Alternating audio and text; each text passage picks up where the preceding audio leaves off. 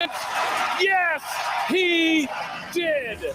Call or text at 916-339-1140. It's the Carmichael Dave Show with Jason Ross on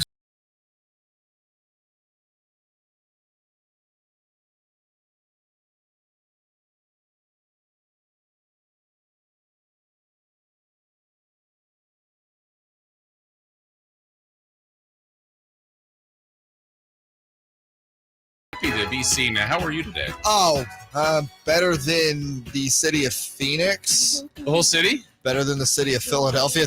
Both of those, the entire cities. You will not find someone having a better day than me there. Philadelphia still could be okay. Not at the moment.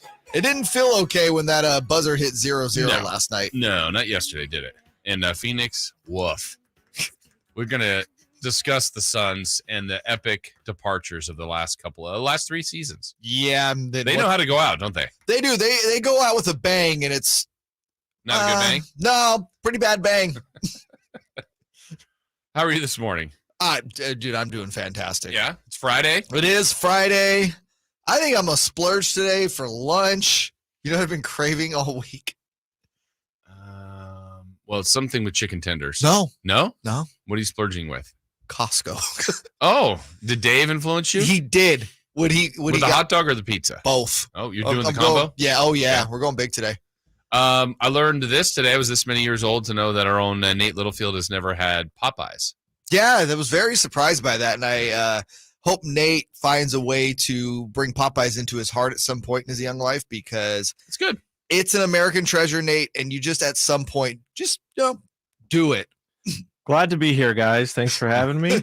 Yeah, I'll give it a shot. I will. I'll open up my heart. I'll try new things. Attaboy. It's a big step for me, but I'm willing to give it a go. Attaboy. Here I am. If you had the opportunity to get some quick food, fast food, they call it fast food in our country. Really? Yeah. Because it seems forever to sometimes it is, and it's not. Sometimes. You guys ever wait in the drive-thru for so long?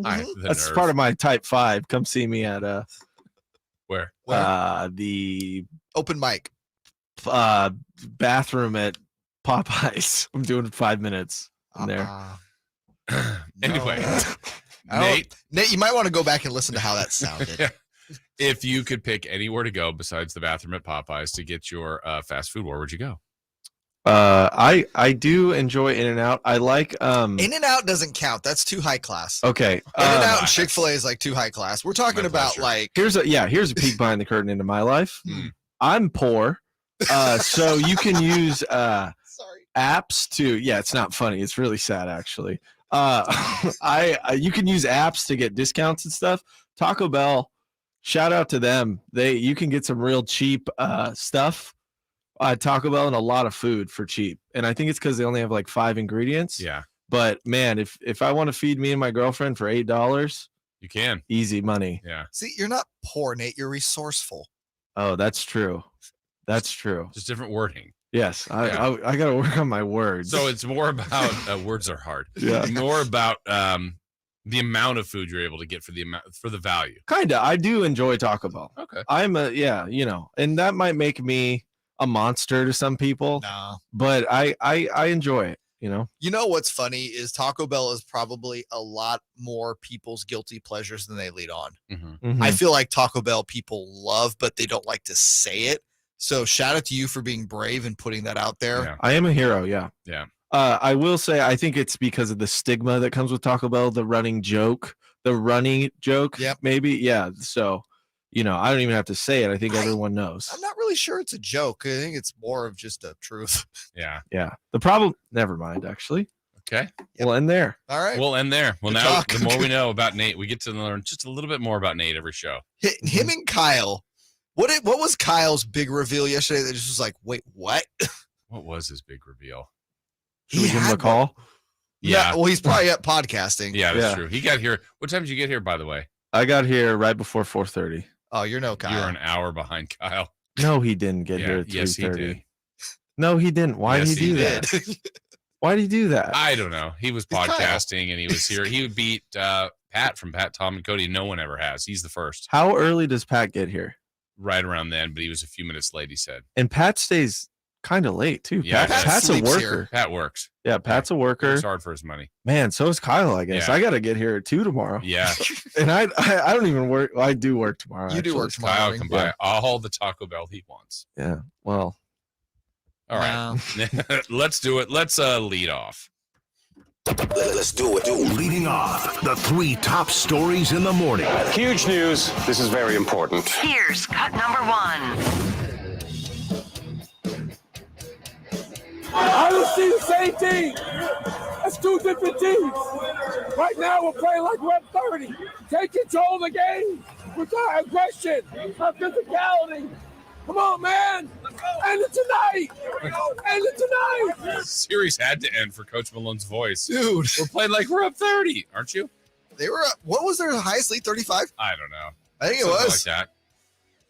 Oh, what happened to the voice? Coach Malone, he needs to rest to get ready. He needs the Lakers and Warriors to go 7 so he can get some more time, get some tea on that voice, and let him go for the next round. Yeah, well, he needs the Warriors to give him a little help for that tonight, Yeah, number 1. Which is very possible.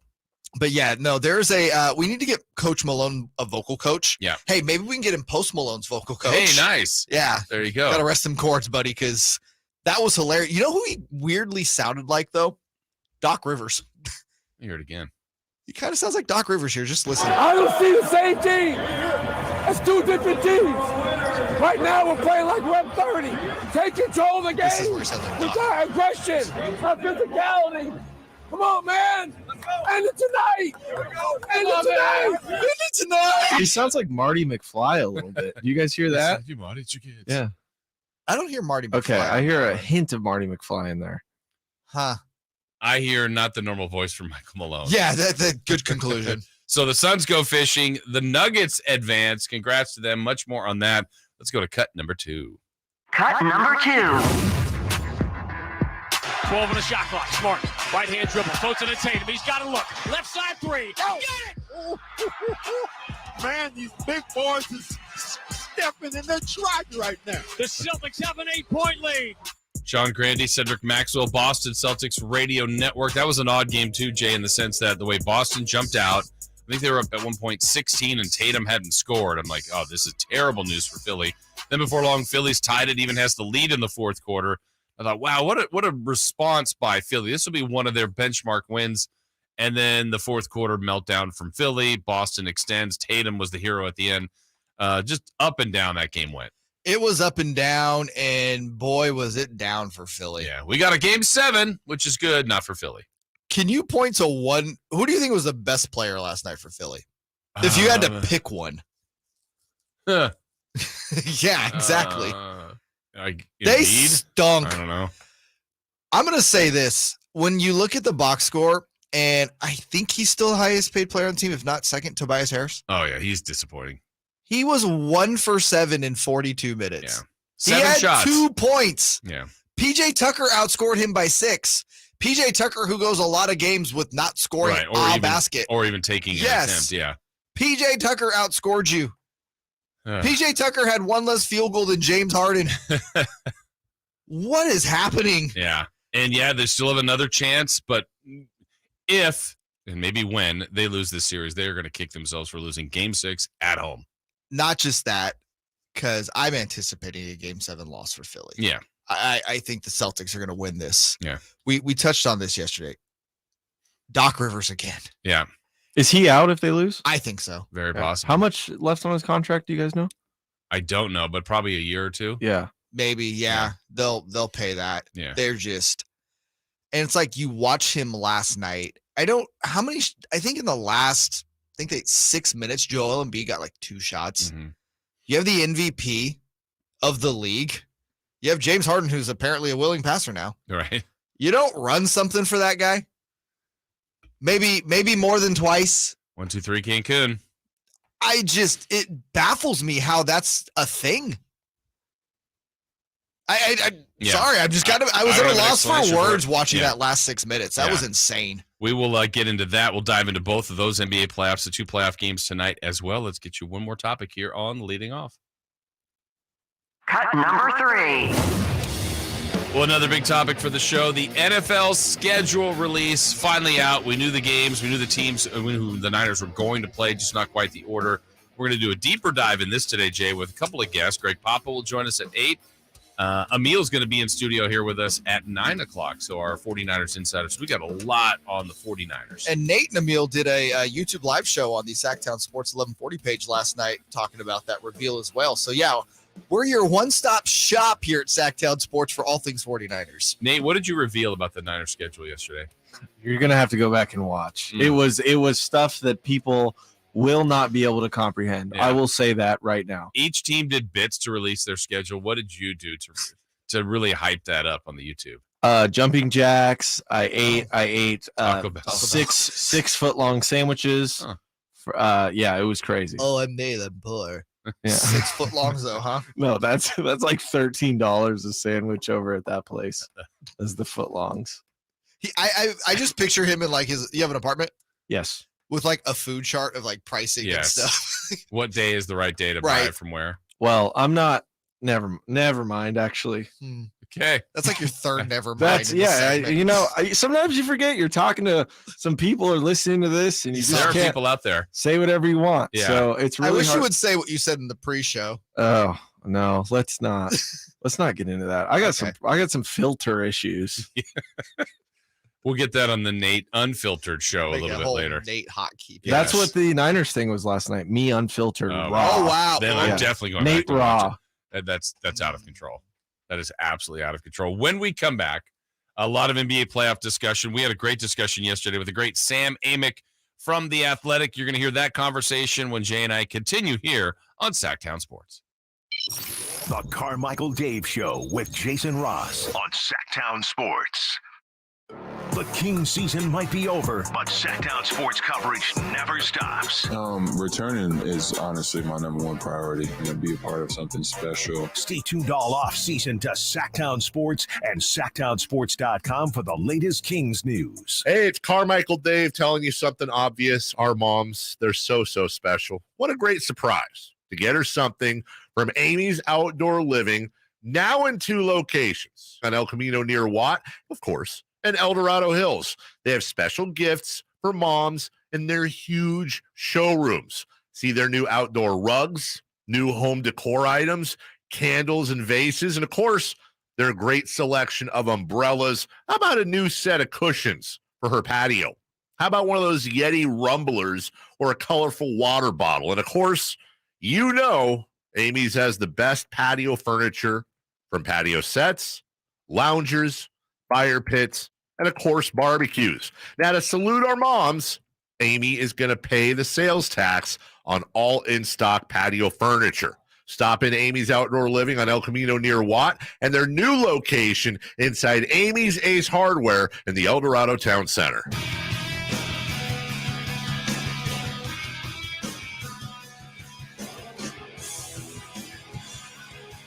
The Carmichael Dave Show with Jason Ross. Call or text at 916-339-1140. On Sactown Sports.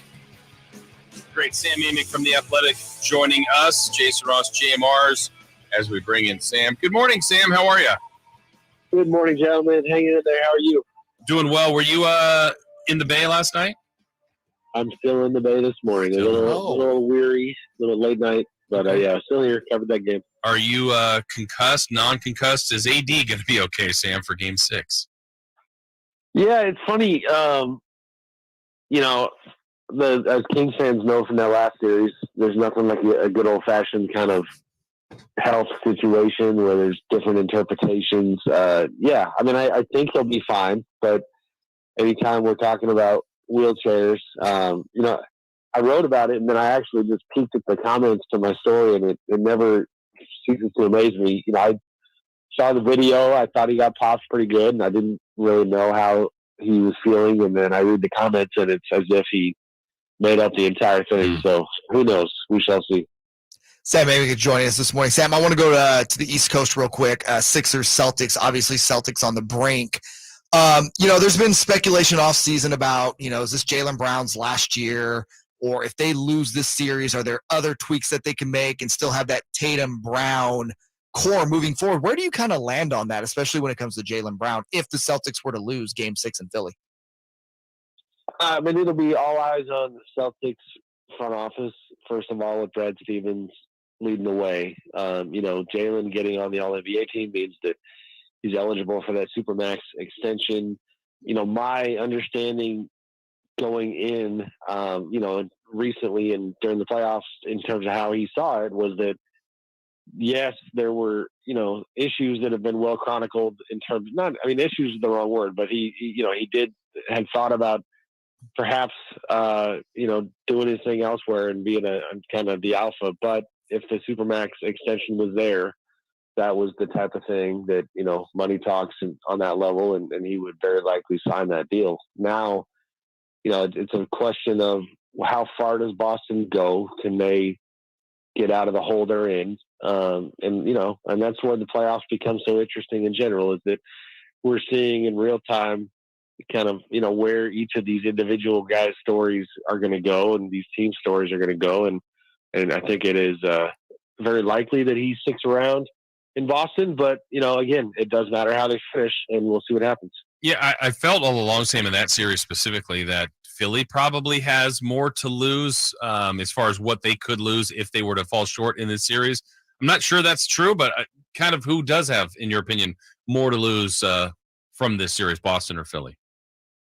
Yeah, it's pretty comparable to me, Jay, because it's just, I guess if you call it more, meaning Jaylen Brown is a younger wing, then maybe they have a little more, but they could lose Jaylen Brown, and the Sixers could lose James Harden, who is not a young man anymore, but who is playing at an elite level on some nights, an MVP caliber level on some nights, and he's a free agent this summer. We wrote about that a couple months ago, and the idea that he certainly may go back to Houston, and it's really kind of similar. If the Sixers win a title, if they come close to winning a title, then that's going to change, or at least color how James sees his situation.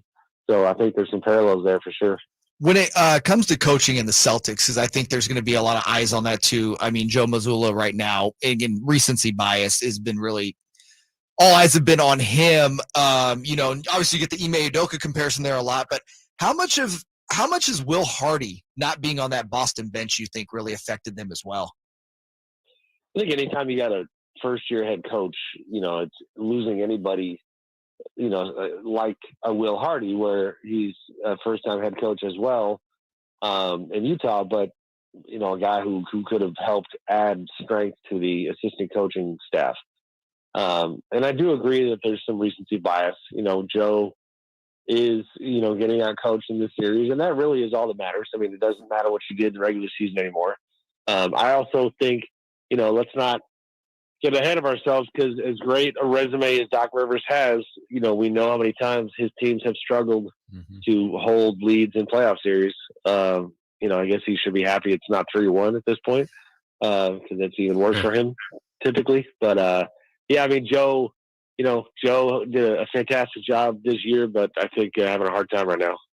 As we're talking with Sam Amick from The Athletic, bouncing back to the series that you're covering, the Warriors and the Lakers.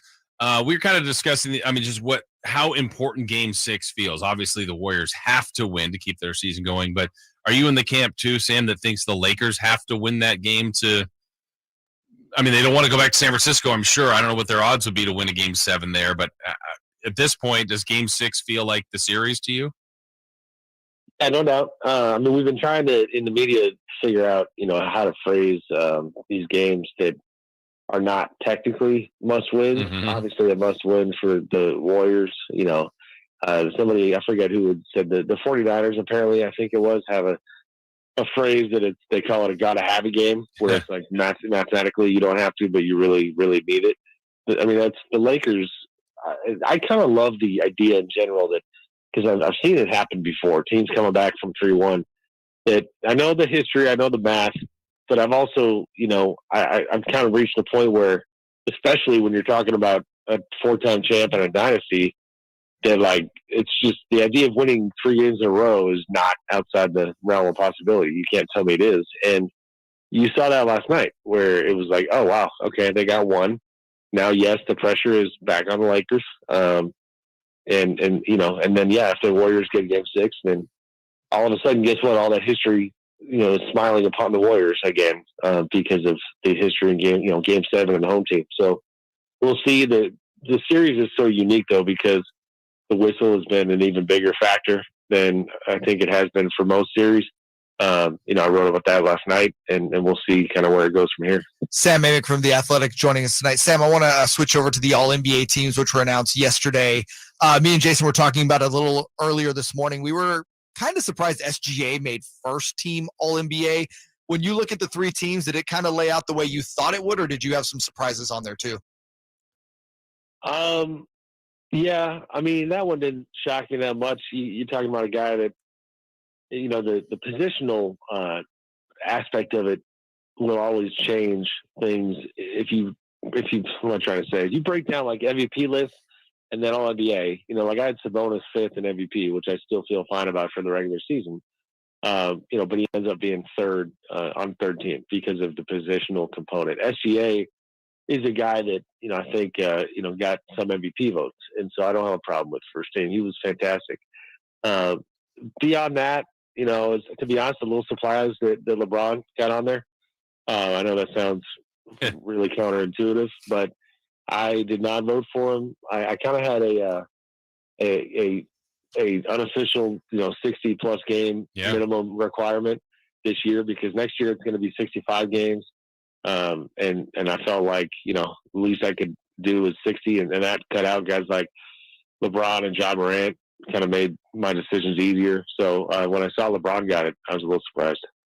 Are you for, I know it's not your decision, but the fact that there can be a financial windfall or negative in this case? I know it hurt John Morant financially for not being on one of the All-NBA teams, and it will be a bonus for a guy like Jaylen Brown.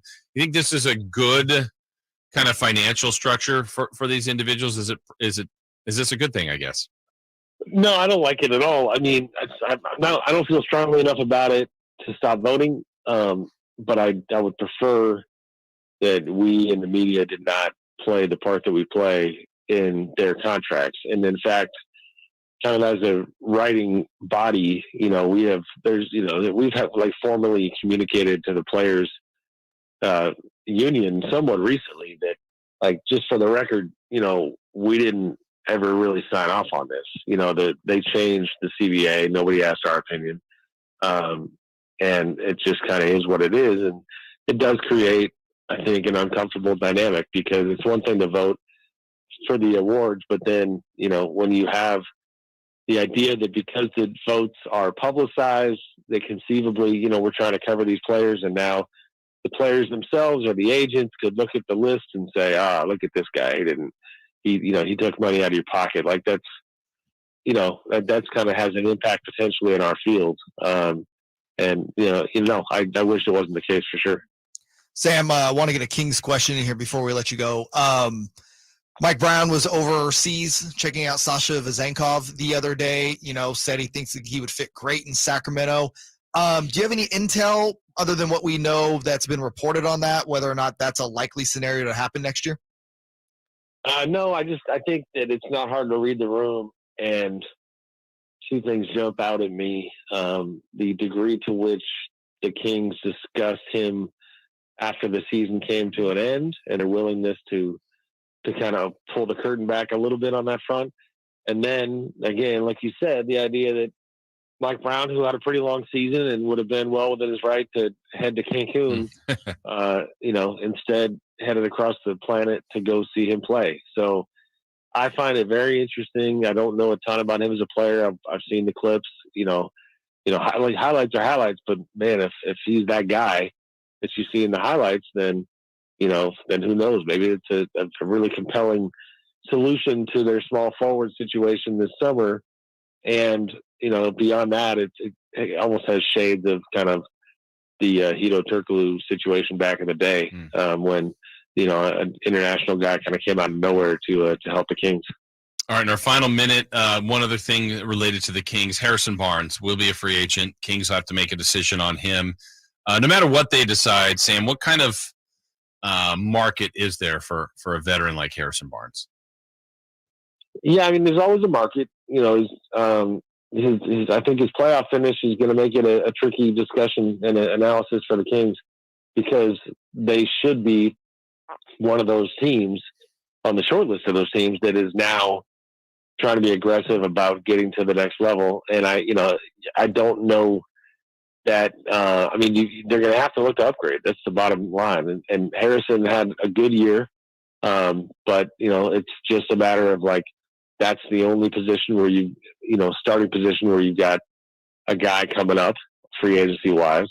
And I think they got to look at how to upgrade. And that's not a knock on him at all. That's just the reality of the league. And elsewhere, you've only got 3-4 teams with significant cap room. And so, we'll kind of see where those talks go.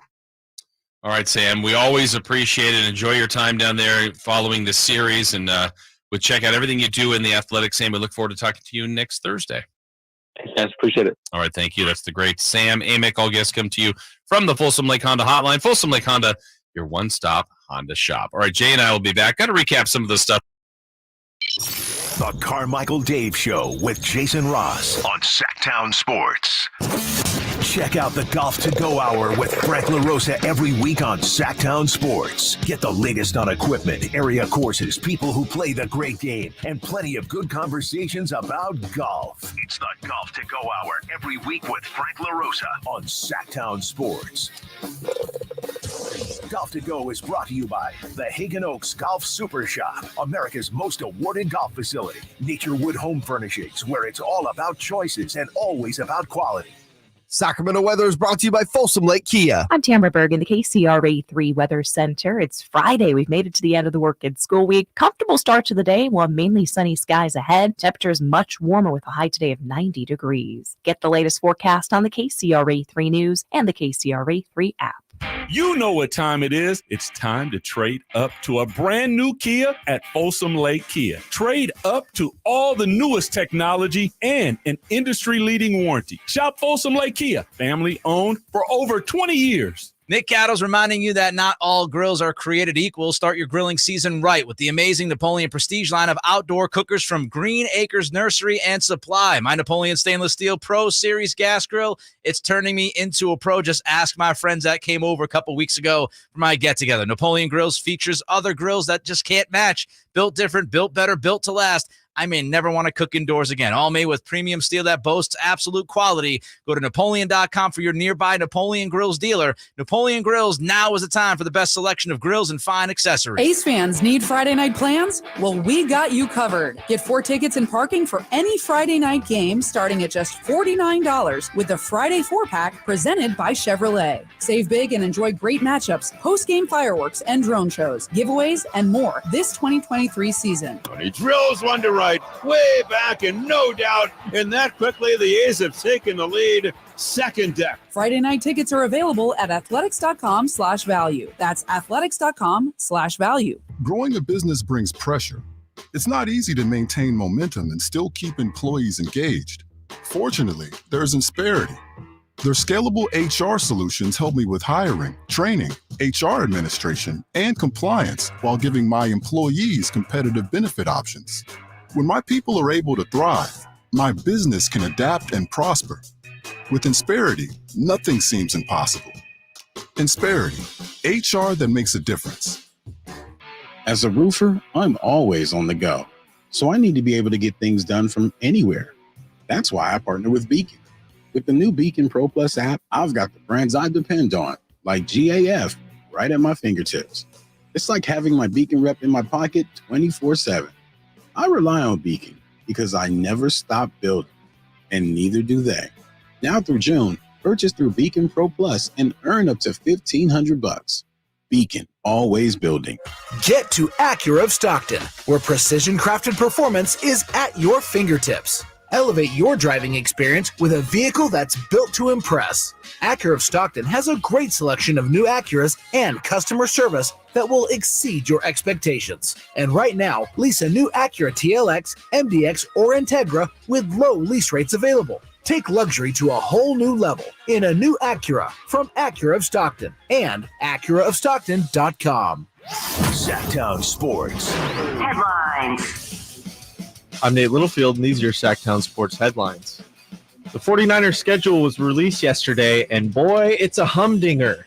The team will travel the second most miles in the NFL. Some of those notable games are Thanksgiving against Seattle, a Christmas Day matchup against the Ravens, and a big Week 13 NFC Championship rematch against the Philadelphia Eagles in Philly.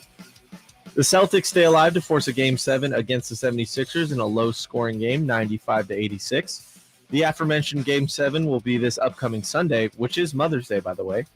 And then the Denver Nuggets dominate the Phoenix Suns last night by a score of 125-100. The Nuggets will move on to the Western Conference Finals for the first time since the bubble season in 2020. Those are the headlines. Let's get back to the Carmichael Dave Show with Jason Ross and guest host Jay Mars. Safe or out? It's time to go around baseball. 3 pitches, 3 swings. It's safe or out on the Carmichael Dave Show with Jason Ross. So, Nate, you've given us doozy and humdinger. You've got 6 more updates. Yep. All right. Yep. Plan accordingly. Yeah. I know. I'm taking your advice. Okay. Humdinger. What advice was that? Let's just switch it up. Okay. You gave me some advice. Yeah. All right. It's time for safe or out. Where Nate, you're going to just guide us through this, and we're going to decide whether it's safe or out. It's that simple. What do you got? I'm a great guide. The San Francisco Giants infielder Casey Schmidtt had another huge game last night, going 4 for 4 with a home run. Hey, Nick, can you turn on the video, by the way? Oh, yeah, I can. I'll finish this sentence real quick. Okay. Schmidtt might be the Giants' next safe or out. Schmidtt might be the Giants' next big star. You know what? You're right. You are a great guide. Yeah. Safe or out, he might. I'm going to go out at the moment. Wow, you hate Casey Schmidtt. Clearly. I always have. Never appreciated him. I didn't like the video the other day where he homered and family goes nuts. Dad doesn't drop the baby. If I'm picking something right now, I'm going to say out, but I would root for him. That'd be great. They need that. They need something. They need a boost. I am going to go safe. Wow. The I need to pile up on his rookie cards. Kid plays with a moxie. He's played well in the minor league system, the farm system. I think swing is sweet. I like what I see from him already in his first few games. Just kind of goes out there and has that look that he belongs. He's got the look? He has the look. Whoa. But again, this is a guy that's, had a pretty decent minor league career. No, I think he would be really the first hitter's not a position, obviously, but you get where I'm going. First field player that they've really developed since Crawford, Belt, Posey, that crew. It's been a while is my point. Yeah. So, yeah, I'm safe on this one. Okay. Number 2. Safe or out? The Kansas City Royals won a game yesterday with a walk-off bunt, believe it or not, by their backup catcher, Freddie Furman. Safe or out? We need more walk-off bunts in baseball. Safe. Why not? It's resourceful. It's a win. You play, to quote the great Herm Edwards, you play to win the game. Right? No matter how you do it, if it's a pitch clock violation, if it's a 700-foot home run, some look better than others. I am going to go safe. Yeah. I actually was thinking about this because I saw the play on SportsCenter. I was like, oh, my God. What's more demoralizing as a pitcher, giving up a walk-off home run or a walk-off bunt? Yeah, probably the bunt because you were part of it where you didn't the pitch appropriately. Also, you didn't field the bunt if it's bunted towards you. What's a more exciting play, honest to gosh? Yeah. A squeeze bunt at the plate or a home run? Right. Dude, the walk-off bunt is amazing. Yeah. It is such a treat for the fans watching the game. Like, man, Jason, could you imagine being at Yankee Stadium? Yankees have runners on first and third. There's 2 outs. You're tied. It's Game 7, the World Series. Anthony Rizzo lays down a beautiful squeeze. Yankees win. We're not going Rizzo. Yankees win. It's got to be Stanton or Judge. The unexpected. The guys that wouldn't bunt during the regular season lay down a bunt. I mean, Aaron Judge is such a good athlete. I think he would actually How about be Stanton? really good. That would be the most. Well, Stanton has to play. Well, he'd use the other end of the bat and then bunt it. I think he just used whatever injury he has at that time. Take one for the team. Front. Yeah. Roger It's Dorn safe. style. We got it safe. All right, number 3. Safe or out? Believe it or not, it's been roughly 6 weeks since the start of the MLB season. Safe or out, the pitch clock is making games more enjoyable to watch. Still making games. I'm going to go safe, but to me, it hasn't been as much of a factor that it has been for some, but I've enjoyed it. I mean, it's not bothering me by any means, and I'm not of the game doesn't need it, because I probably was more there. Like, I enjoy baseball regardless, but I think it's been helpful. And I think if it's helped other people, I like that. So I'm going to go safe. I find myself watching the pitch clock all the time. Pre-pitch is like, man, why does this guy always get down to 2? Like, I forget, there was somebody I was watching the other day. It might have been that Orioles. It was the Sunday morning game. I'm watching a random Orioles-Braves game last Sunday morning, and it was one of the Orioles relievers that every time it was I'm like, every time he's down to 2 or 1 second when he's on delivery. I'm like, what is he doing? But I watched that, and I found it compelling. Out. Now, hold on. Context. Okay. It has made the game better. I'm not saying. Right. I'm saying more enjoyable to watch. Oh. And in the spirit of the question, yes, the game is overall more enjoyable to watch. But me specifically, I've gotten used to the pitch clock now. I'm already used to it, so it's like the novelty of it's kind of worn off. Again, I'm still happy it's there. So if they went back the other way, you'd hate it now. Oh, yes, I would absolutely 100% hate it. But again, I was watching, especially those early weeks, because of the pitch clock. But now it's almost, to me, it's just, okay, it's there now. This is good, but it's not more enjoyable. Yeah. I've just kind of plateaued on the pitch clock, is what I'm saying. Yeah. Nate, where are you? Different generation here. Are you pro pitch clock? I'm pro pitch clock. I know a lot of people, when it comes to sports, I guess, and life, like to kind of keep things the same, Yeah. I have a really good friend of mine who hates changes in basketball, like when they changed the 24 to 14 after a rebound, the shot clock. That set him off? Yeah, it set him off. Yeah. He lost it. I haven't talked to him in years. All right, good. No, but I'm here for changes. I'm here for, they have to adapt. Everything has to adapt. Yeah. And life is just getting faster. Everything's getting faster. So life moves at you fast. That's the truest thing you've ever said. Keep working on more truisms as the day goes on, including when we come back, more baseball, because the A's, we're getting closer to decision time here. What is the future with the Oakland A's? Nevada has made some statements here on the A's bill. We've got that and much more as we continue here on Sactown Sports and SactownSports.com. The Carmichael Dave Show with Jason Ross on Sactown Sports. Are you ready to hear this on Sactown Sports? Hand off McCaffrey. Touchdown! San Francisco!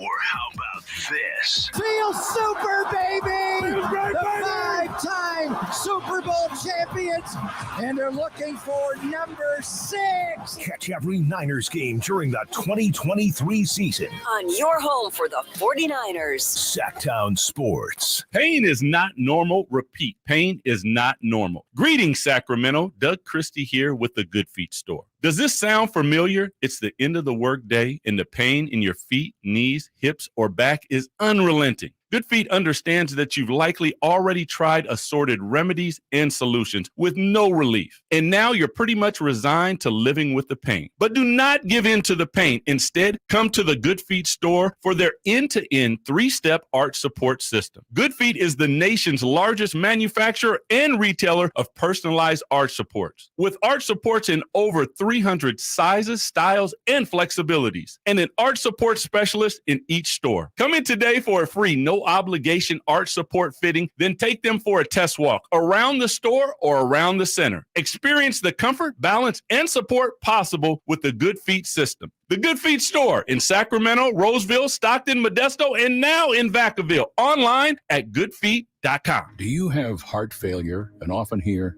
"Those stomach issues ruined your birthday"? "You're too tired to play catch, Grandpa." Sweetie, you haven't touched your tools since the carpal tunnel syndrome diagnosis. If these seemingly unrelated symptoms sound familiar, talk to your cardiologist and ask about transthyretin amyloid cardiomyopathy, or ATTR-CM, a rare and underdiagnosed disease that gets worse over time. Learn more at connecttoyourheart.com. That's connecttoyourheart.com. Sponsored by Pfizer.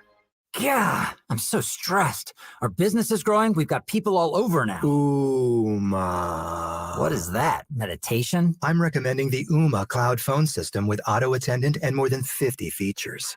Ooma? Yep, switching to Ooma is a cinch. Just $24.95 per month per user, plus taxes and fees. Ooma. Now you're feeling it. Find small business calm at ooma.com/radio. That's OOMA.com/radio. Kenny and Jerry here from Bell Brothers. Imagine if every time you bought something, you could get a second one for 30% off. Buy one car, get the second one for 30% off. Buy one TV, get the second one at 30% off. Buy a new house and get the second one at 30% off. At Bell Brothers, that's exactly what we're offering this spring on windows and doors. When you buy one brand new energy-efficient window for your home, you'll get the second one at 30% off. A minimum purchase is required, but the discount applies to every second window you buy. For example, if you buy 5 windows, you'll get 5 windows at 30% off. The same is true for doors. Buy one, get one for 30% off. And for doors, the minimum is just 2. So call Bell Brothers now at 916-444-1234 or find us online at thenosurpriseguys.com. That's 916-444-1234 or find us online at thenosurpriseguys.com.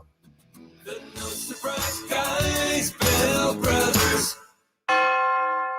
Guys, did you know your testosterone level impacts your energy, libido, sleep, weight, hair loss, mood, and even ED? And right now, Revive Men's Health Sacramento will check your testosterone for free. They've helped thousands of men since 2011 feel and perform better. They're so confident they can help you, they even guarantee it. Schedule your free testosterone test, exam, and consultation today. Call 916-277-8599. That's 916-277-8599. Or visit ReviveMen'sHealth.com.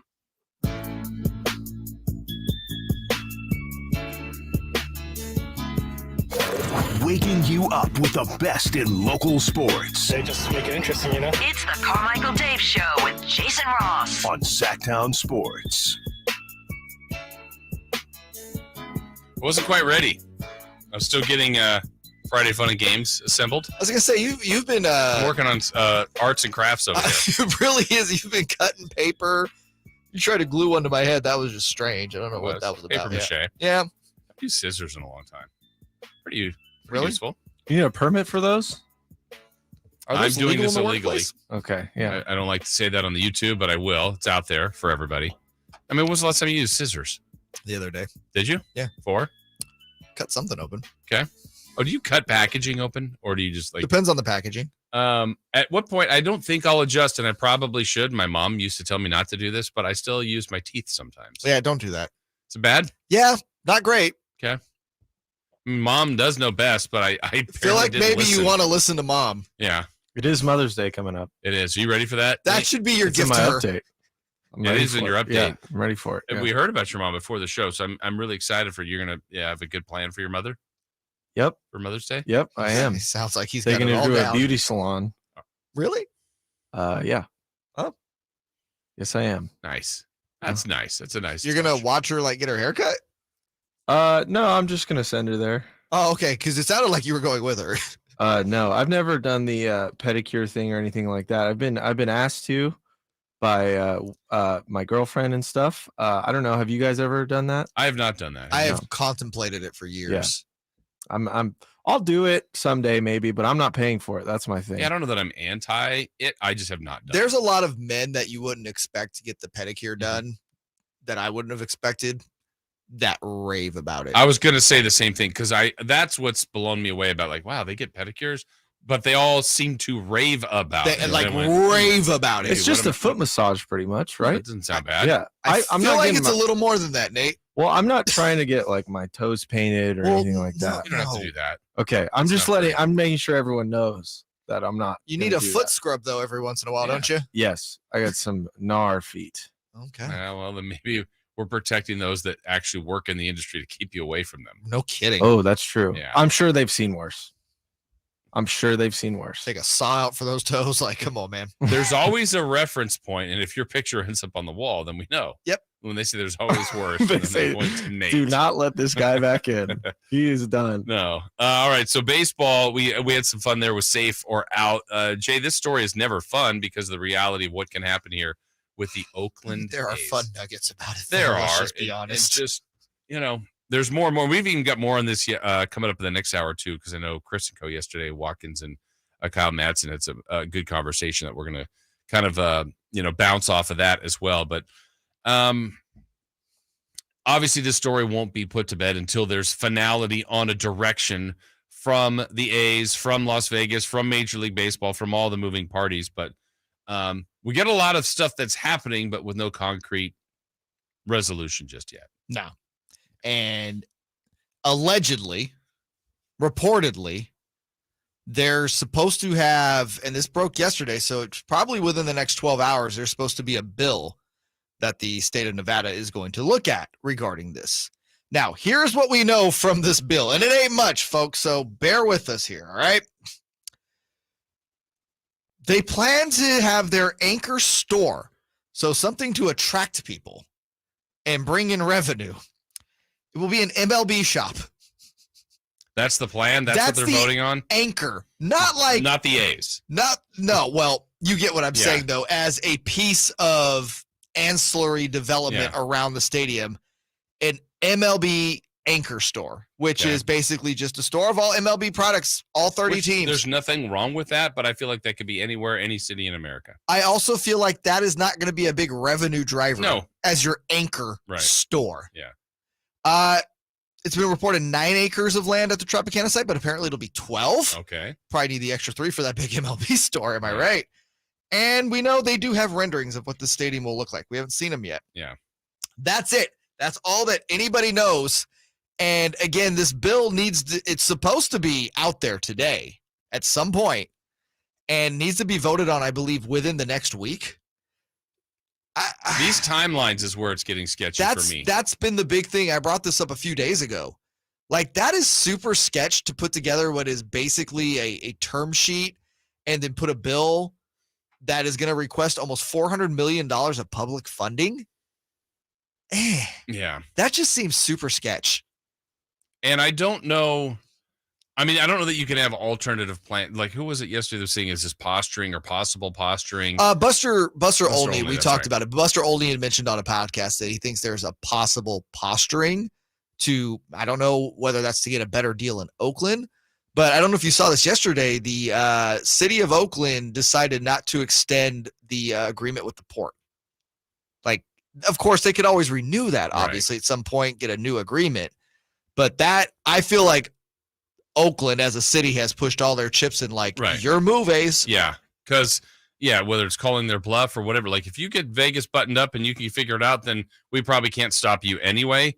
But also, look, we have, in their mind, whether there's all guilty parties here, but in their mind, they probably said, look, we'll call that bluff, and here's what we offered, and now it's up to you. Yeah, and I think, again, it's a very risky negotiating tactic on They've lost Oakland's 2 teams part. already. Yeah, but when you look at, and I'd imagine that the city has some insight on what's going on in Las Vegas. Come on, politicians talk to each other.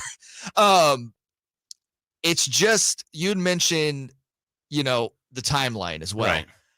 I also think it's super sketchy that you had a binding agreement, was that 3 weeks ago?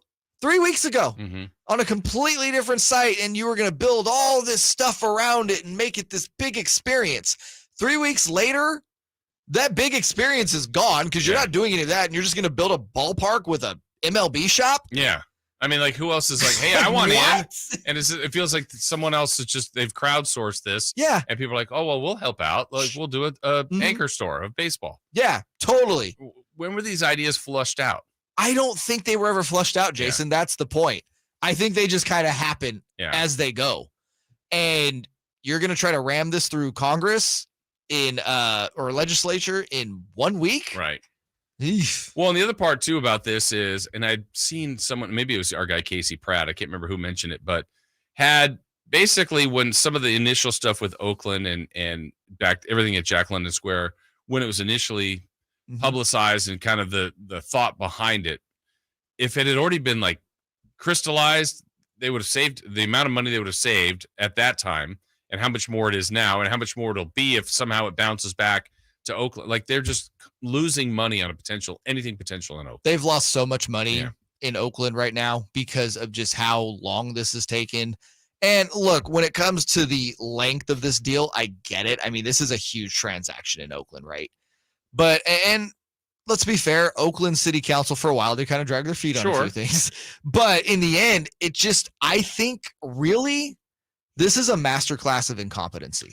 Well, and you think about the layers of it too, Jay. Like if we already knew they were going to be in a new stadium in Oakland in 3 years from now, I still think you could get away with running your team the way you are now for the time being, kind of like, hey, we're going to build this great farm system. We want to be ready-made for when we open, and our ticket prices will go up. But I think the plan would make more sense. And now maybe instead of 2,000 people at your game, I'm not expecting 30, but maybe you have 6 to 8, and you're going, all right, look, we haven't totally crapped on our fans. Right. This is what's coming. Those that still like the Coliseum and appreciate baseball and the A's will go, but you've just killed anybody and everything that's associated with that organization. Exactly. And it's just a masterclass of incompetency because it just shows everybody else. And they've written about this. Like Vegas press has not exactly been kind to the A's and John Fisher. Right. Like you're seeing a lot of It's polls. not welcome A's. It's not. It's just like, we're going to give these guys $400 million. Right. That guy, right? The John Fisher, we're going to give him that? Yeah. No, thanks. No. And so I still think like, oh, well, on this site, it's going to be $395 in public funds as opposed to $500. That's still a lot of money. Mm-hmm. And what's your plan to pay it back? I honest to God want to know. You want tax breaks apparently involved. It's just a mess. Yeah, absolute mess there. We got more on that coming up in our next hour. We've got football today. We've got basketball today. We've got baseball. All that still to come as well. Greg Papa joins us at 8. Amil Fragoso will be in studio to talk about the 49ers schedule release at 9. And we'll get a little our first look at that as the Niners know their roadmap for the upcoming season. Jay and I will discuss the Niners schedule, the key matchups, and some other things to know for next year's football season. We've got that next. The Carmichael Dave Show with Jason Ross on Sactown Sports. Catch the Oakland A's every weekend on Sactown Sports. Friday nights, Saturdays, and Sundays. Sinking, that's going to get down for a hit. Around third, your score is Tony Kemp. And the A's have taken the lead. Edge of the track makes the catch. And the Athletics get a great win. Sactown Sports, your weekend home for the Oakland A's. Sactown Sports coverage of the Oakland A's is brought to you by Xfinity 10G, the next generation network. Attorney Joe Cordell. Business owners and professionals face special challenges in divorce court. In addition to everything else going on, they have to contend with allegations that they are earning more than they are, coupled with claims on their business or practice itself. Clients with assets depend on their divorce lawyer skills in these matters, and that's why it's so important to hire someone that has those skills. 500 Capitol Mall, Suite 2060, Sacramento, California, 95814. CordellCordell.com. Hey, it's Carmichael Dave. I want to talk to you about my friends at American Energy. We can all agree on one thing. Your time is important. That's why at American Energy Heat and Air, they make shopping for a new air conditioner easier with their new online quoting tool. Now, all you have to do, go to AmericanEnergyAir.com and get an instant quote today. It'll help you determine what system you'll need to get and provide those great pricing options they have, the best pricing options, all from the comforts of your home without having somebody coming to your house. Visit AmericanEnergyAir.com. Check out how easy it can be. Or if you want to give them a call and talk through what your specific needs are, call 916-520-9990. That's 916-520-9990. AmericanEnergyAir.com. American Energy, making the uncomfortable comfortable. Call 916-520-9990 now. The folks at M&S Auto know that inflation is tough on everybody. If you need an excellent, gently used car or truck, M&S has hundreds of vehicles on the lot on El Camino, just off the Cap City Freeway. M&S customers get great deals and they save thousands. Get a great deal now on super clean 4x4s, including Tacomas, Silverados, and Jeeps, and muscle cars, Challengers, Teslas, Mustangs, and even the occasional McLaren. M&S Auto, msautogroup.com. I'm Craig Ashton of the injury law firm of Ashton & Price. Whether you've been injured on a bicycle, as a pedestrian in a slip and fall, auto, Uber, Lyft, or big rig accident, you need Ashton and Price in your corner. When you call Ashton and Price, there's no chatbot telling you to hit 3 for accounting. You're greeted by a real-life person who will immediately transfer you to an experienced attorney. The consultation's free, and there's never a fee until you win. Remember, for the best advice, don't think twice. Call Ashton and Price. As the son of a 30-year career United States Air Force pilot, Memorial Day is a reminder of all he and so many contributed in serving our country. Hi, this is Frank LaRosa with a word about Naturewood Home Furnishings. When you're planning your Memorial Day celebrations, don't forget the Keys family and Naturewood Home Furnishings. For more than 73 years, they've offered the widest selection of quality, made-in-America furniture and accessories. And right now, with their Memorial Day sale, you get to choose the offer that works best for your family. You can choose to take 10% off the regular price, or on approved credit, you can have free financing for 24 months with equal monthly payments. Whether you're looking to lighten the mood in your living room, brighten up your bedroom, or tighten up your home office, it's all available in your choice of savings. 10% off or special financing. It's all about choices and always about quality. Visit Naturewood Home Furnishings right now for their sensational Memorial Day event. Off Highway 50 at Hazel, look for that water wheel. KHTKAM Sacramento, KYMX HD2 Sacramento. From the Power Business Technology Toshiba Studios, your home for the Oakland A's every weekend. And it's swung on line to left center, base hit, and the A's have won it on a walk-off line drive, base hit to left center. Sactown Sports. Sactown Sports. Headlines. I'm Nate Littlefield, and these are your Sactown Sports headlines. The Celtics stay alive last night to force a Game 7 against the 76ers in a low-scoring game, only 95-86. That aforementioned Game 7 will be this upcoming Sunday, which is Mother's Day, by the way.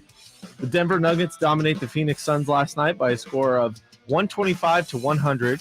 The Nuggets will move on to the Western Conference Finals for the first time since the bubble season in 2020, where they lost to the Lakers. And in NFL news, the 49ers schedule was released yesterday, and it is an absolute barn burner. The team will travel the second most miles in the NFL, and some of those notable games are Thanksgiving against Seattle, a Christmas Day matchup against the Ravens, and a big Week 13 NFC Championship rematch against the Philadelphia Eagles. Those are the headlines. Let's get back to the Carmichael Dave Show with Jason Ross and special guest host today, Jay Mars. The Carmichael Dave Show. He's on the microphone when he's not on the microphone. He's playing a song, and when he's not playing a song, he's on the microphone. And then boom, with Jason Ross. No, he didn't. Yes, he did. Call or text at 916-339-1140. It's the Carmichael Dave Show with Jason Ross on Sactown Sports. Second hour underway here on this Friday, May 12th. Happy Friday, everybody. As Nate's been saying in the updates, too. Happy Mother's Day coming up this weekend. Turn my mic on. Did you know it's Mother's Day this weekend? I did know it's Good for you. This weekend. Take care of your moms out there. All the people that have either literally been your mother, or there's been many people that have served in that role, I'm sure, in some capacity in people's lives. So shout out to all the mothers. And real quick, yeah, this is going to be controversial. But on Father's Day, we also shout out the moms who play both roles. Shout out the dads who play both roles. Absolutely. Yeah, absolutely. We see you. Any kind of parenting type figure. 100%. Important in this world. Shout out Stacy's mom. Oh, yeah. I heard she's got it on. Going on. I mean, yeah, she does have it on. Yeah. She has it on. And going on. Yeah, and I'm going to be honest, guys. She's all that I want. Yeah. And I've waited so long. And I think I'll probably be waiting still. Just keep waiting. Yeah. It's worth the wait. Yeah, patience is a virtue, I'm told. That's what I've heard. So, yeah, shout out to all of you out there. And all of you that are checking us out this morning on our YouTube. Thank you. We appreciate that at Sactown Sports. And while you're there, hit the thumbs up button. Hit it for Mom. Thumbs up for Mom. Yeah. Right? Paul's mom. Like Dwayne Baker this weekend. It's getting through the workday, then smoking tri-tip tomorrow for a family. I thought that was going somewhere else. For a family Mother's Day dinner. Tri-tip for Dwayne. Mom. How about that? Man, Jason, me and you have talked about this. You really can't go wrong with tri-tip. Tri-tip's fantastic. Fantastic. Seasoned properly, cooked properly. It's money. Can't go wrong. Money. Yeah. Easy to eat. eat it finger. You can just pick it up with your fingers. You could have a sandwich. I'm a knife and fork guy. You can do that too. There's nothing. I've got class. I didn't know till recently tri-tip is kind of like a West Coast thing only. Yes. Yeah. And I don't know why that is, but it is. Yeah, you ain't getting no tri-tip in Alabama. No, you're not. No. They're much more brisket east of I like brisket too. Yeah. Brisket's good. Yeah. I prefer tri-tip. Brisket's though very good though. Can we all settle on filet mignon? Yes. Yeah. I love a good fillet mignon. Yeah. Philip Mignon. Yeah. Yeah. Fillet He was mignon. also a great attorney in the 70s. Yes, very much so. One in every case. The 49ers schedule was released yesterday. I mean, again, we knew all of the opponents they were going to play, Jay, but sometimes it's the order, it's the puzzle piece. Yes. It all gets put together, and the danger in that, I mean, hey, look, we have a show. There's other shows out there that'll go win, loss. I mean, yeah, you don't know how any of these teams, and the Niners included, will look. My assumption going into the year, and the biggest question to me about the 49ers, honestly, is at the game's most important position is quarterback. Right. But I think they're going to be fine there, but it's just who is going to be quarterbacking this, what seems to be another year of talented team. Well, again, let's go through the gambit, shall we? Kyle Shanahan recently speaking the praises of one Trey Lance. Okay. Now, one can interpret that in two ways. Right. One, Trey Lance is really taking a leap forward and can compete for that job. Or two, they're just trying to up his trade value. There's two ways to interpret that, right? You have Brock Purdy, who is, the pseudo incumbent. I think should be the starting quarterback. He earned it, in my opinion. He just played so well towards the end of the season. I think he kind of deserves to be. I think there should be an open quarterback slot, but I definitely think if you had to give someone an edge, it's him. And then, Sam Darnold's kind of this mystery piece where, listen, he was drafted high, number 3 out of USC, and he played for the Jets and the Panthers. He played for Matt Rule, who was just a terrible head coach. And then I'm so lost of who was even the damn Jets. Was he under Adam Gase? Partly Gase, I'm sure. Was he ever there for Saleh? No, I don't think so. He was not. No. He went to Carolina that first year Saleh was there. So, yeah, I mean. It was Gase and whoever was before that. Gase and Matt Rule. Right. You kind of just, roll the dice on, wow, really crappy NFL head coaches. Yeah. So now he's in a system with Kyle Shanahan. All these offensive weapons. You heard Matt Mayoka. We played the audio last week of him saying he might have the best arm, not the best quarterback, but the best arm in the history of the franchise, which, they've had some guys that can sling it. Yeah. I wonder if it's truly like they say, and I don't know that they're saying this, but if it was truly interpreted as an open quarterback competition, 100% no lead, and they were all healthy, I would really honestly like to see that, because I think we're all naturally leaning towards Brock Purdy, and I understand why. This, I think what he did in the time that he had, he justified that. For sure. Trey Lance, I don't think was given enough time, if in being fair to him. And then Sam Darnold, to your point, Jay, is look, he was highly thought of, and he was on two teams that you wonder, were they giving him the best chance to succeed?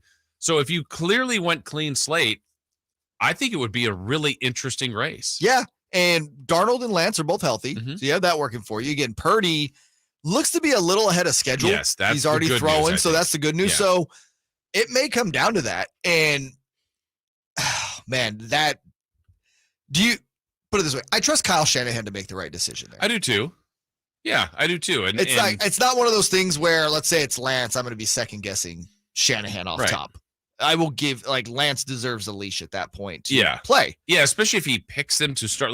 To your point, you just said, for Shanahan to go out of his way to praise him, I wonder if there's something to that. But you're not doing that to start him in week 1 against Pittsburgh. You're not going, hey, I want to make a point here to the rest of the league and go, look, we're starting Trey Lance. No, but to him, then he felt he's the best and he earned it.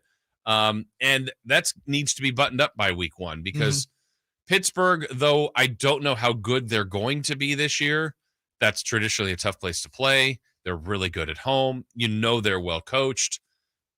You just want to start out on the right foot if you're the 49ers. Yeah, and we saw it last year. I mean, granted, it was one of the worst weather games of all time, week 1 against the Bears, but that was a game we all thought they should have won regardless, right? Yeah. And they didn't. Now, it didn't ultimately hurt them, but yeah, week 1's always funny. Right. Week 1, you're always going to get your upsets. I don't think Pittsburgh's going to be particularly great this year, but again, any given Sunday, right? I just think it's interesting. The Niners start out on the road, game one, all the way on one side of the country, and then you're bringing them back for another road game all the way on the other side of the country. Like, ugh, like that sucks. But the nice part is, after LA, you got 3 straight home games? Yeah, Giants, Cards, Cowboys. So you have that going for you. But yeah, those first 2 games, that's a rough road trip. The one thing I didn't look at yesterday, yeah, there it is. I guess they'll do this. They always seem to have the 2 back-to-back on the road. Right. Are they going to do that with Cleveland and Minnesota and stay out there like they kind of do seemingly? I feel like they're definitely going to do that. That's not through bye. Yeah, 6 and 7. Yeah.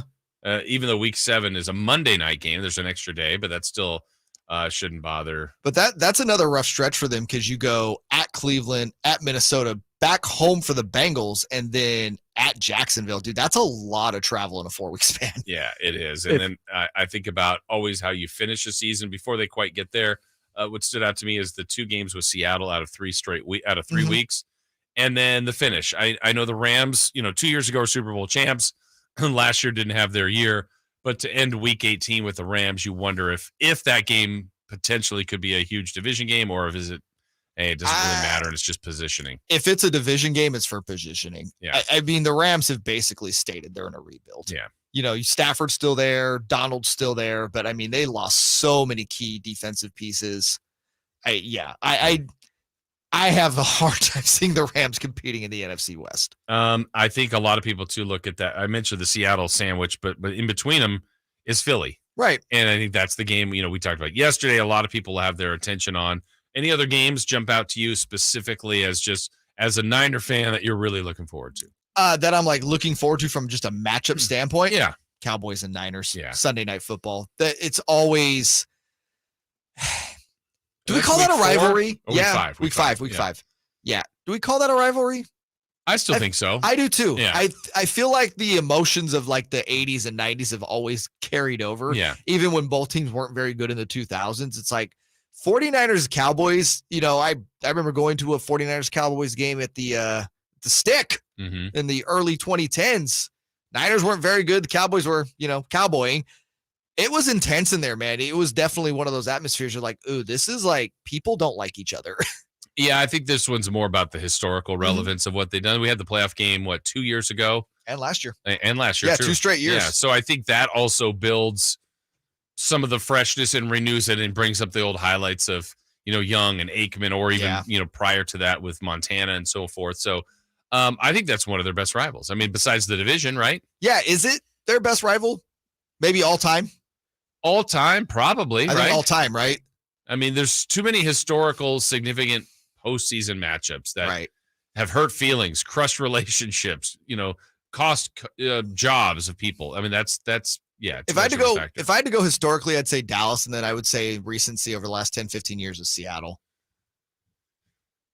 Probably over the Rams, I guess. I know the Rams had that run, not even recently, but for a while back. I remember it felt like really the Niners and the Rams were a big deal, but Seattle, man, they've had some battles. Yeah, and that's an old school rivalry, though. That's old school NFC West, and people forget, the Rams left LA in '94. Yeah. And that kind of killed any sort of to me, animosity. Growing up, NorCal, SoCal. Yeah. Growing up as a Niners fan, you didn't think of the Rams as a rival. They were in St. Louis. Yeah. So no, I think it's historically Dallas, and definitely recent is Seattle 100%. Nate, you're on the younger side of this. Where do you fall in the Niners rivals? I hate the Seahawks so much. They're my number 1 rival. I hate them so much. So why? What's that stemming from? That's stemming from 2012 and on. That's stemming from Russell Wilson, Pete Carroll, Legion of Boom. I was shook when when Richard Sherman came to the Niners. That was so bittersweet and weird. I still am torn up about it. It's I truly, I don't use that word lightly. I hate the Seahawks so much. So that's number 1 on your list. That's number 1 on my list. How'd you feel when Richard Sherman, while still a Seahawk, some of his celebrations against the Niners? What do you like? You think I liked him? No, I'm just trying to see how angry did it make you? So it just rips your heart out. It rips your heart out. And I remember having to go to school the next day and just oh, this sucks. This is like disgusting. Angry Nate. Yeah, so dude. And then you'd have like these dominant Niners teams that just couldn't do anything against Seattle in the regular season. And it was so frustrating. And then of course it pinnacles really with that with the NFC Championship. But still from then on, they would crush the Niners, and it hurt bad. So almost everybody's gone from that now, with the exception of Pete Carroll. If Pete Carroll moved on to coach another team, is there still venom with Seattle? Yeah, you know what? I still hate Seattle. Okay. I hate their jerseys. Seattle, the relationship with the Kings. Yeah. If you want to bring that up. Okay. There's a lot of factors. There's Pearl Jam. Oh, you hate Pearl Jam? Just because of Seattle. Oh, okay. Is there a number 2 team? They're a number 2 team for me. I mean, I really don't. This Eagles thing is weird. They haven't made the list though. Can I say the Eagles thing? This is actually more annoying on the 49ers standpoint. Yeah, I agree. I don't know why the Niners keep talking about it. Yeah, it's weird. That should be. I don't know. But I do want to point out the Niners have 2 Thursday night games this season, which is not awesome. No, everybody in the league hates that. And they have 2 of them. I didn't see the second one. I was Thanksgiving shocked and then week 3 against the Giants. Okay. Thanksgiving, I don't really count as a Thursday night game in the sense of like, wow, how did the Niners end up on the worst football day of the year? But I see your point. Having 2 Thursday night games, though, from a scheduling standpoint and what it does to your body and trying to come out prepared, that's rough, man. Yeah. The pros and cons of that are that it's a divisional team, so prep is probably I don't know about easier, but they know. And then with the Eagles are next week, so you get that 10 days. Yeah, so, extra time for that showcase game in Week 13. We got more on the Niners schedule coming up when we come back. 3 questions, 3 answers, all brought to you by Fire Wings. That's coming your way next on 3 for Mandis on Sactown Sports and the Sactown Sports app. The Carmichael Dave Show with Jason Ross on Sactown Sports. It's Cattles and Rami. Bob Huggins has a responsibility and an accountability to that university and the young men that he is put in charge of. So it's not cancel culture. It's consequences. The concept of accountability is one that a lot of people these days have a hard time wrapping their head around, man. If you go out there and you say what he said, guess what? A consequence of having a public job is maybe you lose that job because you just said something so idiotic and ignorant. Cattles and Rami, weekday afternoons from 2 to 6 on Sactown Sports. I always wanted to learn Spanish, but I never thought I'd have the time. Then I discovered Babbel. Babbel's lessons are fun. They only take like 10 or 15 minutes, and in 3 weeks, presto, you're starting to speak another language, like magic. I love that Babbel's lessons aren't just robots talking. They're voiced by native speakers, so you get the pronunciation just right. If you want to learn a language, there's no faster, easier, better way than Babbel. Babbel. Babbel. Go to Babbel.com to try for free. That's BABBEL.com. Babbel.com. Quick Quack Car Wash is excited to announce Ceramic Duck, the stronger, shinier, luckier car wash experience that can only be found at Quick Quack. Their new Ceramic Duck car wash provides unparalleled protection from dirt, grime, rain, and UV rays while giving your car a noticeably deeper shine and smoother finish. With consistent use, you'll build a shine that will have you looking spectacular for days. Try the premium wash at 50% off by texting DUCK to 41284. So come on, experience Ceramic Duck today. You and your car will be glad you did. 3 questions, 3 answers. It's 3 for Madness on the Carmichael Dave Show with Jason Ross. Here's question 1. Once again, Greg Papa joining us at 8 o'clock. Jason Ross, Jay Mars, Carmichael Dave back with us on Monday. But it's time for 3 for Madness. Brought to you by Fire Wings. 21 delicious flavors. Do you ever feel like it's overwhelming? It's pretty awesome. No, I enjoy all of it. It's whelming. It's whelming. No, it does get my anxiety up for the simple reason. Too many choices. It's not too. Yeah, it's too many choices, but more in the vein of like, I don't want to make the wrong choice. But then I always take a step back. I'm like, there actually is no wrong choice. You will make the wrong choice. Yeah. But at some point, I mean, I've said this many times that peanut butter there is just the best flavor, but I probably should try more because then maybe I'll go, oh, you know what also is the best flavor? But I never go wrong with peanut butter. I'm like you. If the shoe fits, wear it. Yeah, every time. I'm never disappointed with it. So. Exactly. So why even tempt? Yeah. Why even tempt something else? Exactly. So thank you again for Fire Wings. Check it out make it a weekend. Hey, Mother's Day. Mom loves Fire Wings. Yeah. Or if you want to do a Fire Wings Friday as like a pregame for Mother's Day. Tonight's a great night to do that. You got Lakers and Dubs. Yeah. You got the Heaters and the Knickers. Yes, you can do that. Yeah, absolutely. All right, let's go with question 1. Question number 1, and forgive me if you guys have already discussed this, but it is something that I need to bring up. Okay. Question 1, which wheelchair was more unnecessary, AD's a couple nights ago or Paul Pierce's from game 1 of the 2008 finals? They both, sadly, probably too sadly, get made fun of for needing a wheelchair. Do you know why Paul Pierce needed one? Well, we can tell the audience. What's the He has told the story to Jaylen Brown, I believe, that he needed to poop, and that's why they gave him a wheelchair. I also 100% believe that's a thing. Yeah. So then that's the answer to me. I know we can question AD. He's been questioned many times for his health, toughness, whatever it may be. But I mean, honestly, I don't think you mess around with concussions. And apparently he doesn't have one. But okay, he was treated like he did. Mm-hmm. And if he needed one, he needed one. I don't want to make light of that in my mind. So the easier one to poke fun of and to wonder, wait, because of what?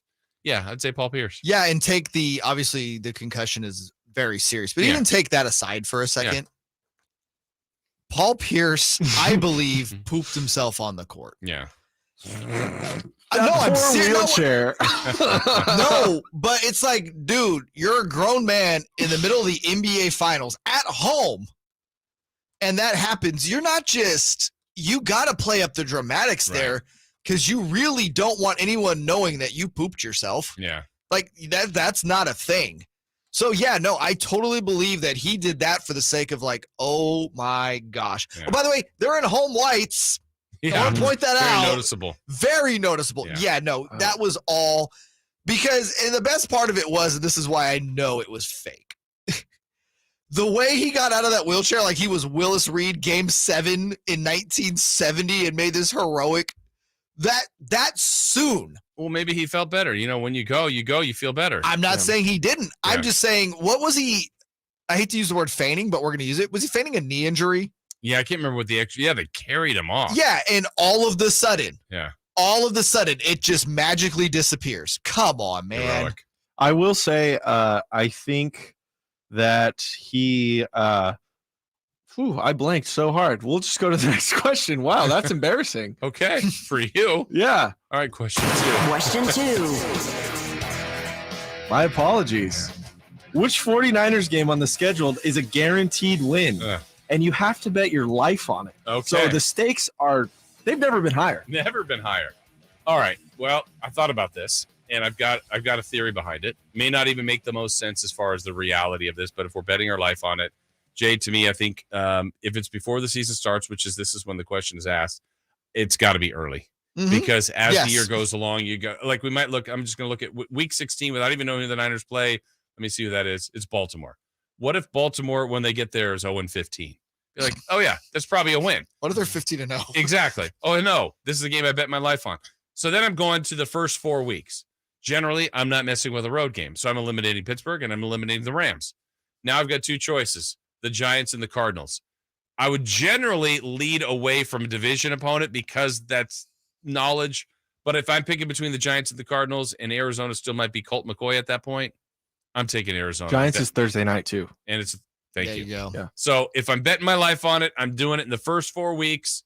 I don't love this. I wouldn't do this, but I would take the Niners to beat the Arizona Cardinals. I am in the exact same boat as you. When I look at that, I'm like, going, and I mentioned this in the last segment, going from the East Coast back to the West Coast. Mm-hmm.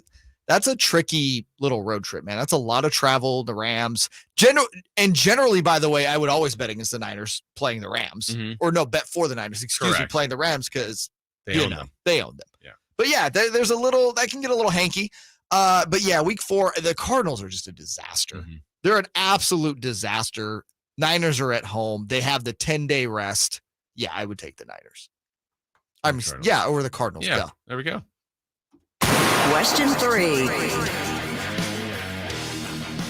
Question number 3. Which 49ers game on the schedule is a guaranteed loss? And again, your life is on the line. Oh boy. All right. Nate wants us dead. He does. A guaranteed loss. See, I feel like the Niners are in a spot now where it's really tough to pick against them. Mm-hmm. And that's a good position to be in. going into the season. So, guaranteed loss. Do you have one, Jay, that's jumping out at you? Life on the line? As a guaranteed life on the line, literally none of them.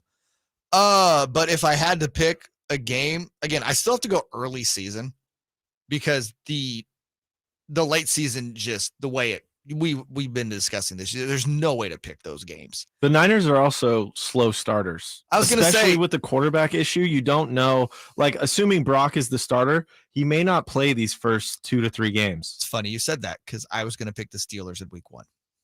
Yeah, that's what I asked Amil the same question last night, and that's the answer he gave too. The one that I don't feel great about this, but life's on the line, so I've got to make decisions. That is 3 for Madness. I mean, the questions are there. You've got to answer it. I always feel like they do something a little bit weird at home. Like sometimes it just doesn't make sense. This one I'll say is a home loss, but it makes sense. They're playing a good team. I'm going to say Dallas. Wow. Yeah. I mean, they'll be up for it. There'll be all the energy. Dallas is good. Dallas is really good. And I don't think losing to Dallas is embarrassing or shameful, and especially if it's the regular season. Yeah. Sunday night, a lot of eyes on that. Seems like I remember the Niners have had some games like, hosting the Colts over the years at home. Like, what happened? I know that game was rainy. It's just, they were terrible. And that game sucked. That was last year, right? Was it last year or the 2 year years before ago? that? I think it was 2 years ago. But they always have, it feels like they have a home clunker They somewhere. do that on the road though, too. They do. Let's go to Denver last year. Oh man. Which might have been been 11-10.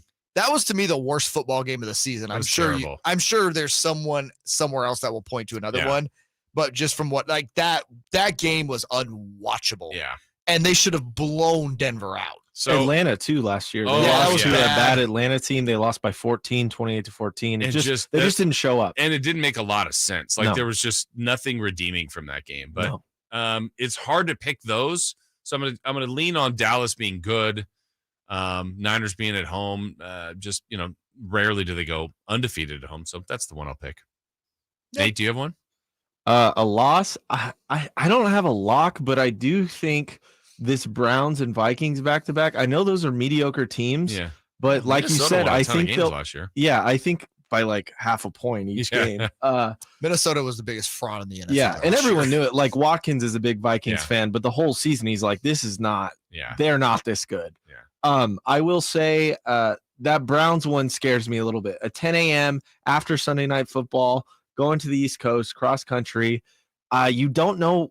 Like the Browns aren't good, but they have talent all over. So that's what worries me. I've got an idea, Jay. I think we send Nate to that game and put him in the dog pound. I like that idea. Don't you? Yeah. In my Brock Purdy jersey. Yes. Yep. Yeah, that's a great idea. The other dogs just maul you like you're a chihuahua. Yes.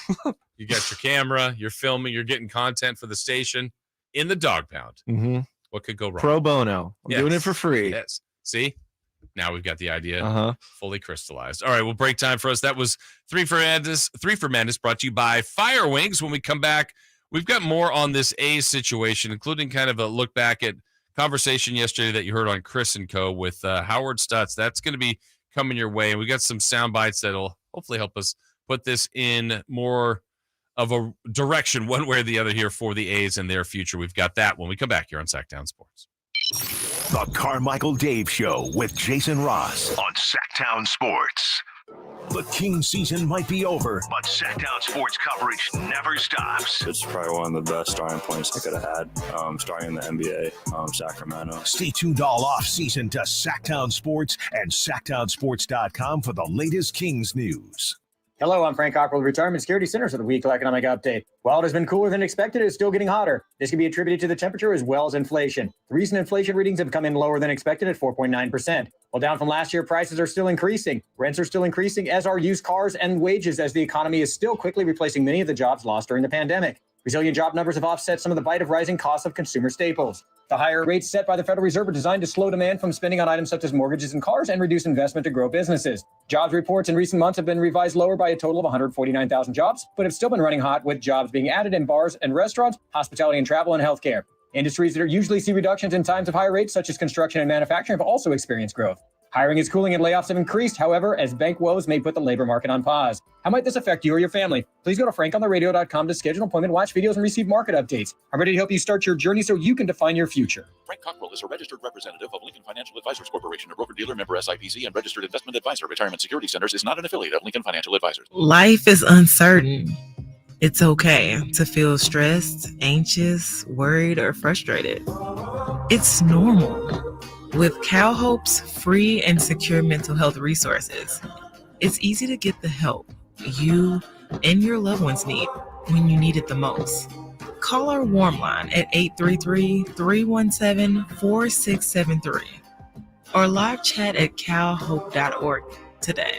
Hey, it's Carmichael Dave telling you something obvious. Our moms, they're so special. What a great surprise to get her something from Amy's Outdoor Living, now in 2 locations, on El Camino near Watt, of course, and El Dorado Hills. They have special gifts for moms in their huge showrooms. See their new outdoor rugs, new home decor items, candles and vases, and of course, their great selection of umbrellas. How about a new set of cushions for her patio?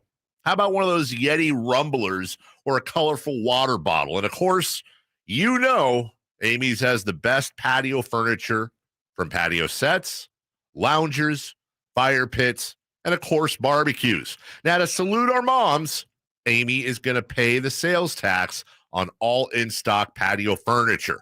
Stop in Amy's Outdoor Living on El Camino near Watt and their new location inside Amy's Ace Hardware in the El Dorado Town Center. When you take the time to shop at Folsom Lake Honda, there's one thing you'll always find: happy people ready to serve you. As a family-owned and operated dealership since 2009, customer service is our #1 priority. Our customers love doing business with us, and you will too. Looking to own or lease? During the spring sales event, drive a brand new Accord or Civic. Visit us today at FolsomLakeHonda.com, your one-stop Honda shop. Folsom Lake Honda, yeah, your one-stop Honda shop. Sactown Sports Headlines.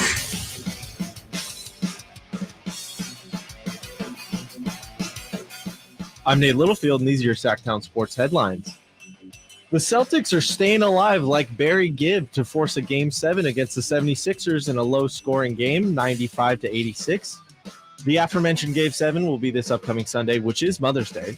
The Denver Nuggets took on the Phoenix Suns last night, and they beat them by a score of 125-100. The Nuggets will move on to the Western Conference Finals for the first time since the bubble season in 2020. And in NFL news, the 49ers schedule was released yesterday, and it's a Lulu. The team will travel the second most miles in the NFL. Some notable games are Thanksgiving against Seattle, Christmas Day matchup against the Ravens, and a big Week 13 rematch against the Philadelphia Eagles. Those are the headlines. Let's get back to the Carmichael Dave Show with Jason Ross and special guest host Jay Mars.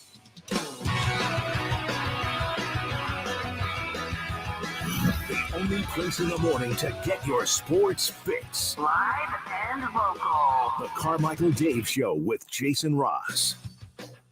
Nate, what do you know about Barry Gibb? I know him from that SNL sketch. Yeah, I'm Barry freaking Gibb. Yeah, that's it. That's a really good one.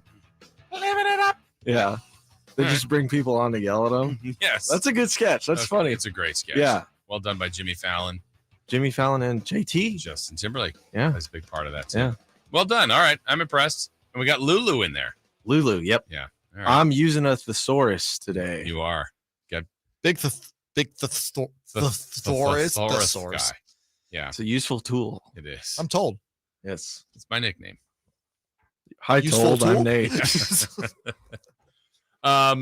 We've got much more NBA to get to. Disappointment last night, certainly for the Phoenix Suns, to say the least, and Philadelphia. Philadelphia still has another chance at this for a Game 7.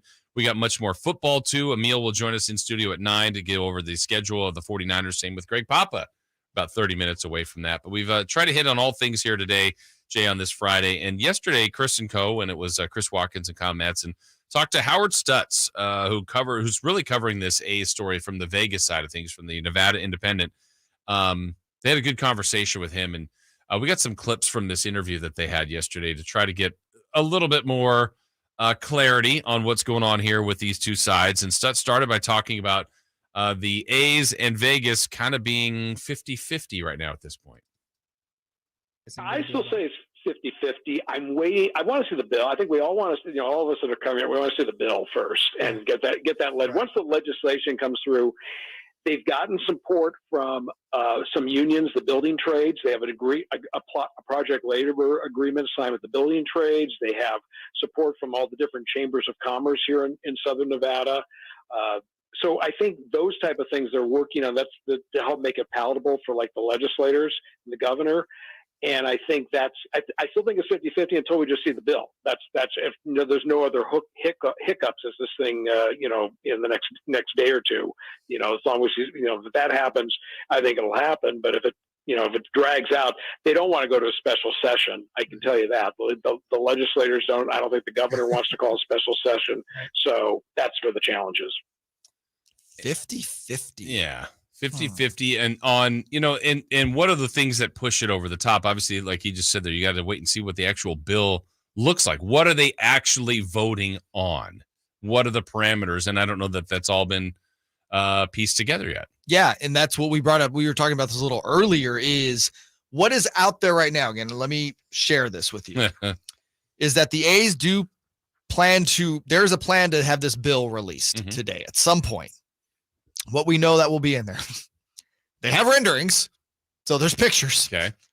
Opposed to 9 acres at the Tropicana, which was originally reported, it's supposed to be 12 acres.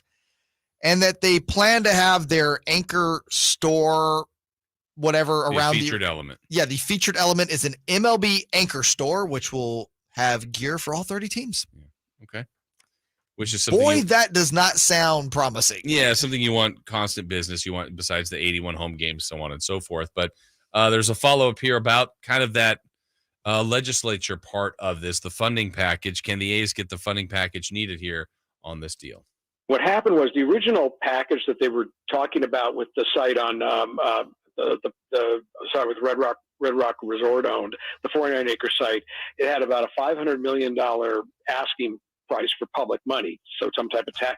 Basically what they were going to do is it was a kind of almost like a user tax. Any tax associated with the money spent at the stadium or within that urban village on the next to it, all that tax money would go to pay off the $500 million in bonds. There was, now I'm not an economist, I'm not a mathematician. There was just, the understanding was that there was a problem of trying to get to that $500 million with that tax package. So now they're also going over to the Tropicana. They also don't have to pay for any land purchase, buy any land for it.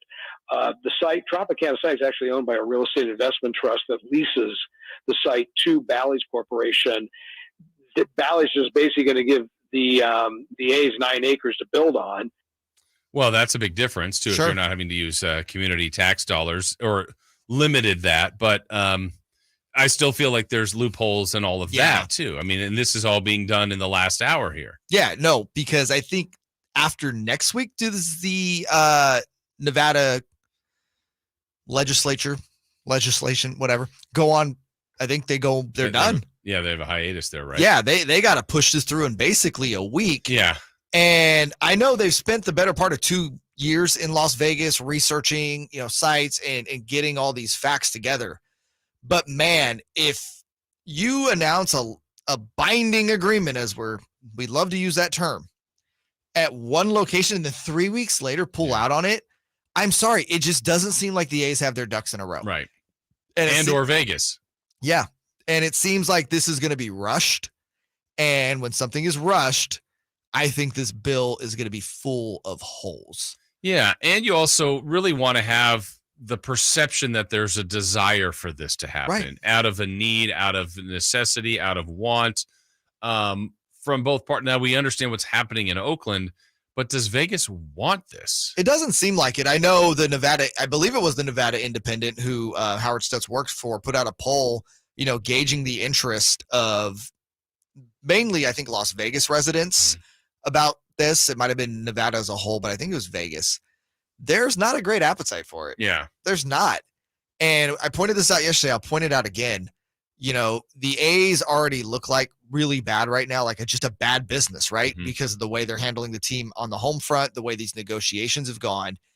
When it comes to putting a product out on the field that they're going to invest a lot of money in and attract a fan base, don't expect that. Right. Dave Cavell said it last year on this show when it was asked, hey, whether it's the new stadium in Oakland or in Vegas, you guys going to reinvest into the roster? And Dave's answer was, well, we've shown we can win without spending a lot of money, AKA no. Yeah, And not then, the appealing answer. No. And then you look at MLS where John Fisher owns the San Jose Earthquakes, got a new facility built there. They're still one of the lowest rosters in MLS. The guy has shown he's not going to invest in the product. Right. Well, and kind of on that first point you were making about it, the local interest. Let's hear one more comment here from Howard Stutz about what the perception would be in Vegas about the Oakland A's. Time will tell. I mean, one of the things I've said is that the A's, so the stadium happens and they're going to have to play in Vegas for about 2 years in our AAA ballpark where the Las Vegas Aviators play. That's the A's AAA farm team. That's about 10, 12. They could probably get about 12,000 seats in there, and that's what they'll do for 2 years.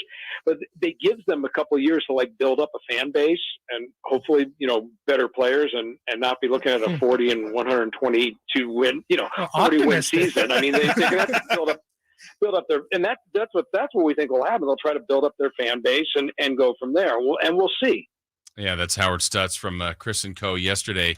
That will be a hard part of one, what are you adopting? What are you accruing? Well, the A's are not that appealing at the moment. Right. Where the Raiders, the A's have a tradition. I don't want to minimize that. But when the Raiders, it's one of the NFL teams. NFL is so popular. Even if it's an epic failure, if the Raiders are, speaking in Las Vegas, you're having 8 to 9 home games a year. You have the draw of, hey, it's the Patriots coming in this week, or it's the Buccaneers, or whatever, Pittsburgh. It's a team that someone in Vegas cares about, or people that live in other parts of the country will travel to Vegas to watch that team. I think they're going to be successful. The Knights came in crazy successful in year one, which is rare. And you just can't picture the A's doing that or having the draw. Baseball is just not as hot as the other sports. No, not at all. And you're also talking about the NBA coming in over the next several years. There's a desire to expand there, which would, I think, push baseball even further down the rung. And if the A's aren't willing to make the investment in the product to be a top-tier team every year, and you mentioned people will come in sort of out of state and come watch football. Do you see a Mariners fan in the middle of the summer being like, you know what? Let's make a 3-day trip and go to 3 Mariners games. Not generally, or if you do, it's a fan or fans, like 10. It's not going to be thousands. Hundreds or thousands, right. And I think baseball, to me, much like probably hockey, and hockey came in, like we said, the Golden Knights, brand new first pro sports team, and they won. The A's would have to get to Vegas and probably establish years of baseball. And so now it's a fan good baseball. Right. And so now it's a fan that grew up with, and that's all they knew was the Las Vegas A's. And then, we live here and we go to baseball games every year. But that's not happening overnight. No, and I just feel like bringing the A's there, it's just not great. I don't even think expanding into Vegas, honestly, for MLB is not the right city. Yeah. I don't think it is. I think there are so many other better cities for baseball. I think it's just a mess, Jason. Yeah. It's a complete, utter mess. Well, it's still not resolved, and we will continue to follow that story. Another story where it's not resolved either is Eastern Conference, Boston, Philly. We've got a Game 7. The Celtics forced a Game 7. Is Doc Rivers going to have another playoff meltdown? We discussed that and more as we look forward to that Game 7 of the Celtics and the Sixers when we come back on Sactown Sports. The Carmichael Dave Show with Jason Ross on Sactown Sports. It's Cattles and Rami. If it's a Lyles or Vezenkov scenario, then how much is Vezenkov going to cost? Would you rather have Vezenkov for $9-10 million, or would you rather have Trey Lyles for $6 million? If you can make the money work to bring Harrison Barnes back instead of Trey Lyles, if you can make that happen of bringing in Vezenkov and somehow keeping Harrison Barnes, that's really appealing to me and maybe your best case scenario. Cattles and Rami, weekday afternoons from 2 to 6 on Sactown Sports. Pain is not normal. Repeat, pain is not normal. Greetings, Sacramento. Doug Christie here with the Good Feet Store. Does this sound familiar? It's the end of the workday and the pain in your feet, knees, hips, or back is unrelenting. Good Feet understands that you've likely already tried assorted remedies and solutions with no relief. And now you're pretty much resigned to living with the pain. But do not give in to the pain. Instead, come to the Good Feet store for their end-to-end 3-step arch support system. Good Feet is the nation's largest manufacturer and retailer of personalized arch supports. With arch supports in over 300 sizes, styles, and flexibilities. And an arch support specialist in each store. Come in today for a free no obligation arch support fitting, then take them for a test walk around the store or around the center. Experience the comfort, balance, and support possible with the Good Feet system. The Good Feet store in Sacramento, Roseville, Stockton, Modesto, and now in Vacaville. Online at goodfeet.com. Get to Acura of Stockton, where precision-crafted performance is at your fingertips. Elevate your driving experience with a vehicle that's built to impress. Acura of Stockton has a great selection of new Acuras and customer service that will exceed your expectations. And right now, lease a new Acura TLX, MDX, or Integra with low lease rates available. Take luxury to a whole new level in a new Acura from Acura of Stockton and AcuraofStockton.com. As the son of a 30-year career United States Air Force pilot, Memorial Day is a reminder of all he and so many contributed in serving our country. Hi, this is Frank LaRosa with a word about Naturewood Home Furnishings. When you're planning your Memorial Day celebrations, don't forget the Keys family and Naturewood Home Furnishings. For more than 73 years, they've offered the widest selection of quality, made-in-America furniture and accessories. And right now, with their Memorial Day sale, you get to choose the offer that works best for your family. You can choose to take 10% off the regular price, or on approved credit, you can have free financing for 24 months with equal monthly payments. Whether you're looking to lighten the mood in your living room, brighten up your bedroom, or tighten up your home office, it's all available in your choice of savings. 10% off or special financing. It's all about choices and always about quality. Visit Naturewood Home Furnishings right now for their sensational Memorial Day event. Off Highway 50 at Hazel, look for that water wheel.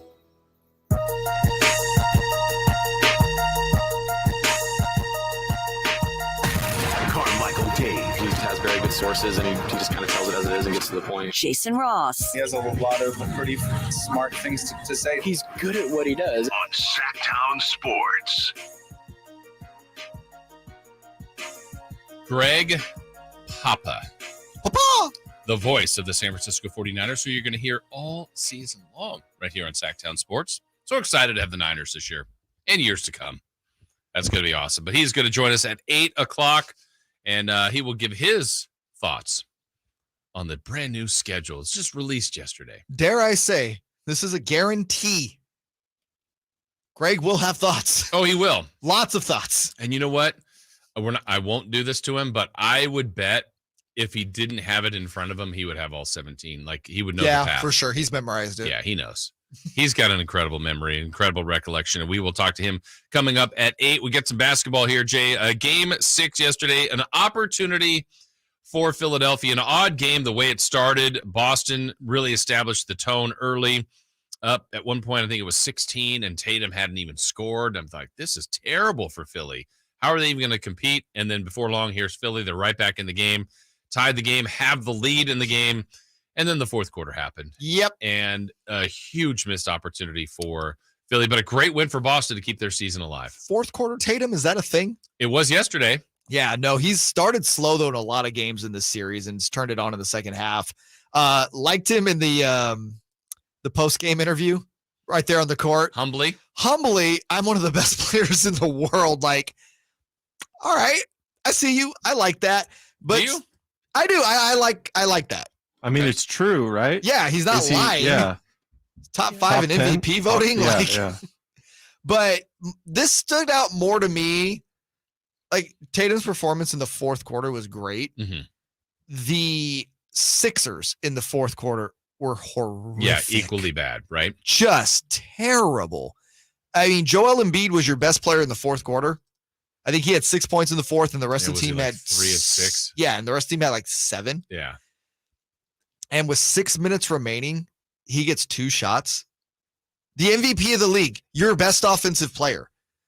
I mean, at this point, because you have a veteran guard in James Harden, You have a veteran coach at Doc Rivers. It's inexcusable to only get him the ball 2 times. Yeah, and here's where do you put that blame? Oh, I put a lot of it. Well, I put a lot of it on Doc, but I also go to the leaders of the team, like just point guards, recognition, even Joel, like demanding the ball. Sometimes you could tell there's a presence out there, like, get me the ball. Let's go back to game 7 of the Kings and Warriors. From the get-go, Steph had the look like, I'm not going to let our team lose. Now, he didn't establish that all the way through, until the later part of the game where it's like, well, he's too much. Kings can't handle him, because the Kings led in the first quarter and at the half. But you could just tell in his body language. He's like, I'm not going to let this team lose. I'm going to do my part in that. I didn't have that same feel and vibe from the Philly guys. No, none of them, actually. Even Joel, I didn't feel like he was shying away from the moment. Right. And it's a little easier, for a guy like Steph, when you have the ball in your hands pretty much most of the game, versus Joel, you have to have someone get you the ball. And so that's where, to me, that's kind of more so where I go with is it Rivers or is it Harden? I think it's both. I think James Harden should be way more aware that get Joel in the ball, because A, it's Joel, and B, James Harden had a terrible shooting night last night. Yeah. And I also thought it was inexcusable, and he's kind of always flown under the radar in Philadelphia. It's one of the worst contracts in the NBA. It's Tobias Harris just non-existent. Sure, he had 2 points last night. Yeah, he had a terrible game. He was 1 for 7 in 42 minutes. Yeah. Not 20 minutes, 42 minutes. When PJ Tucker is outscoring you, that's not a good thing. Yeah, and it's weird. There's moments where I look at Philly and I go, who's going to score? Yeah. When you have Embiid and Harden. And Maxey. And then Harris can score in this league, has been a 20-point scorer. And you already have PJ Tucker that's not why you have him. But sometimes you look out there and go, I don't know where they're going to get their points. Which is insane. It is insane. Which is insane. You have 2 Hall of Famers guaranteed in Harden and Embiid. And like I said, you have the reigning MVP. Yeah. The reigning MVP. He's scoring the ball in the fourth quarter. He's your best option. What was the rest? What did the rest of the team shoot? It was something like 2 for 14. Yeah, it was hideous. Something terrible. Yeah, it was just the wrong time to have the worst quarter. Here's Doc Rivers postgame. We got to move the ball. We got to trust. We got to run our stuff. We got to execute our stuff. I thought tonight was similar to game 2 to me. We just didn't trust our stuff. Not the time to not trust your stuff You should in an potentially elimination game at home. You should probably trust your stuff at this point. Yeah. Your stuff, quote unquote, has got you in the good places. So I think everybody feels now that Boston kind of dodged the bullet. They're going home. The weird thing about Boston to me over the last 2 to 3 years, they have had some weird home court losses, even in this series. They've lost twice at home. They had the time to put away Atlanta at home and lost. It's a great place to play. It's a great home court. Philly knows they can win. They've won there a couple times. This is setting up to be great, but you just wonder. I'm leaning towards Boston. I think logic tells you Boston. No, all my logic tells Boston. Can you create, given what we know about Harden's, disappears a lot in big games, not all of them. He had a great game 5. And a great game 1. Yeah, but he tends to disappear at this point. And you have Doc Rivers' history of blowing leads in the playoffs. Is there anything that really you can make a compelling argument no, I think the Sixers got this? No. Nothing's pointing towards that. The only way is to do it, right? Yes. It's like when you look at something, you go, this team will win, because it's sometimes because you think so highly of the one team and maybe you just don't think, and we haven't seen Philly do this, but either at some point they will, or it's just going to be, this is who they are. And I think a lot of people are thinking this is who they are, and they just got to disprove I got that feeling. Yeah. And here's the other question I wanted to ask you. Who do you think has more to prove in this game 7 as an individual? Doc as a coach or James Harden as a player? That one of these 2 guys can really step up and lead this team? I know it's hard to compare a coach and a player. It is, because I think, let's paint the scenario that the Sixers win. I don't think Doc's going to get that much credit for that. No. I really don't. No, he's kind of in a lose-lose, right? If they win, it's awesome because you move on to the conference finals, but from a credit standpoint, you'll get none. Yeah. And I do feel like if they lose, it's going to be the same conversation about Doc Rivers. Yeah, people want to know the why. Unfair. Right. People want to know the why. I got to attach something to this loss of a series where they're up 3-2, and they'll go to the easy targets. It's always coach. And then a player that you feel underachieved, is overpaid. And to me, I think Harris and Harden will get the brunt of it, not as much Embiid. That's my belief. Yeah, no, I believe that. And that will be the first time someone is actually covering for James Harden, I feel like, in the playoffs, because, even with the Chris Paul injury several years back against the Warriors, everyone just highlighted James Harden's inability to take on more in that scenario. Mm-hmm. And like I said, he's had really good games, 1 and 5. Like stepped up huge.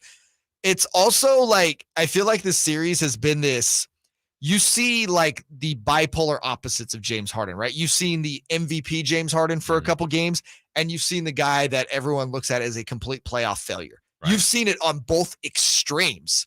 So you got to feel like you're going to get one of those extremes in game 7. I always have to go off history. I think you'll get the bad extreme with James Harden in game 7. Yeah, I think that's where, again, I'm going off history. Towards. Yeah.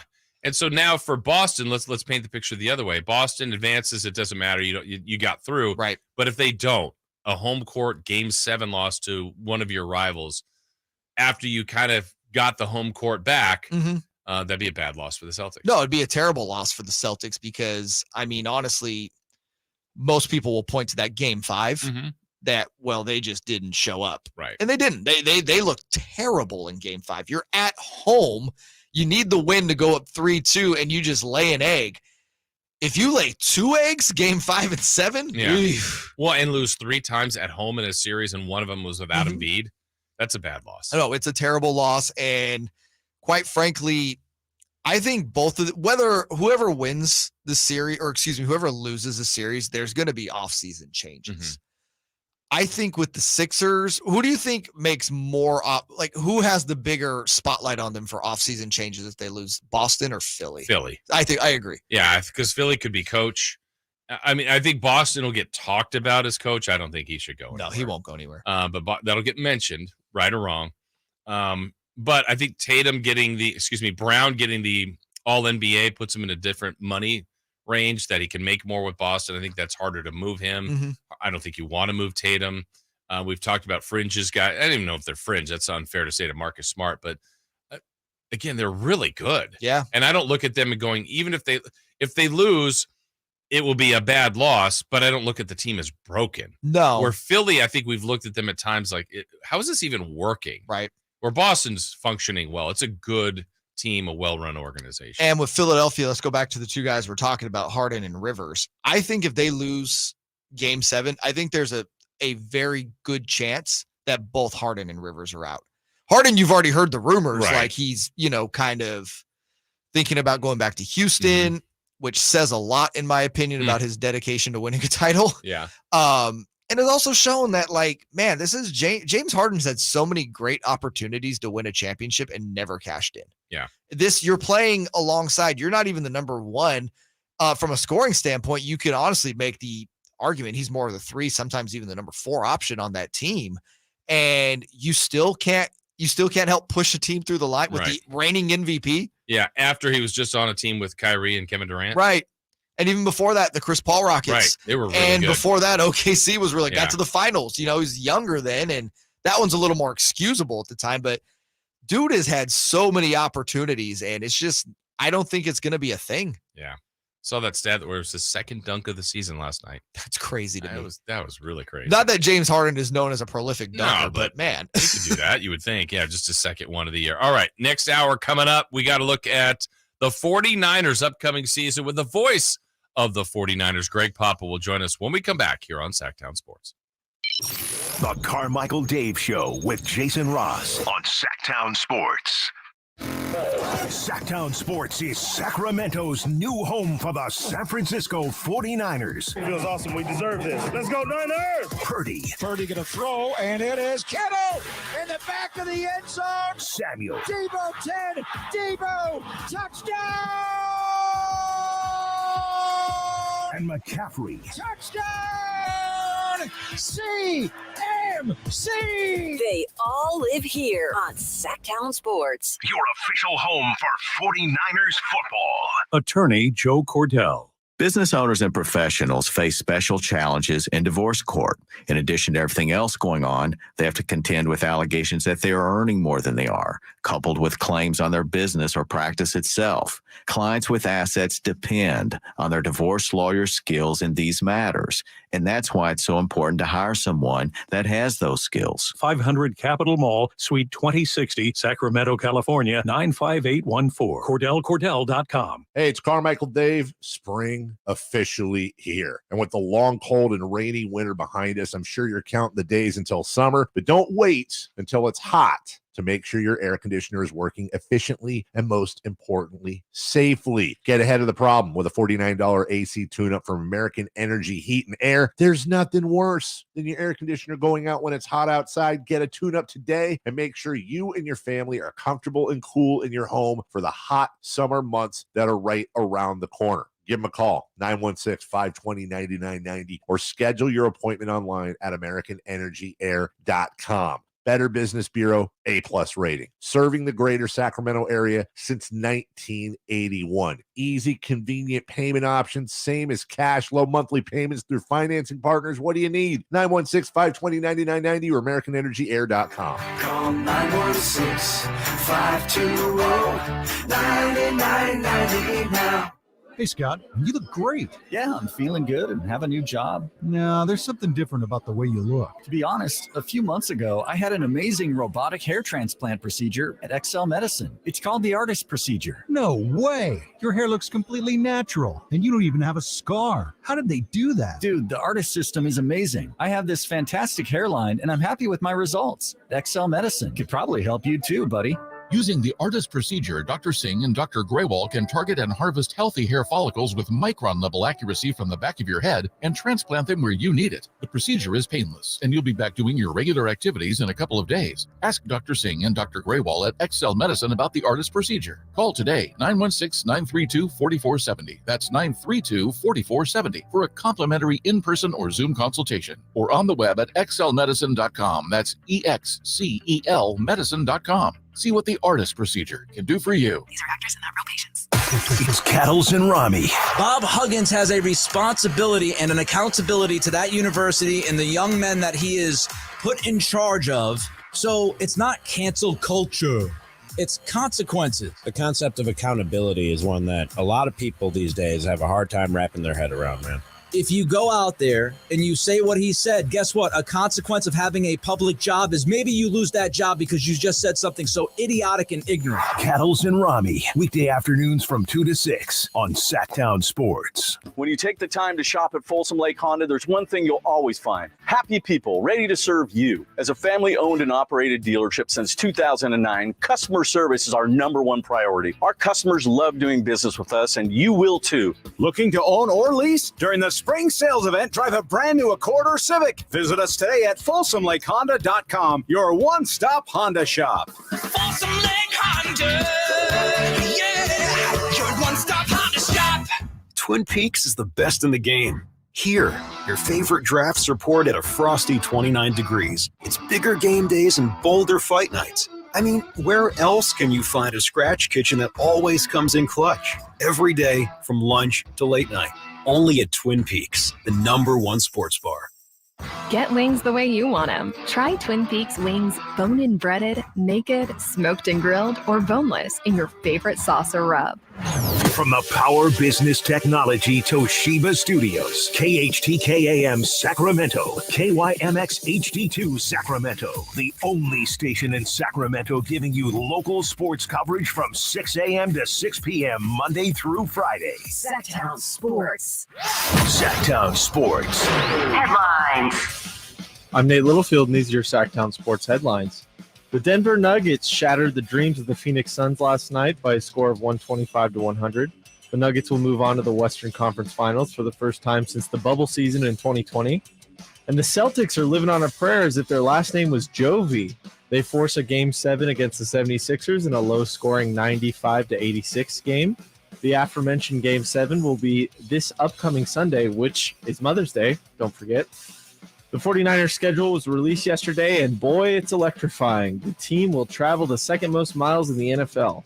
Some of those notable games are Thanksgiving against Seattle, a Christmas Day matchup against the Ravens, and a big Week 13 rematch of the NFC Championship last year against the Philadelphia Eagles.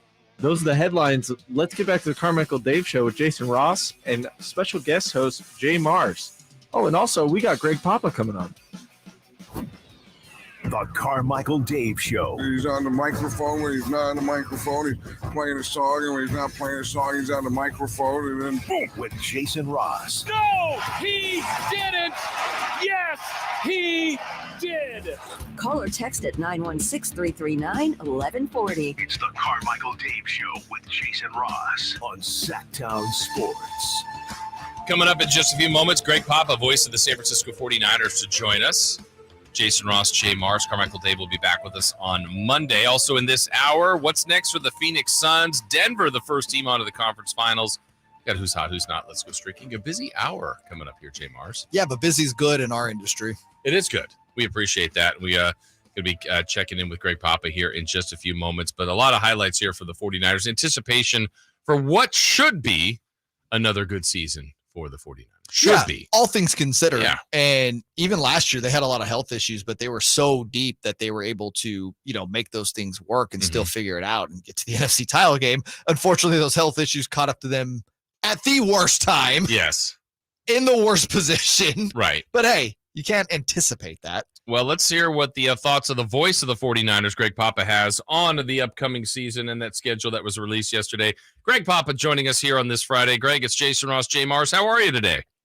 What's going on? How are you guys doing? We're doing great. We're excited. I don't know what's schedule day mean to you. It's basically your roadmap of what you're going to be doing over the next several months. But as it laid out yesterday, you knew the teams, but just as it kind of fell into place, your first thoughts on what you saw. Well, I always look, Jace, at the preseason schedule, actually the first thing. And we're going to play, it sounds like the Raiders in Las Vegas, the first preseason game. And there's a plan to scrimmage the Raiders as well, which is a little unusual to have the scrimmage be before your first preseason game. Normally it's either before the second one or the third one. But this is all evolving because a few years ago, obviously, the league cut back from 4 preseason games to 3. So, and then, since the 49ers played the AFC West last year, you didn't want to play them in the preseason. So you could play the Raiders again, do the scrimmage in Vegas. And then which of the other AFC West teams would you play? Kansas City is obviously the marquee team in the league right now, and there's some bad blood going back to what happened in Super Bowl 54. We have played them in the preseason since, but it's going to be Broncos and Chargers coming to Levi's. So 2 of the 3 preseason games at home, and the opposite of that is that 9 of the regular season games are on the road and 8 at home. So right away, you look at what would be your opener because it kind of sets the mood for the entire season. And to go to Pittsburgh, Heinz Field early in the year. It's got a new name that I can't pronounce, so I'll probably just keep calling it Heinz Field. I will learn that pronunciation by September the 10th. But it's a great football venue. It's the Steelers, it's the 49ers, the 6-time Super Bowl champions against the 5-time Super Bowl champions. So that's an exciting game. We roll right into the Rams game the next week. I know they're in a bit of a rebuild, but it's always a great matchup, and the 49ers have owned them, obviously, the last several years. And, Sean McVay is going to be amped up, and that's going to be their home opener because they open in Seattle. Then the 49ers home opener is on a Thursday night. Do you remember the 21st night of September? Yeah. The New York Giants. I mean, that's kind of weird. And then just, Dallas playing the primetime game with Dallas. And then all the primetime games we have this year. I was told the max is 5, but a lot of teams got 6. But if you have 5, I believe you have the ability to be flexed into a 6. I'm not sure if it's 6, you can be flexed into a 7. So all the different primetime games. And the main thing is, if Dave was with us today, we'd be talking about cucciardati cookies, my Italian specialty, yes. Which I'm gonna have to bring to Levi's on Christmas night because we got a Christmas night game against Baltimore. We got the New Year's Eve game in Washington. But the big one, obviously, is the Thanksgiving night game in Seattle, which is going to be huge. And then right before that, what I like about that, when you look at the 49ers schedule, starting with Thanksgiving night, it's at Seattle, at Philadelphia, home to Seattle.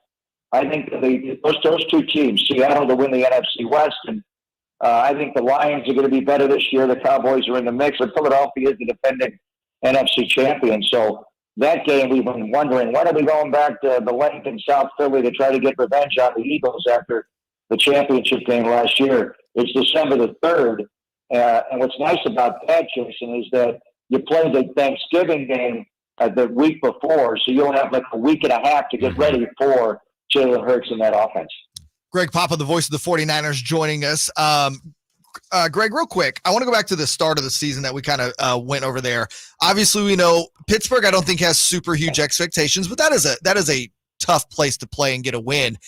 And then you got to travel all the way cross country for another road game against the Rams. How much does that travel going cross country on back-to-back road games really affect the team?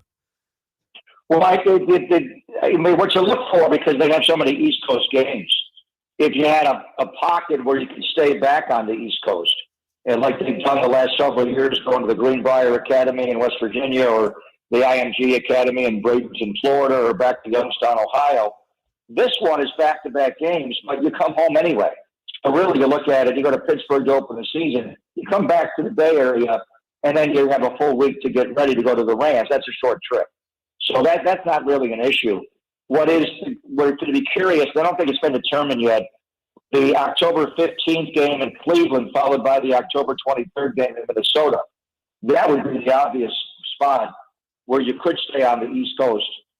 But it's a Monday night game.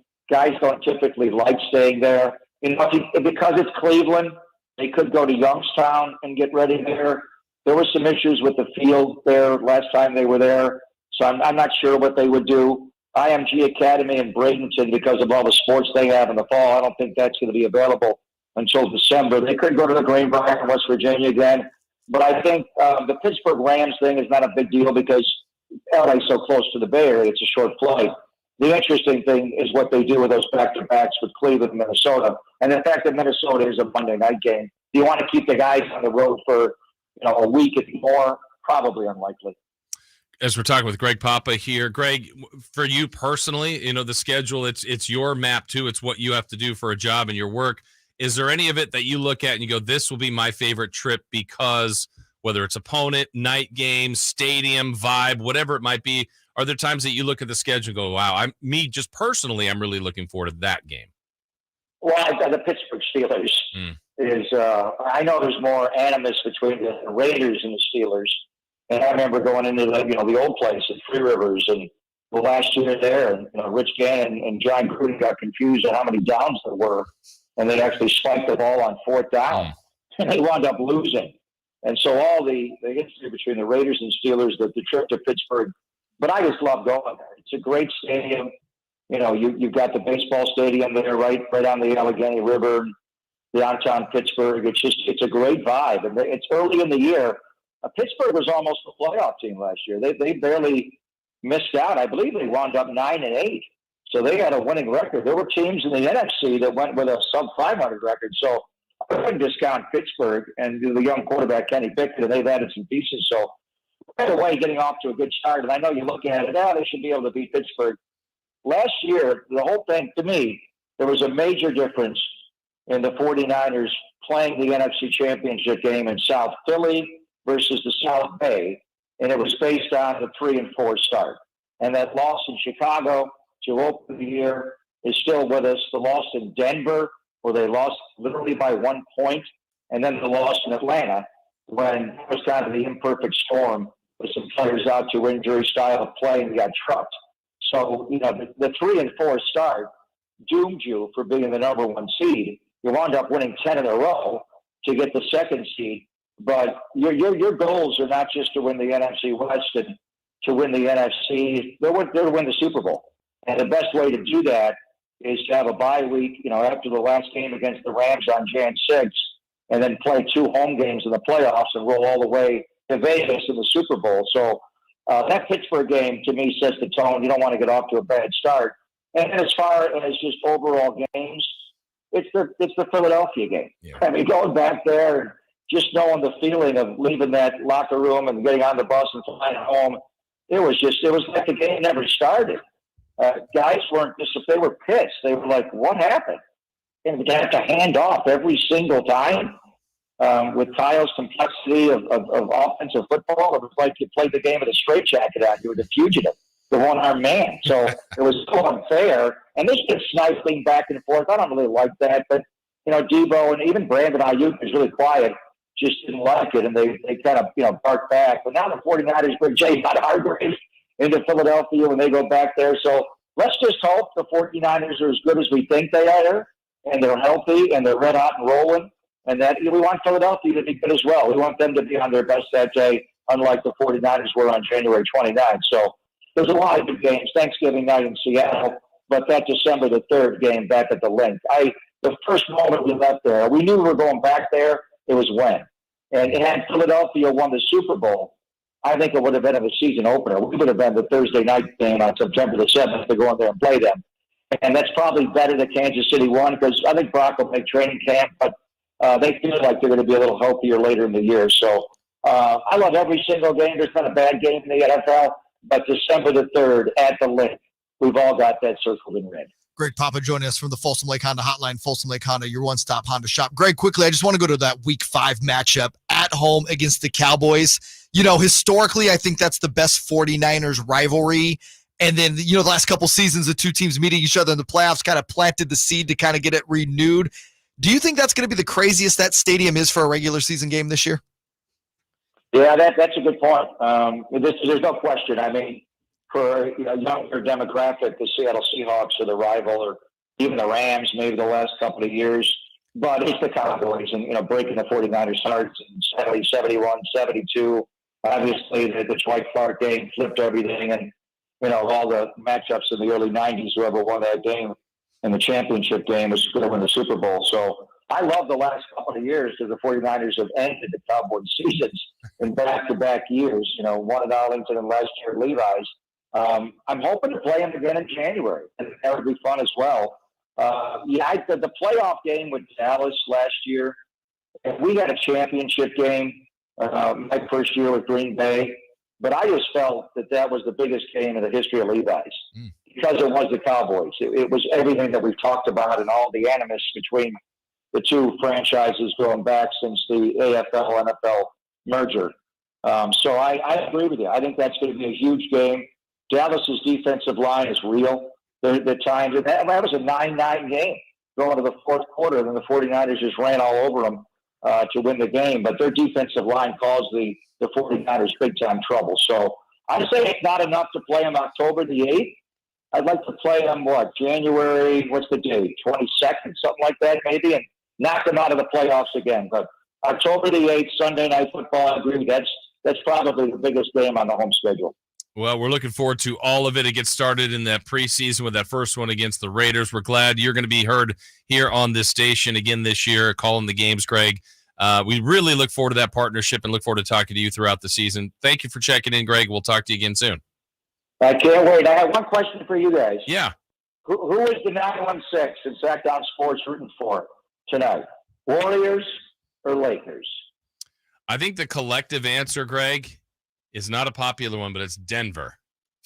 That's not what I asked you. I know. Last night. They're not playing. It's the game tonight in this series. I thought of you guys the moment it was the Lakers and it was on, because I know you have animus for both. Yeah. But, so it's got to be the Warriors, right? The Lakers go back to Dick Bennett and all that. So which is it?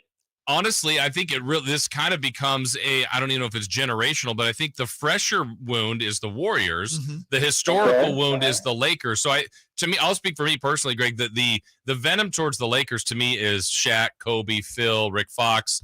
It's not, I have nothing against Darvin Ham, LeBron, like that group, where the Warriors are the one that knocked the Kings out. So I mean, I don't know. The fresher venom, what do you say, Jay? I'm rooting for the Warriors because I want Game 7. There you go.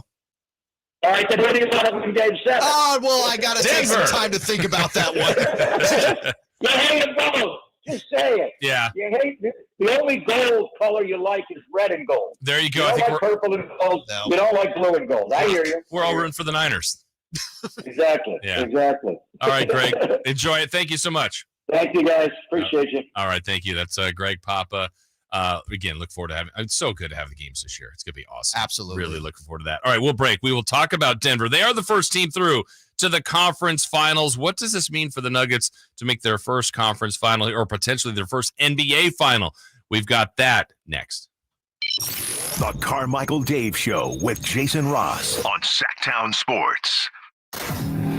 Are you ready to hear this on Sactown Sports? Handoff McCaffrey. Touchdown! San Francisco! Or how about this? Feel super, baby! The 5-time Super Bowl champions, and they're looking for number 6. Catch every Niners game during the 2023 season On your home for the 49ers. Sactown Sports. Carmichael Dave here, welcoming back my dear friends at Fire Wings. 21 different flavors. I had 4 of those 21 Saturday for the game, watching with the family. As always, breaded Malaysian curry. Yeah, you better bet I got that curry. Knocked it out of the park, too. Go to firewings.com to make your order. That's what we did. We ordered 2 hours in advance, picked it up. There's nothing better for the game than Fire Wings. Check out the locations nearest you. Fire Wings, just wing it.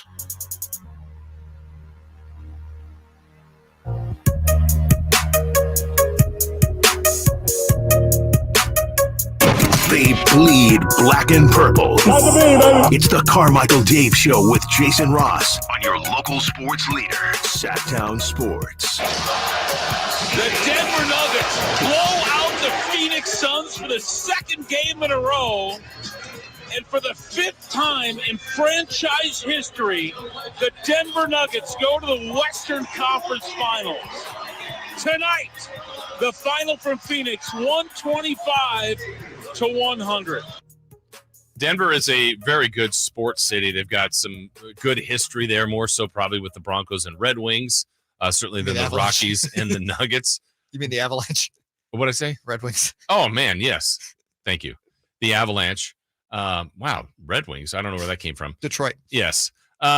But Denver has really it is a good sports town. And I know even while Denver Nuggets have started to build this up for a few years, knowing people there, they said, yeah, the Nuggets are kind of like third or fourth. I go, third or fourth? You have a great team. You guys are in at this time. Maybe it was a couple years ago. You're in round 2 of the playoffs. Like, yeah, not that interested. I'm like, really? I feel like it goes Broncos. It's Broncos 1 and then Avalanche the 2. Probably. Nuggets, Rockies. And that might flip. Right now, it would be Nuggets over the Rockies. I would hope so. But as you heard in the call there from the Nuggets Radio Network, it is the 5th time ever they've made a conference final. They are 0 for 4. And was it the Lakers that we figured out knocked them out 3 times? Lakers knocked them out in 2020, 09, and 85. And then there was another trip in 78, I believe, in Seattle, knocked them out. So they're getting to a spot. They haven't been much, but this is a great team. They're the 1 seed. They will host either the Warriors or the Lakers. And I think now when you jump one other hurdle, and I know they've been to this spot just a couple years ago. That was the bubble year. They will be home. I think they will be favored against whoever they play. They should be. I don't want to say it would be a failure. That's probably too strong. But they need to push the next goalpost down and get to a finals. Yeah, no, and I think this has obviously been their best chance at that. 20, they were really good, but I think people knew the Lakers were cooking in the bubble. And then 09, the Lakers were heavily favored against them. 85, the Lakers were heavily favored against them. But yeah, you go in, they're going to be the favorite against the Warriors or the Lakers. And watching that game last night, outside of just the, meltdown of the Phoenix Suns, which we've just come accustomed to over the last 3 years, what I love about Denver is they just don't make mistakes. Like, they very rarely make mistakes. And this is a team that has one All-Star. Granted, it's, a great player. Top 3 player in the league, but it was a supporting cast around him last night that stepped up in a big way. Jamal Murray doing what Jamal Murray does in the playoffs. But I thought Kentavious Caldwell-Pope from the start of the game just came out and really set a tone for them, because Phoenix came out, they came out punching. Campaign came out really punching, but again, and I know a lot of the focus is on Phoenix and their meltdown, but I think a lot of people should be talking more about just how efficient and how good on offense last night the Nuggets were. Yeah, Jamal Murray shared your thoughts about how well they played. Just our mental. We came in focused. We came in locked in. We knew what we had to do. We knew the crowd was going to be into it. we tried to take them out of the game and just play fast and play our game like we did in Game 5. And I think we did a good job of executing on both ends throughout the four quarters. Yeah, we'll kind of get into Phoenix in our next segment, Jay. But if we kind of lock in here on Denver, and you think about Jokic, I don't know, there might be better players in this league. There can be. You can argue that. But I feel like he has become, like, what defense do you implore on him? Because obviously he's been doubled. They've done zones. They've played smaller guys on him, multiple big guys on him.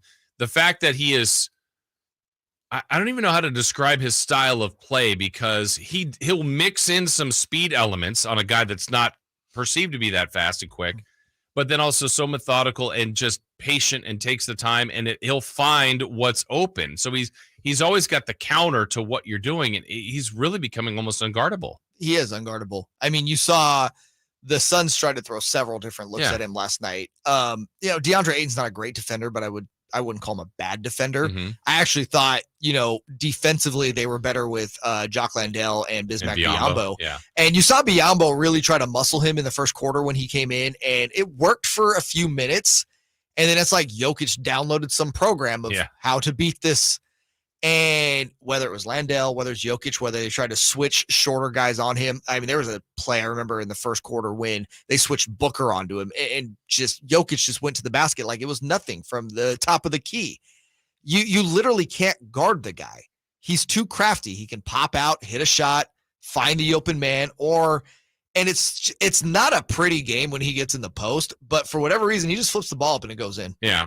It also goes to Denver did add some things at the deadline, but if you really think about it, it was Reggie Jackson. Actually, I really like that move that they did, but they haven't utilized him. He played he wasn't good for them. Yeah, he's not a factor in what they're doing. They added Thomas Bryant. I also like that move. They're not really utilizing him, because right now you're going to play Jokic as many minutes as you possibly can. So I would say they kept continuity. Didn't disrupt the starting five. Didn't really disrupt the top 8 of the rotation. They had a good thing, and they stuck with it, where other teams, I understand making moves, but I don't know that and Phoenix made a monster move, and I would have done the exact same thing they did. And they might be better off for it next season, but Denver really stuck with what they've got, believed in it, and said, you guys figure out a way to beat us. Yeah, and it's kind of the same line of thinking Monty McNair had with the Kings. Like, hey, we really like what we got. Continuity matters. Making a big move to bring in a piece that's going to kind of take a while to fit in. Season is tough. In season is super tough, and rarely does it work in the NBA. Yeah, I just look at this team, as long as Jamal Murray can keep up what he's doing, which right now we don't really have a reason to believe he won't. And then you have Jokic, and you get contributions from KCP, Bruce Bowen Jr., those guys come in. And I mean, you look at Aaron Gordon and Michael Porter Jr., they only had 18 points combined last night. I'm not saying they weren't non-factors. Right. Well, Porter Jr. was on defense, but that's every game. But they didn't need one of those two guys to step up and have a 30-point game to blow out Phoenix. Yeah. Blow them out. You have such a special player in Jokic. He makes those other guys around him better. Truly what an MVP does. And they look good last night. Man, 125-100. To Jay's point, they blew out Phoenix. This is how the Suns have been going out the last couple of years. We'll explain that. And what is next for those Phoenix Suns? That when we come back here on Sactown Sports. The Carmichael Dave Show with Jason Ross on Sactown Sports. Catch the Oakland A's every weekend on Sactown Sports. Friday nights, Saturdays, and Sundays. Sinking, that's going to get down for a hit. Around third to score is Tony Kemp. And the A's have taken the lead. Edge of the track makes the catch. And the Athletics get a great win. Sactown Sports, your weekend home for the Oakland A's. Sactown Sports coverage of the Oakland A's is brought to you by Xfinity 10G, the next generation network. Sacramento weather is brought to you by Bonnie. I'm Tamara Berg in the KCRA 3 Weather Center. It's Friday. We've made it to the end of the work and school week. Comfortable start to the day. We'll have mainly sunny skies ahead. Temperatures much warmer with a high today of 90 degrees. Get the latest forecast on the KCRA 3 News and the KCRA 3 app. Plumbing, electrical, heating and air, everything that makes your home your home. With Bonnie, you sure got that covered. And right now, get your air conditioner tuned up for just $79. Originally $129. Bonnie.com. Bonnie. At Fisher Investments, our clients know we have their backs. How do your clients know that? Because Fisher Investments is a fiduciary, the highest standard for a financial advisor. It means we're there for our clients and always put their interests first. So wait, you do it because you have to? No, we do it because it's the right thing to do. Our clients trust us with their retirement savings, and we know how important that responsibility is. So we take the time to really get to know them. Get to know them how? We make sure we understand their unique goals, finances, health, family, and lifestyle so we can tailor their portfolio to their specific needs. Our goal is to help them achieve a comfortable retirement. Sounds like a big responsibility. You must make big commissions then, right? No, we don't sell commission-based products. We have one single transparent fee that's structured so we do better when our clients do better. Visit FisherInvestments.com to find out why investors like you are switching to us. Fisher Investments. Clearly different money management. Investing in securities involves the risk of loss.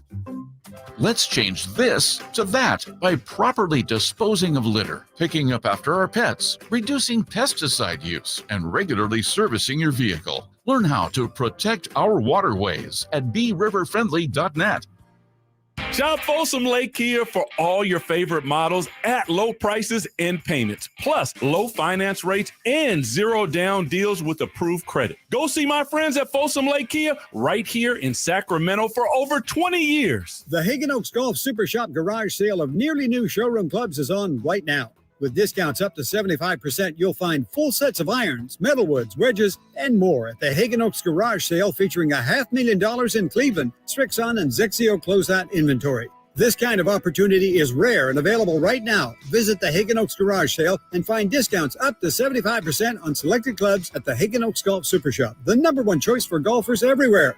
Fulton Avenue at the Cap City Freeway or online at HagenOaks.com. Pain is not normal. Repeat, pain is not normal. Greetings, Sacramento. Doug Christie here with the Good Feet Store. Does this sound familiar? It's the end of the workday, and the pain in your feet, knees, hips, or back is unrelenting. Good Feet understands that you've likely already tried assorted remedies and solutions with no relief. And now you're pretty much resigned to living with the pain. But do not give in to the pain. Instead, come to the Good Feet store for their end-to-end 3-step arch support system. Good Feet is the nation's largest manufacturer and retailer of personalized arch supports. With arch supports in over 300 sizes, styles, and flexibilities, and an arch support specialist in each store. Come in today for a free no-obligation arch support fitting, then take them for a test walk around the store or around the center. Experience the comfort, balance, and support possible with the Good Feet system. The Good Feet store in Sacramento, Roseville, Stockton, Modesto, and now in Vacaville. Online at goodfeet.com.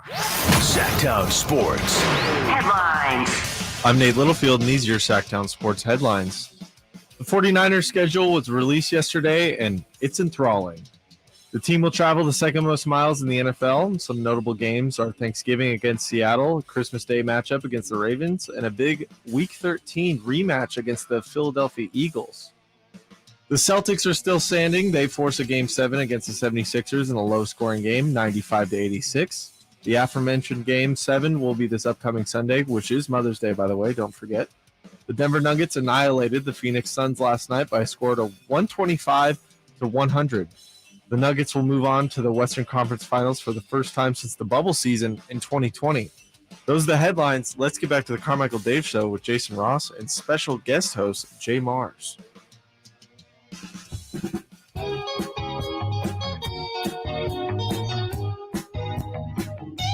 The Carmichael Dave Show with Jason Ross. Call or text at 916-339-1140. On Sactown Sports. Can I say something? You can. Our guy Nate Littlefield is doing way better than Kyle Ledbetter was yesterday, making me feel good.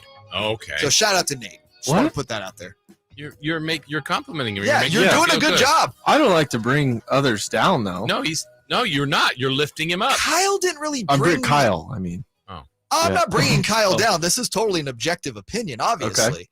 Okay. He would go back and forth on like complimenting me and Jason, but it was also kind of you felt there was sarcasm. A little tongue-in-cheeky. Yeah. Dang, that's what people usually say about me, so that's good, I guess. No, I mean, you said I looked... You put him in his feels earlier in a good way. Yeah, when you said I looked way younger than my age, buddy, I took that to the heart. I mean that. I know you do. I mean that. I didn't think you were lying. If you grew your hair out, you wouldn't. No, I would not. No. Growing my hair out would age me 10 years, but...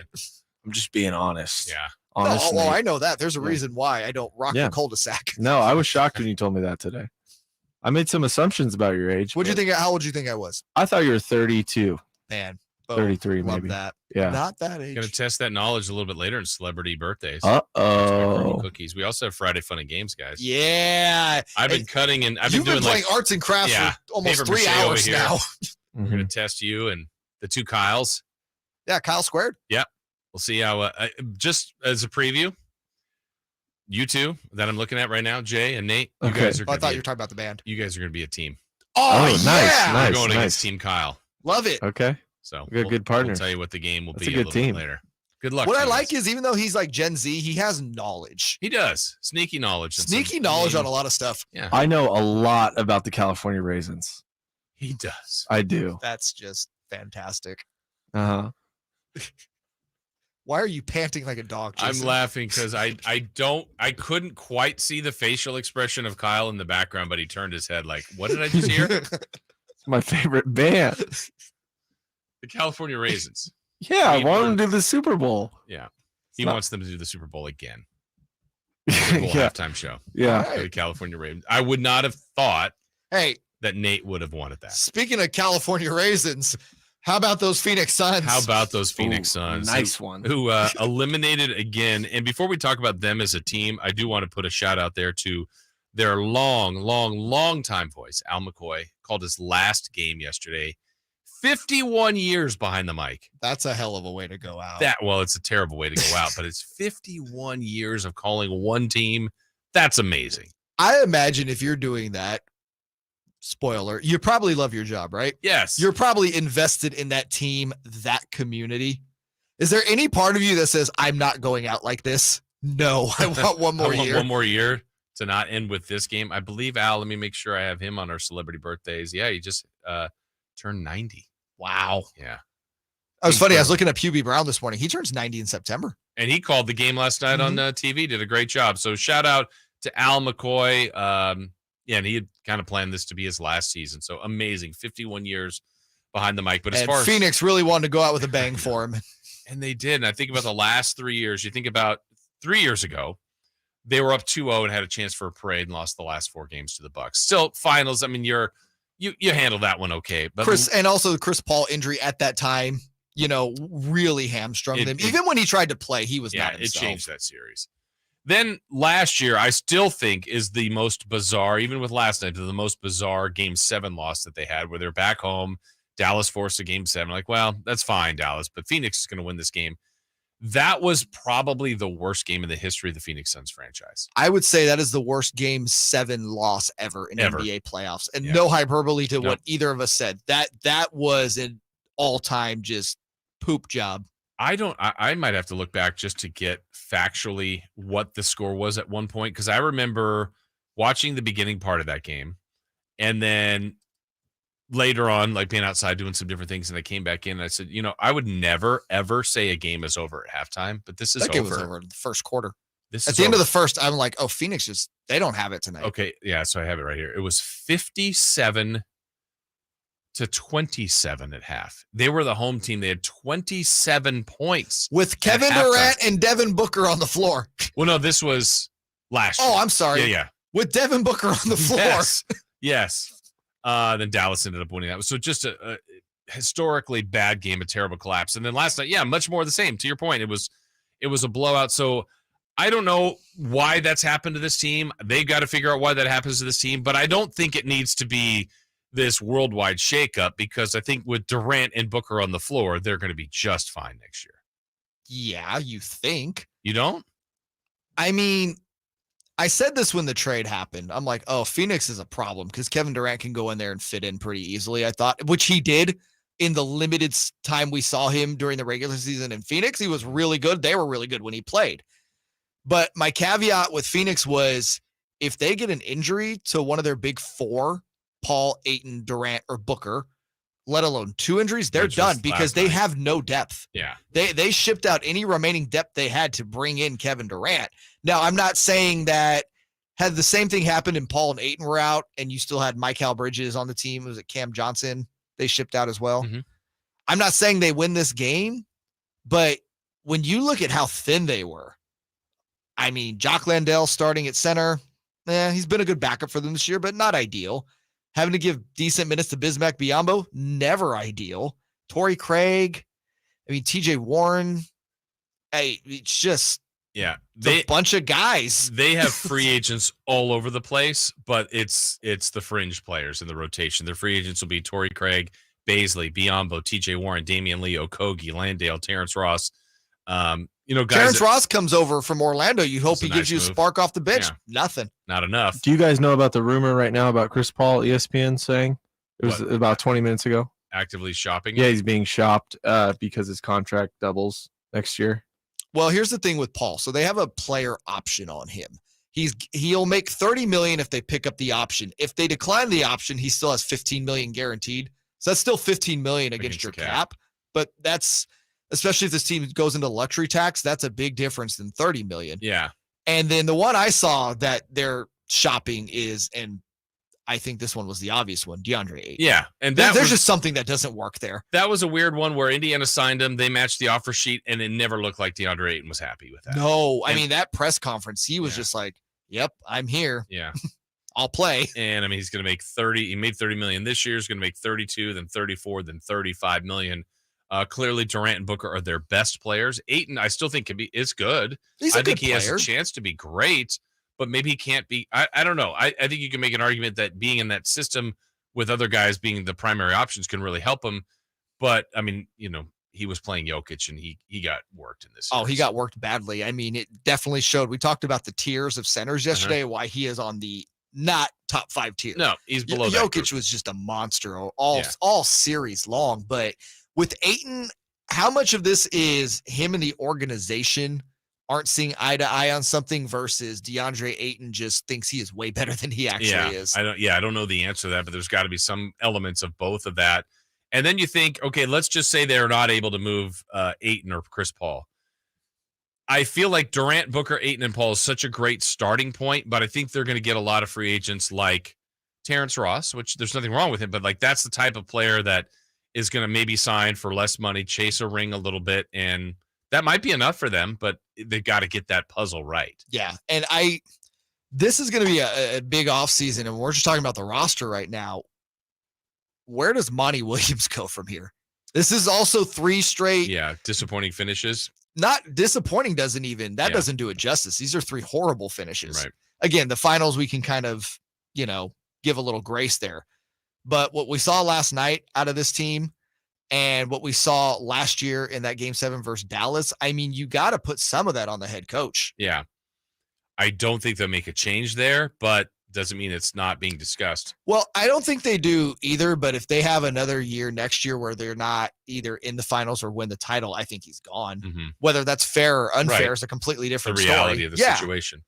And, you're going to go forward with Durant. You start thinking about his money, and Booker. Those 2 guys soon are going to be both making $50 million, but they're incredible players. A 1-2 combination of Booker should be enough, right? Yeah. Booker and Durant. Yeah. And if you can trade Chris Paul, which I don't think they can do.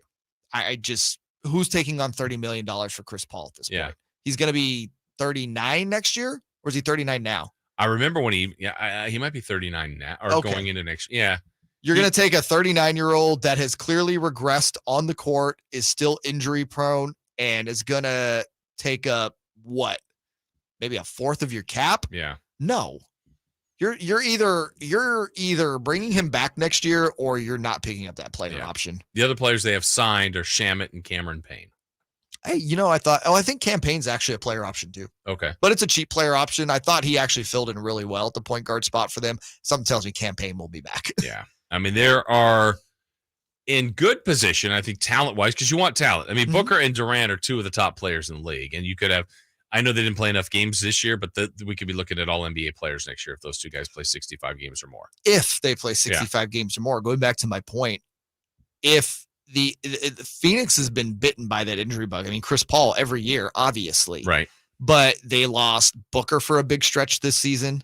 Durant, they lost. Durant had 2 stretches this season where he, missed several games, one in Brooklyn and one in Phoenix. And then, the Ayton thing comes up now. And I know there's a lot of people questioning his rib contusion. I don't know. Yeah. It just seems like with just the way his attitude is towards that team, and just kind of, again, we talked about it. There's just something funky there. Yeah. Don't know if he could have played or not. That's all I'll say. Yeah. But he was out. He did not play. Chris Paul was out. Could have used him last night on the offensive end. Could have definitely used him. But their season is done. They are joining many others, and they're going fishing. So we'll talk more NBA playoffs when we come back, though. We got who's hot. We've got who's not. And we go streaking. That is all straight ahead here on Sactown Sports. The Carmichael Dave Show with Jason Ross on Sactown Sports. It was an amazing season for the Sacramento Kings. The Coach of the Year. These honors don't come around often, and so you're very appreciative of them. The Clutch Player of the Year. Fox rocks. He fires for the win. He's got the triple. And a return to the playoffs for the first time in 17 years. 16 seasons of frustration. Sacramento has clinched the playoffs. Keep it on Sactown Sports at SactownSports.com for all your Kings off-season news. I'm Kareem Abdul-Jabbar. I learned about atrial fibrillation the hard way. My symptoms would come and go. Shortness of breath, fatigue. I kept going. Then I got so lightheaded, I couldn't. My doctor said I have AFib, so I'm about 5 times more likely to have a stroke. Other symptoms, irregular heartbeat, heart racing, chest pain can come and go, but the risk of stroke stays. If you have symptoms, tell a doctor. Visit notimetowait.com. Sponsored by Bristol-Myers Squibb and Pfizer. Quick Quack Car Wash is excited to announce Ceramic Duck, the stronger, shinier, luckier car wash experience that can only be found at Quick Quack. Their new Ceramic Duck car wash provides unparalleled protection from dirt, grime, rain, and UV rays while giving your car a noticeably deeper shine and smoother finish. With consistent use, you'll build a shine that will have you looking spectacular for days. Try the premium wash at 50% off by texting DUCK to 41284. So come on, experience Ceramic Duck today. You and your car will be glad you did. Kathleen Madigan, Boxed Wine and Tiny Banjos Tour. Well, my parents are in Florida in the winter right now, as most Midwest old people with a car. And my parents bought a new car. They bought a black Lincoln Town Car. Little did they know that that's one of the more expensive rides on the Uber app. So I have signed them up to be Uber drivers. Kathleen Madigan, this Saturday night at Hard Rock Live, Sacramento. Tickets on sale now at Ticketmaster.com. Don't miss Kathleen Madigan. Listen to Oakland A's baseball on the weekends all season long right here on Sactown Sports, beginning with the pregame show brought to you by Xfinity 10G, the next generation network.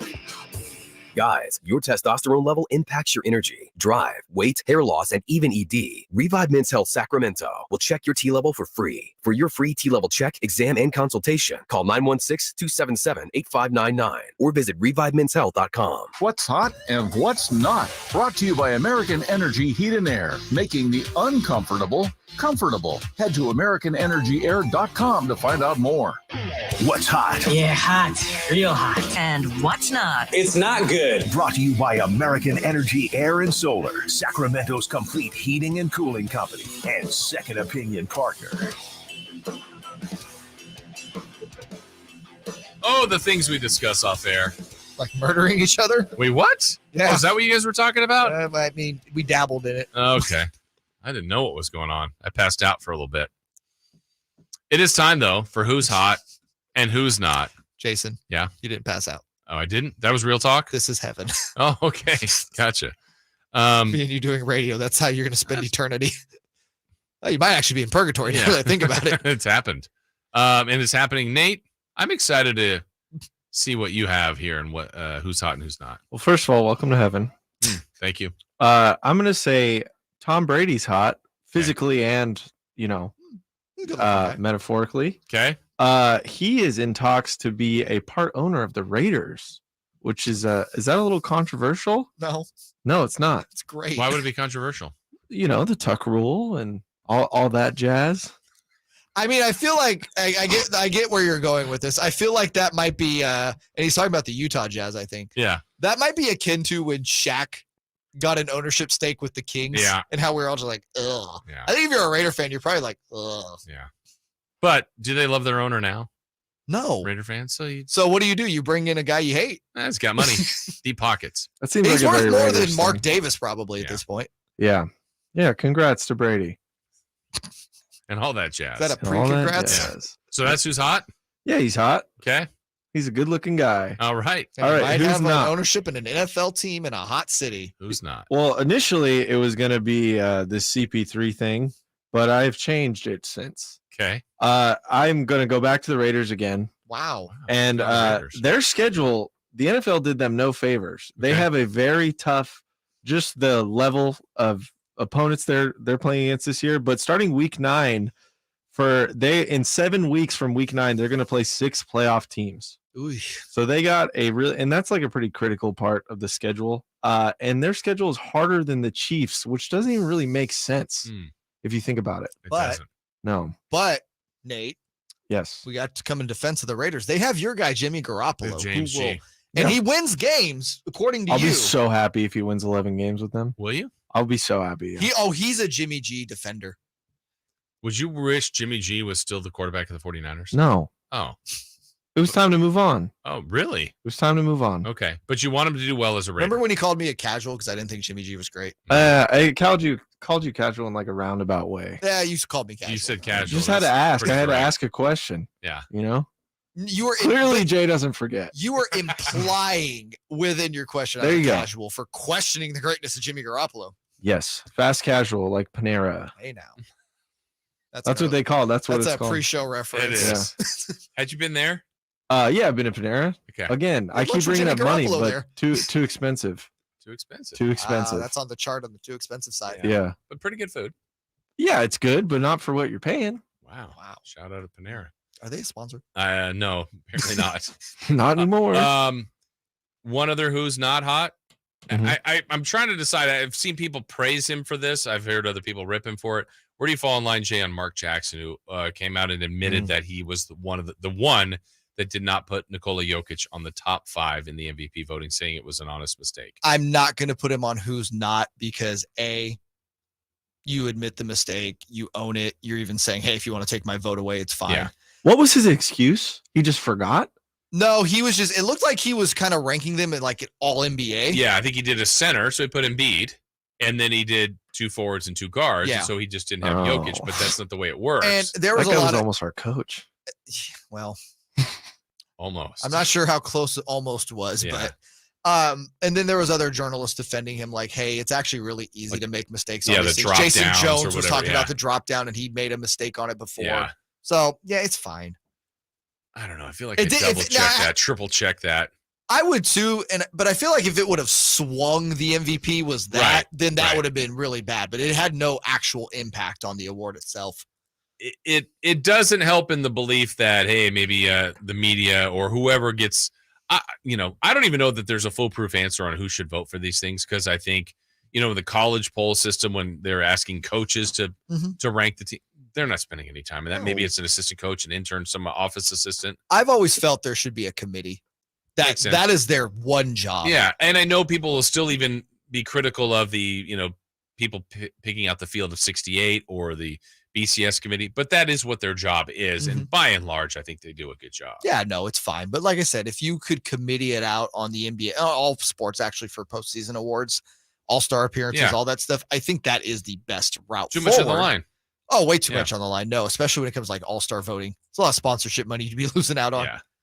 But, I mean, good for Mark Jackson, I guess, to come out there. I know it's also been put out there, the people that didn't vote for De'Aaron Fox now in the Sacramento, now Twitter's all jumping on that, or who didn't vote for him for the Clutch Award, who didn't vote for Keegan on the all-rookie team. If you spend time doing deep dives on that when they won the award, Right. it's one thing if they get screwed out of the Yeah. award. Okay, I can see why you're doing that. Yeah. If they won the award, why Well, even? De'Aaron called him out, too. He's like, no offense, but these people need to get their credentials But taken that's away. De'Aaron. Yeah. He can do that. Right. He won the award. But as a fan, what are you actually doing? Like, Taking time. Or do you think you're going to break some sort of news? Like, you're going to crack some case? Like, what the hell? Hey, they may unfollow those people on Twitter. That's Oh, powerful. boy. That's Yeah, powerful. I didn't think of that. Yeah. All right, you know what time it is? Yeah? It's time to go streaking. My pants are off. What? It's time to go streaking. We're going streaking! Who is the Nostradamus of MLB? Who can keep the streak going? It's time to go streaking. What the hell are you doing? Streaking. We're streaking. I feel like that's you, Nate. We're What? streaking. You think I'm a Frank the Tank Yeah. kind of guy? Yeah. Yeah. I can see I'll you do one. streaking. That's a great movie. He's got his Diet Dr. Peppers or whatever going through the house. Little known fact: when Nate got hit by that Prius, he was streaking. He was. Mm-hmm. Right on the Sunset Strip there. Yeah. Or Hollywood Walk of Fame, whatever it is. That's the way to do it. I barely remember. That's how he gets a star. Yep.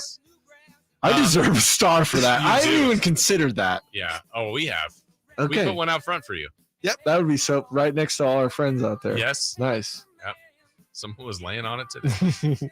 All right. So yesterday, to see if we continue our streaks, we had Kyle picking for Carmichael Dave. Dave was at 1 after a hit from Marcus Semien, and he went with Jake Cronenworth. He wanted his Padre. Yeah, and he didn't pick like the obvious answers. No. He went with Jake Cronenworth. Had he picked an obvious answer, he probably would have got a hit. Jake did not get a hit. No. So Dave's back at 0. But Dave, you didn't let him play the button. Boo! You suck. Sorry, it's over. It's over now. The streak is over. It's over, ladies and gentlemen. Over at 1. Nate will get a chance, though, to pick for Dave today. Oh, yeah. I was at 4, trying to get to 5, and I went with Andrew Benintendi from the Chicago White Great Sox. name. He got a hit. He got 2 of them. He got 2 hits. Streak is alive. I'm at 5. Look at you. You're coming for my number 10. I'm halfway to Jay's record. Jay Mars, you were at 3. You hold the record for the show with 10, so you're on your way. And you went with, you picked on those old Oakland A's. Yeah, I did. It's a smart move. You went with, what was it, Adolis Garcia? Adolis Garcia, the cleanup hitter. Who has killed the A's in the past. Yep. That was the past. He did not get a hit for you yesterday. Nate, you know what that means. No hit for Jay. Boo! You suck. Sorry, it's over. It's over now. The streak is over. It's over, ladies and gentlemen. That sounder is so demeaning, by the way. It's just. It's going to want to make you be better. You got. It doesn't make me want to be better. It actually makes me want to quit. Makes you angry at this whole Yeah, thing? I'm not big on it. Well, even though I'm the one who made it. I am excited to hear Nate's selection because he's got the entire field to choose from, and he's given us some gems in the past. Yeah, you're at 0. Oh, okay. I pick thought I had anybody. to pick Dave, like guys Dave hasn't picked. Well, no, he's at 0. The streak starts new. You can pick from anybody in Major League Baseball. Literally anybody. Anybody. All right. They just have to be I'm not playing going in to Major pick. League Baseball. I was going to pick Aaron Judge because Okay. it's like, all right. But I'm going to do someone he's playing against. I'm going to go Yandy Diaz from the Tampa Bay Rays. Yandy, And he's actually a batter. He actually hits a ball. So You need him to. I need him to. Dave needs you him don't to. really need him to. Like, you Dave don't lose needs it. anything. I'm just trying to help him out. Dave gets that sound on Monday. After you don't get a hit today. Oh, man, I should have sabotaged him. Yeah, but see, sometimes when you try that, it still doesn't work. Yeah, that's true. It's the tough part about baseball. All right. Well, to try to get to my streak to 6, I'm going to go to Bryce Harper. I'm going to a big bat. Nice. Yeah, he's back. Dang. He's playing. What's your longest streak this year? 6, so I could tie it. Oh, nice. Yeah, Jay has the show record at 10. He's trying to get to 1. Jay, you got the whole field open for you. Who are you going to select? Ooh, I've been kind of flip-flopping a little bit, but I'm going to go to a former Dodger. Here's a guy. In Boston. Alex Verdugo. Oh. Verdugo, I should say. Alex Verdugo. Okay. It was over 4 yesterday, but I feel, I kind of like to pick guys after they had an over. Yeah. You know? And Especially if they're good he's going hitters. against Adam Wainwright, who's just old.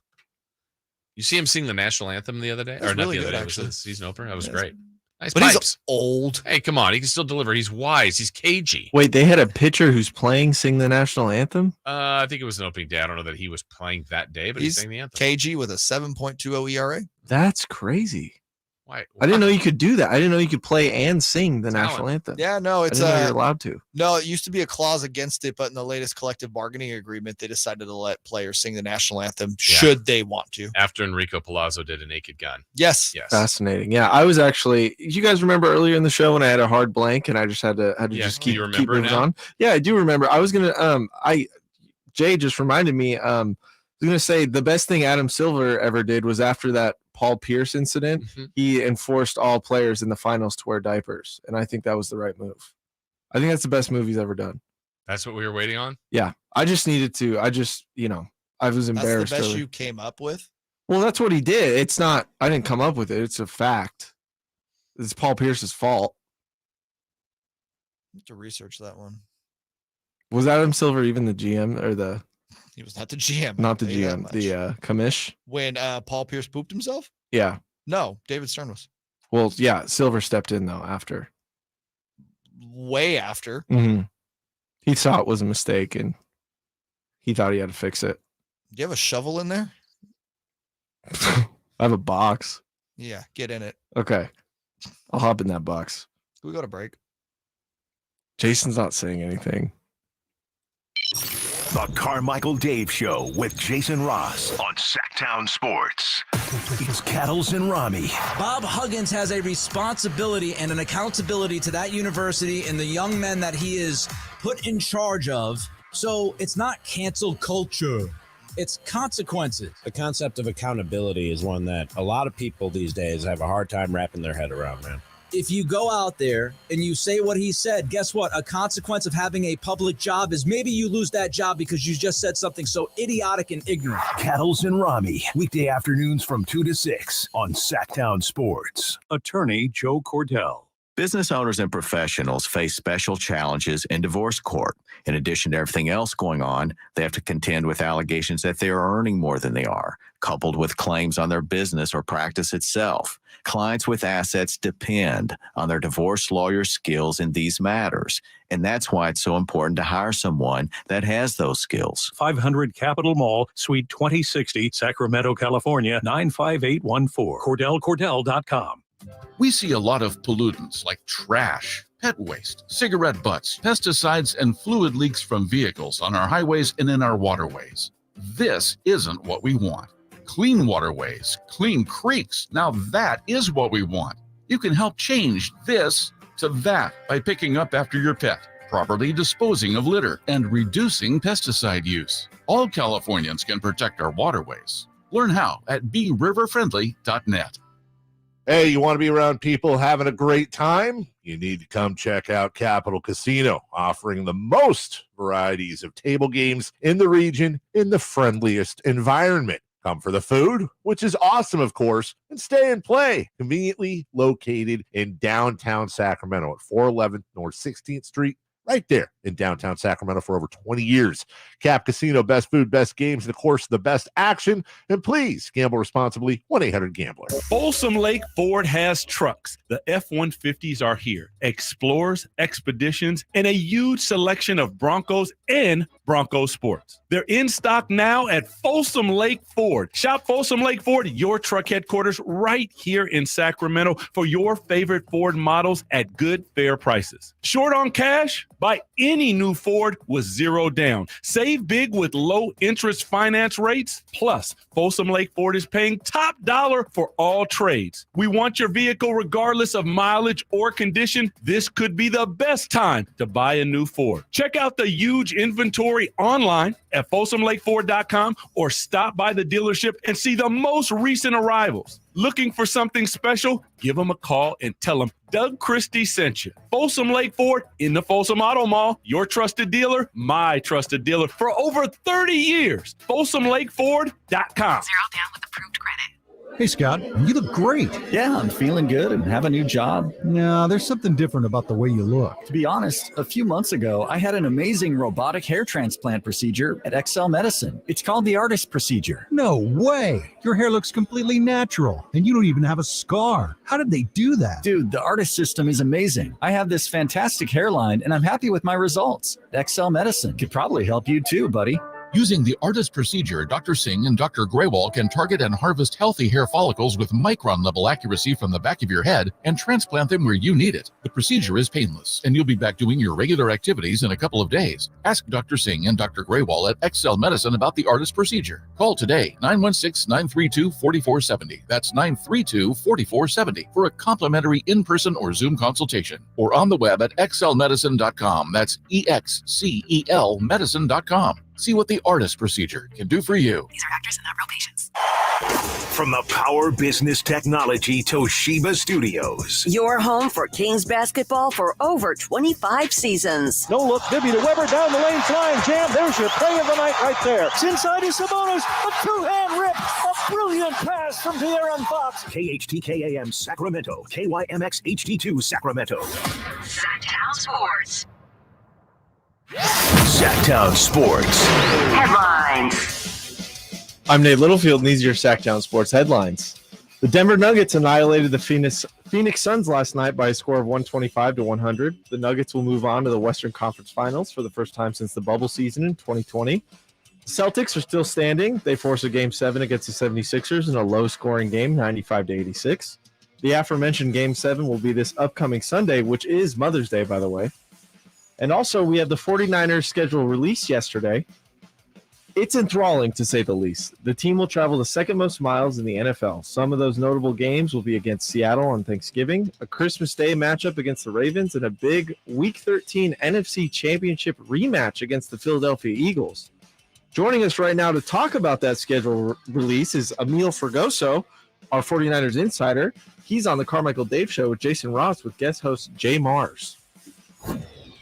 The Carmichael Dave Show. He's on the microphone when he's not on the microphone. He's playing a song, and when he's not playing a song, he's on the microphone, and then boom. With Jason Ross. No, he didn't. Yes, he did. Call or text at 916-339-1140. It's the Carmichael Dave Show with Jason Ross on Sactown Sports. Final hour of the show here on this Friday, right here on Sactown Sports. No Carmichael Dave today with us. He'll be back on Monday. Jason Ross, Jay Mars, and look who's in studio. Our Sactown Sports insider who covers the Niners and many other things, Amil Fragoso. What's up, Amil? Doing great, man. How you doing? Awesome. Schedule day is a big day. Was it like Christmas for you? It was a really fun day. I think it was more Christmas for the content creators. I mean, just to watch social media react and have their fun with it. I mean, did you have any winners from all the other teams? I was just worried about the Niners. 17-0. Yeah. Tell me I'm wrong. You're wrong. I'm wrong? I'm calling it. You're wrong. Yeah, you're probably wrong. But we'll see. You never know. I mean, after last season's magical end, you never really know with this team. Absolutely. No, they're not going 17. Okay, well, I thought it would spoil everything, but yeah, I mean, We're 17-0 team in history. Come on. Well, in team history. Yeah. Niners aren't that lucky. They're not that lucky. No, in history. Yeah. Yeah. There's no 17-0 teams. There is not. Only the Dolphins are undefeated. Well, no, the Patriots, but they were 16-0. Yes, but they lost in the Super Bowl. So I'm counting the regular season too. Okay. Golly. When you saw it, scheduled, favorable, unfavorable, tricks, wherever, how do you think it looks for them? Well, they didn't get an international game, which is really good. Yeah. Because that was rumored. But their slate of away trips is interesting because usually with those away trips, they like to have them together on back-to-backs. That way they can stay out on the East Coast. This year is different. Yeah. They have a game 1 week and they got to come home. Got a game out. Another week, got to come home.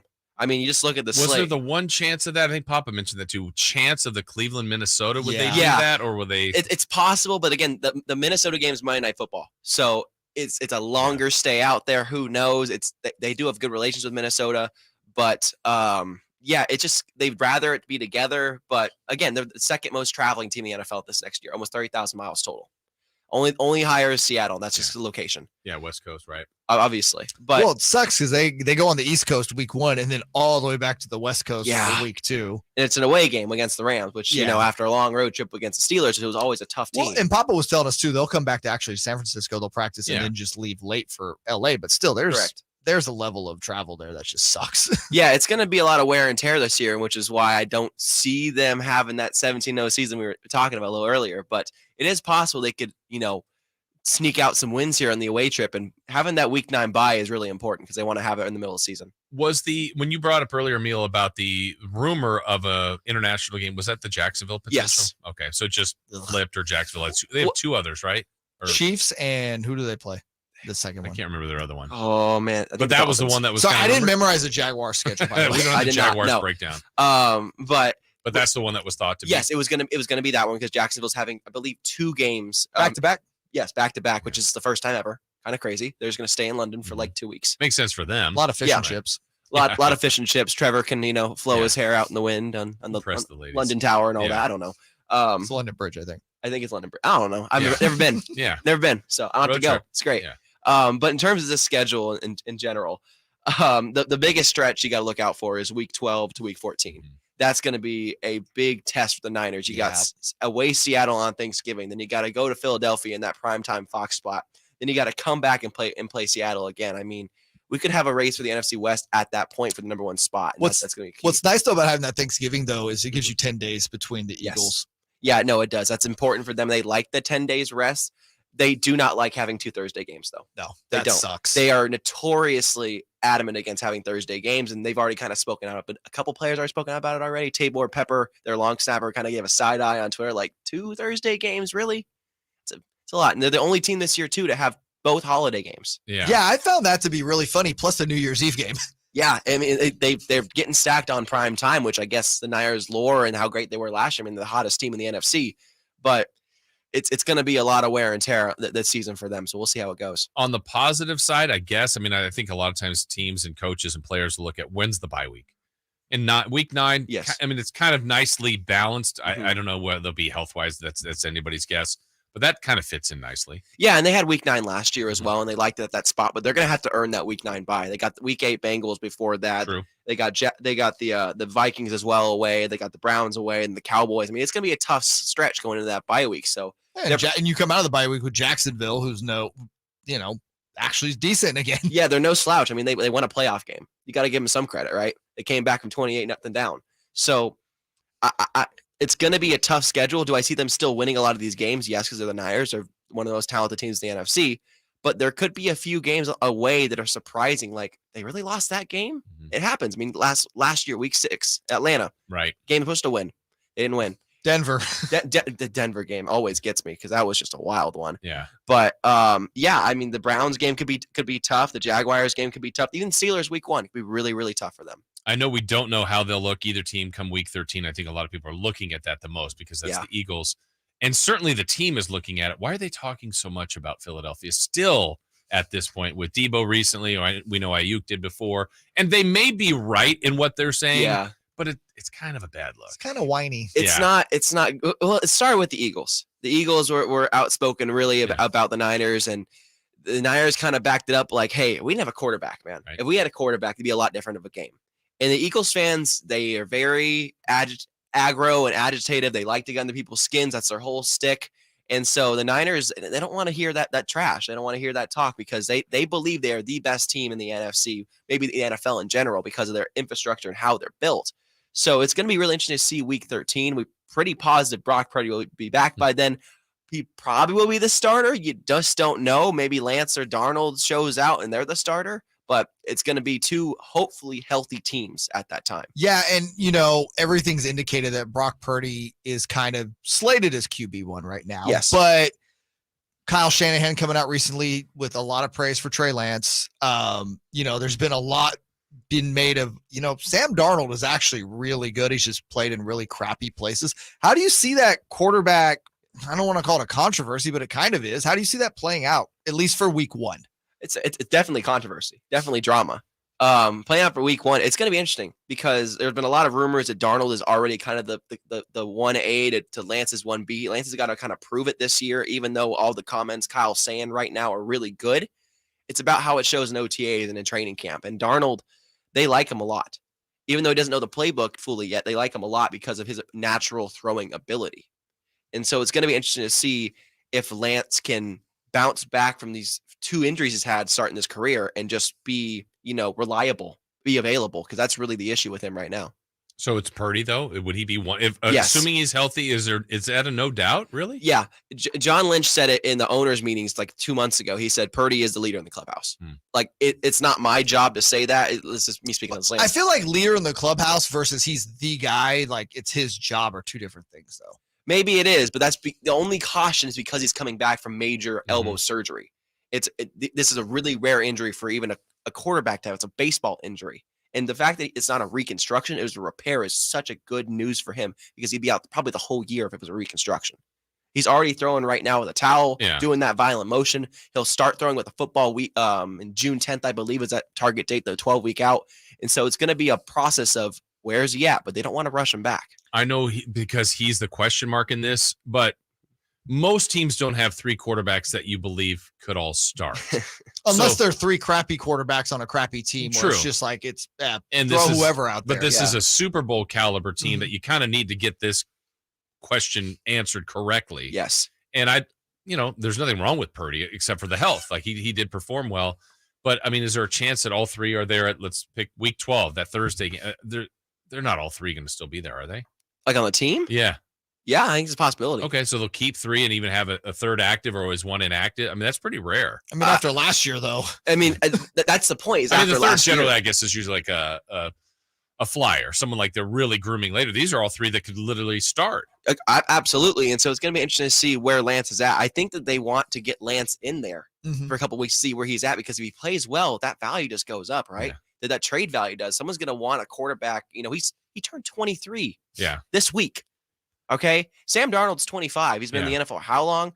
I mean, Malik Hooker, I believe his name is, or Hendon Hooker. Thank you. I'm thinking of Malik Willis. Yeah. Hendon Hooker. He's 25 years old and just got drafted. Yeah. This is how young Trey Lance is. So there's a lot of potential still left with them, and they just want to let him showcase it. He hasn't been able to do. But if he plays well, I mean, I don't feel like he's been even given, like, I don't think we know what he is. So if he plays well to me, then kind of what we saw in Purdy, then we'd be seeing in Trey Lance. How do you not play him then? It's just going to have to play out. And a lot of people who are just saying it's Lance's job, it's Purdy's job, it's Darnold's job. We don't know. Yeah. None of us know. And we're not going to know until training camp. Right. And so basically kind of where I was going with that whole, Purdy's the leader in the clubhouse. And I'm like, to me, that doesn't cement him as the number one. Mm-hmm. Is it safe to say this is an open quarterback competition? Oh, 100%. It's going to be just like last year with Garoppolo and Lance. And hey, whoever's kind of the hot hand, we're going to ride that starting week 1. Yeah. And that could be Lance. That could be Darnold. And if Purdy comes back, say week 4 at the latest, so that's what's rumored right now, is they want to let him work back into game form. And if they're not doing well, Purdy, back in the saddle, bud. Let's do it. Yeah. Where last year it felt like there's maybe, I don't know if political is the right term, but maybe some pressures to make sure Lance was, hey, we're nudging him forward. I don't know that anyone's going to get pushed forward in this. I mean, I don't think, is there an agenda, do you think, for any of the three to be starting? Maybe by social media there's an agenda, but not by the team. Right. Not by the team. They want to give Lance the best opportunity. This is kind of Lance's last chance with the Niners, in my opinion, at least. He has to go out there and show why he was a 3rd overall pick. That's what he has to do this offseason, to prove to the Niners that, hey, we don't need to trade him. Right. And so that's the really important thing. Darnold could sneak in. Obviously, Darnold's already made good connections with the Niners players. He's at the Warriors games with Kittle and McCaffrey. That's something.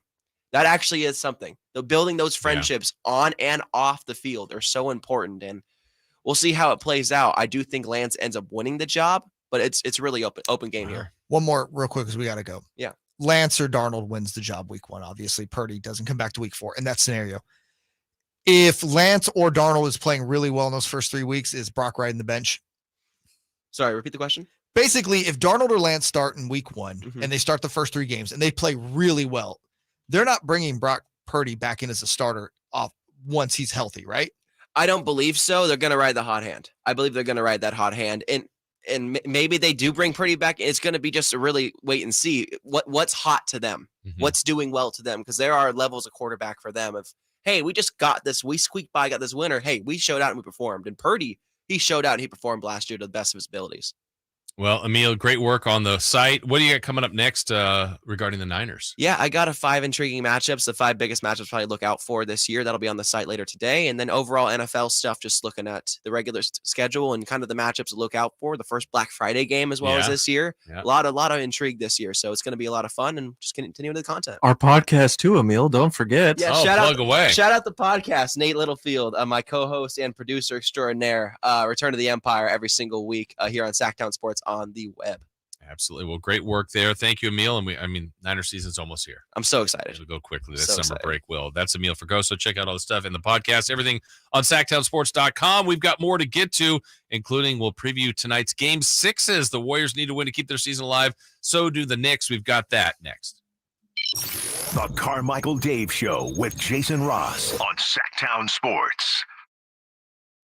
Hey there, Jason Ross here to tell you about ACR Solar and ACR Home Services. They make this the weekend that you check them out. Go to acr.com to find out, acrsolar.com to find out all the different things they can provide for you. Certainly there's home solar, pool solar, home services. Though for us, it was roofing. They helped us in the roofing department because we needed a brand new roof on our home, and we found them. Thank goodness, and they did great work. So our roof, we are in good shape. We've got a roof that was 20 plus years old, and now we've got a brand new roof that handled all the elements, all of the concerns that we would have had going into a winter season that we just went through. But now we've got the peace of mind. We're in good shape going forward for years and years to come. Thank you to ACR Solar and Home Services. So make this the weekend. You check them out. Anything you might need at your home, make that your one-stop shop. Go to acrsolar.com.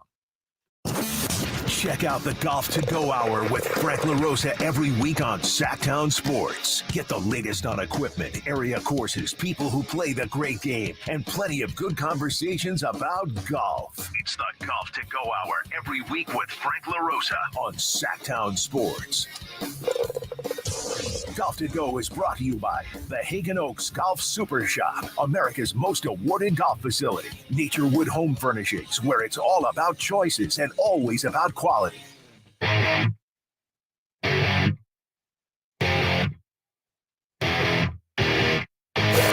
Waking you up with the best in local sports. They just make it interesting, you know? It's the Carmichael Dave Show with Jason Ross on Sactown Sports. From our guy, Austin Day, on the YouTube chat. Thank you, Austin. The former NBA player? Yes. Went to Gonzaga? Drafted by the Pistons. Yeah. Look at us with our Austin Day knowledge. Yes. And I believe I'm going to just shoot my shot. I think I got this right. Also played at Woodbridge High School. Who's his dad? Former NBA player. I know, but he went to, oh my gosh, he went to UCLA. His dad did.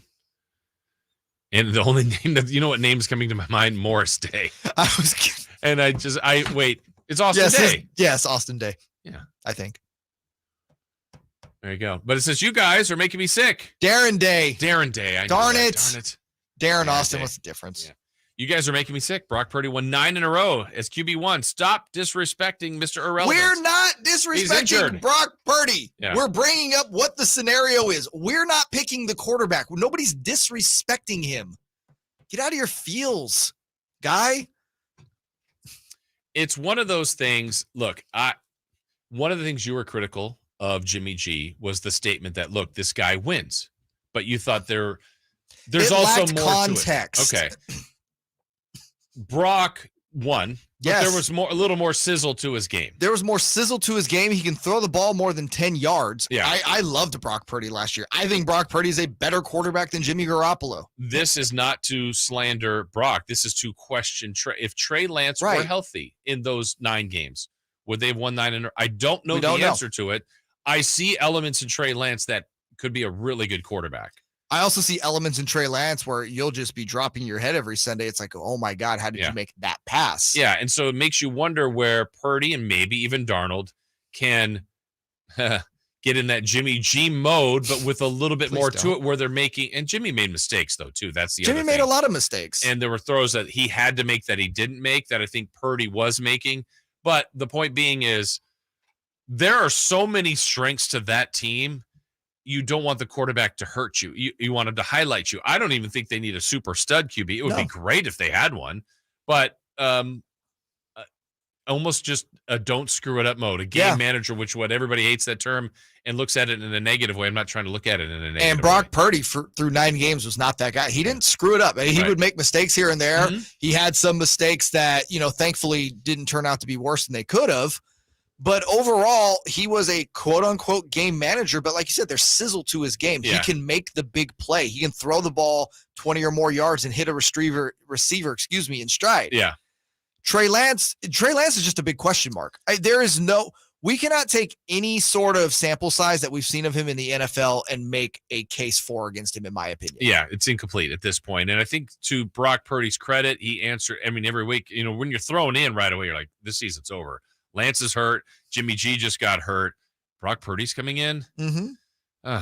The season's over. And then they won the first game. And then they won again. And then they won again. And now he's starting to become a factor in the wins. And that's it. He was a factor in their wins. A couple times I will say this, but this is probably for any quarterback, but I noticed it with him. I don't want to say he got lucky. That's not the right term. But I think there were times where I felt like, oh, man, that was an underthrow, but it worked. Yeah. Like there were plays where you go, man, I don't know.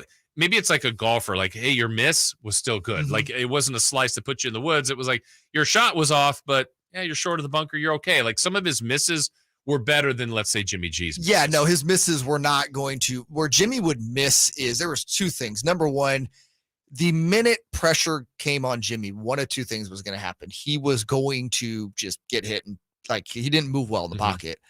Or when he would try to pass out of pressure, man, it was always say a prayer. Yeah, you don't know where that ball was going. It was always panic. It wasn't a feeling. That's what happened. Yeah, and sometimes it worked, but a lot of times Brock it didn't. Purdy, when pressure came, was much more, cool and collected in the pocket. Yeah. And the one thing that he did too, and I just remember, I think it was from the Dallas game where every play had broken down and George Kittle, kind of streaked out and Kittle wasn't even supposed to be a factor in the play from a receiving standpoint, found him. Yeah. Like he would make those type of plays. Right. And those are things Jimmy Garoppolo could never do. Once Jimmy's first read was taken away from him, it was another like, oh boy, what are we going to do now? Right. And then the team really rallied around Purdy as well. Which one really sticks out to me is the dropped pass from Ayuk, I believe in the Seattle playoff game too. If he would have caught that, the whole play broke down and he ends up finding Ayuk in the very corner of the end zone and it's right in his chest. Perfect throw. If he catches that highlight's being played like this more. Like when they're talking about the Niners, that is the highlight for sure. And he did everything right in that scenario. And while we say it's an open competition, to your point, Nate, the point we've all been making and feel like in this conversation is that's why I think John Lynch is comfortable going into an owners meeting and saying he's the leader in the clubhouse right now. Yeah. But I think your question to Amil was fair. Let's say it is, if Emil's right and it's week 4 for Purdy, let's just assume that, and he's going to be cleared and ready to go and looks great. If they're 3-0 with Trey Lance, and Trey Lance is a factor and has looked good, then you'd say, look, I mean, that's kind of how it happened for Purdy. Yeah. Purdy was the third guy on the list, then became the second, then he's the starter. Well, he's out of necessity, has to play. Oh, you know what? He's pretty good. Wow, we're not losing. It's his job. We saw this happen, 10, 11 years ago. I was about to say. Yeah. Yep. I mean, Alex Smith was playing well. Kaepernick came in, played much better. Alex Smith never got the job back. It's not Aaron Rodgers. It's not Tom Brady that's there. Now, Purdy may become that. Trey Lance may become that. They're not that now. And so it'll be interesting to see. But they're in a good position where I think, you don't want it to happen last year in Philly in the playoffs. But if it went to a third quarterback, I don't think it's panic mode for the 49ers. Absolutely not. I mean, and we go back to, again, you said it, they don't need necessarily like a great superstar quarterback. They do need a competent quarterback, though. That's not saying Josh Johnson is like some dummy or something. Right. But you couldn't. Tough spot for him. No, and it was a tough spot for him, and it just shows there are limitations no matter who you have on that offensive side. You have to have a competent NFL quarterback. Absolutely. So I feel like they have 3 of them on the roster. Well, before we break, I know we took a lot of time there on that, but that was good stuff to kind of recap there. And thanks to Amil Fragoso for checking in with us. Tonight, Jay, a couple of game 6s. The Knicks at the Heat. Chances this one goes to 7. I'll put it at 25%.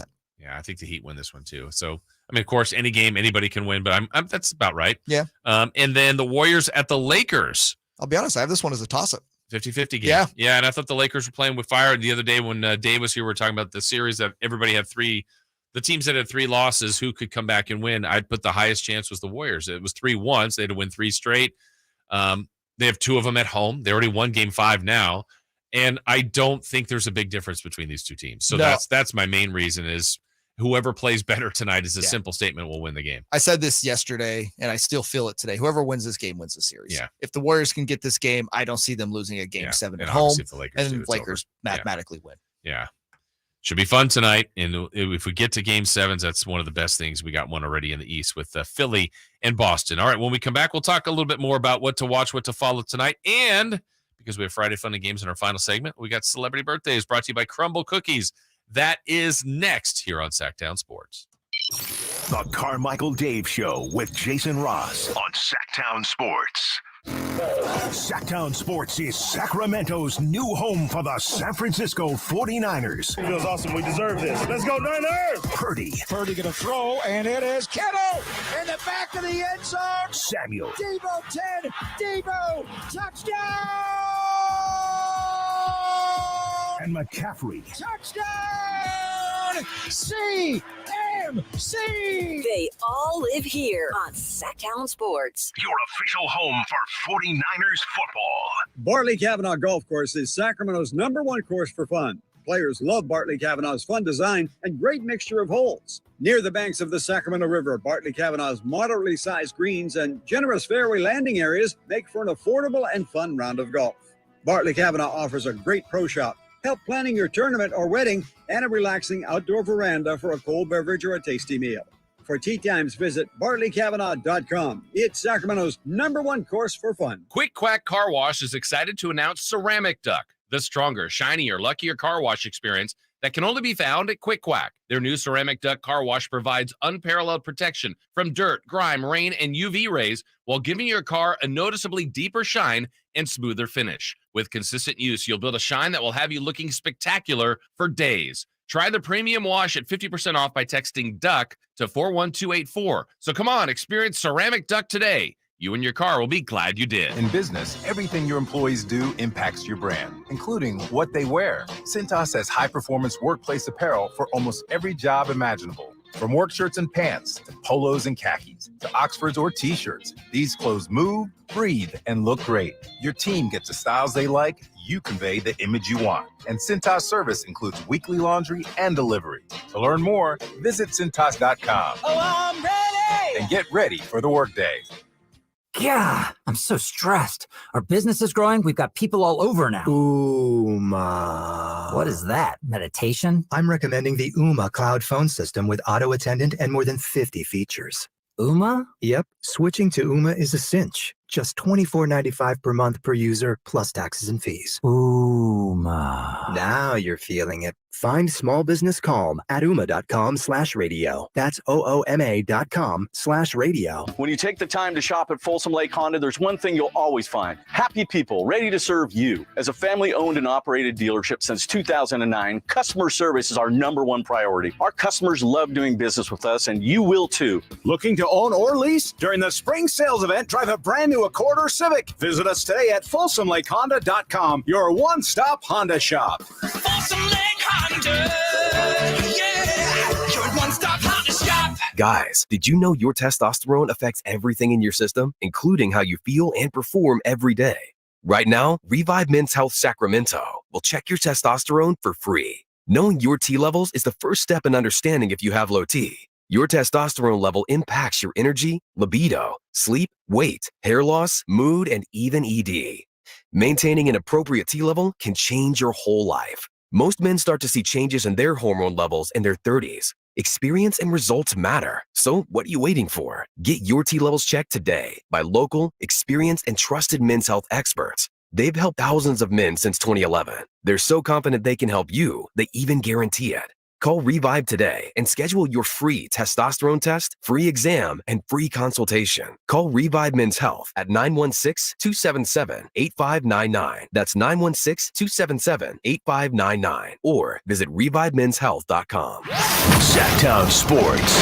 Headlines. I'm Nate Littlefield, and these are your Sactown Sports headlines.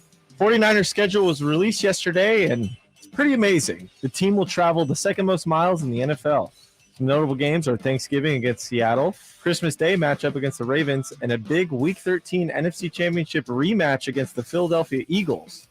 In NBA news, the Celtics are still standing. They forced a Game 7 against the 76ers in a low-scoring game, 95-86. The aforementioned Game 7 will be this upcoming Sunday, which is Mother's Day, by the way. The Denver Nuggets annihilated the Phoenix Suns last night by a score of 125-100. The Nuggets will move on to the Western Conference Finals for the first time since the bubble season in 2020. Those are the headlines. Let's get back to the Carmichael Dave Show with Jason Ross and guest host Jay Mars.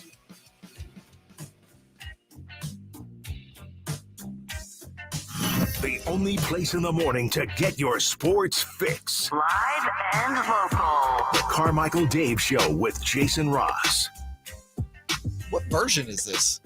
This is Sade. This isn't the original. Yeah, I'm pretty sure this is a different guy. I didn't even know that this was a different version. Sade's not a guy. Well, this is a guy on this song. It's just a different song. You don't know who Sade is, do you? No, I don't. Okay. No, I don't. Yeah, because this is Hang On to Your Love. I didn't know that. Every hip hop song is sampled from something. Well, that's true. Well, that's factual, Yeah. but it's a great beat. Love it. Good, Cool. Good choice. Thank you. I put it in here a couple weeks ago. You don't know who it is, though. It's Larry June. Oh, that's what we're looking for. He's no Fred April. All All right, I'll stop. Boy, I'm done. I asked Chris just now, literally less than 2 minutes ago, will Nate give us another doozy before the show's over? And lo and behold, I literally cannot stop. I have a Stop. problem. I can't stop. I won't stop. You're right. He's making marks. Well, you stopped the show down a couple times. I'm grading your score. Yeah. Get another mark on the paper. He's not even Russian judging it, by the way.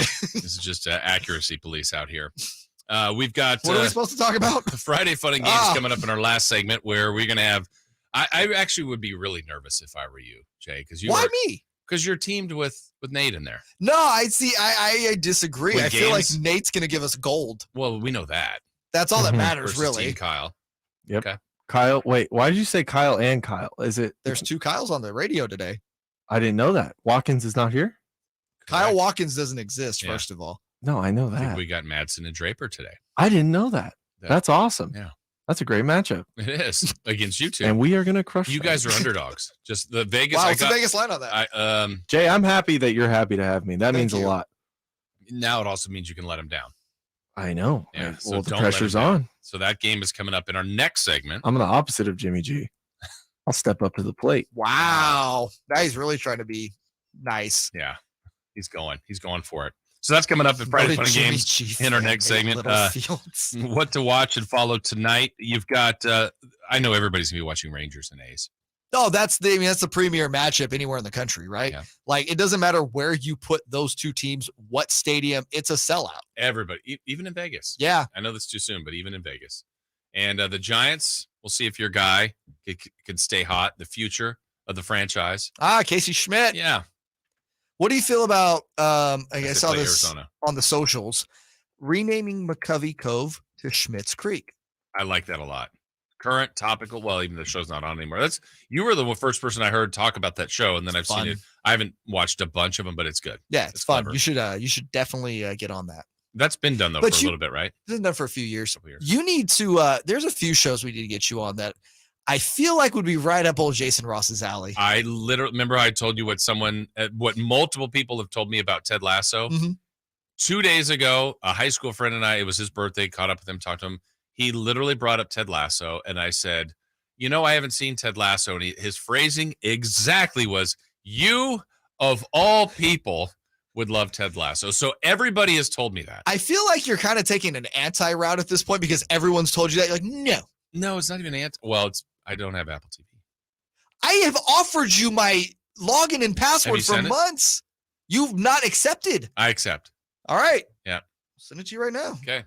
Because I believe. But you have to actually watch now. I will.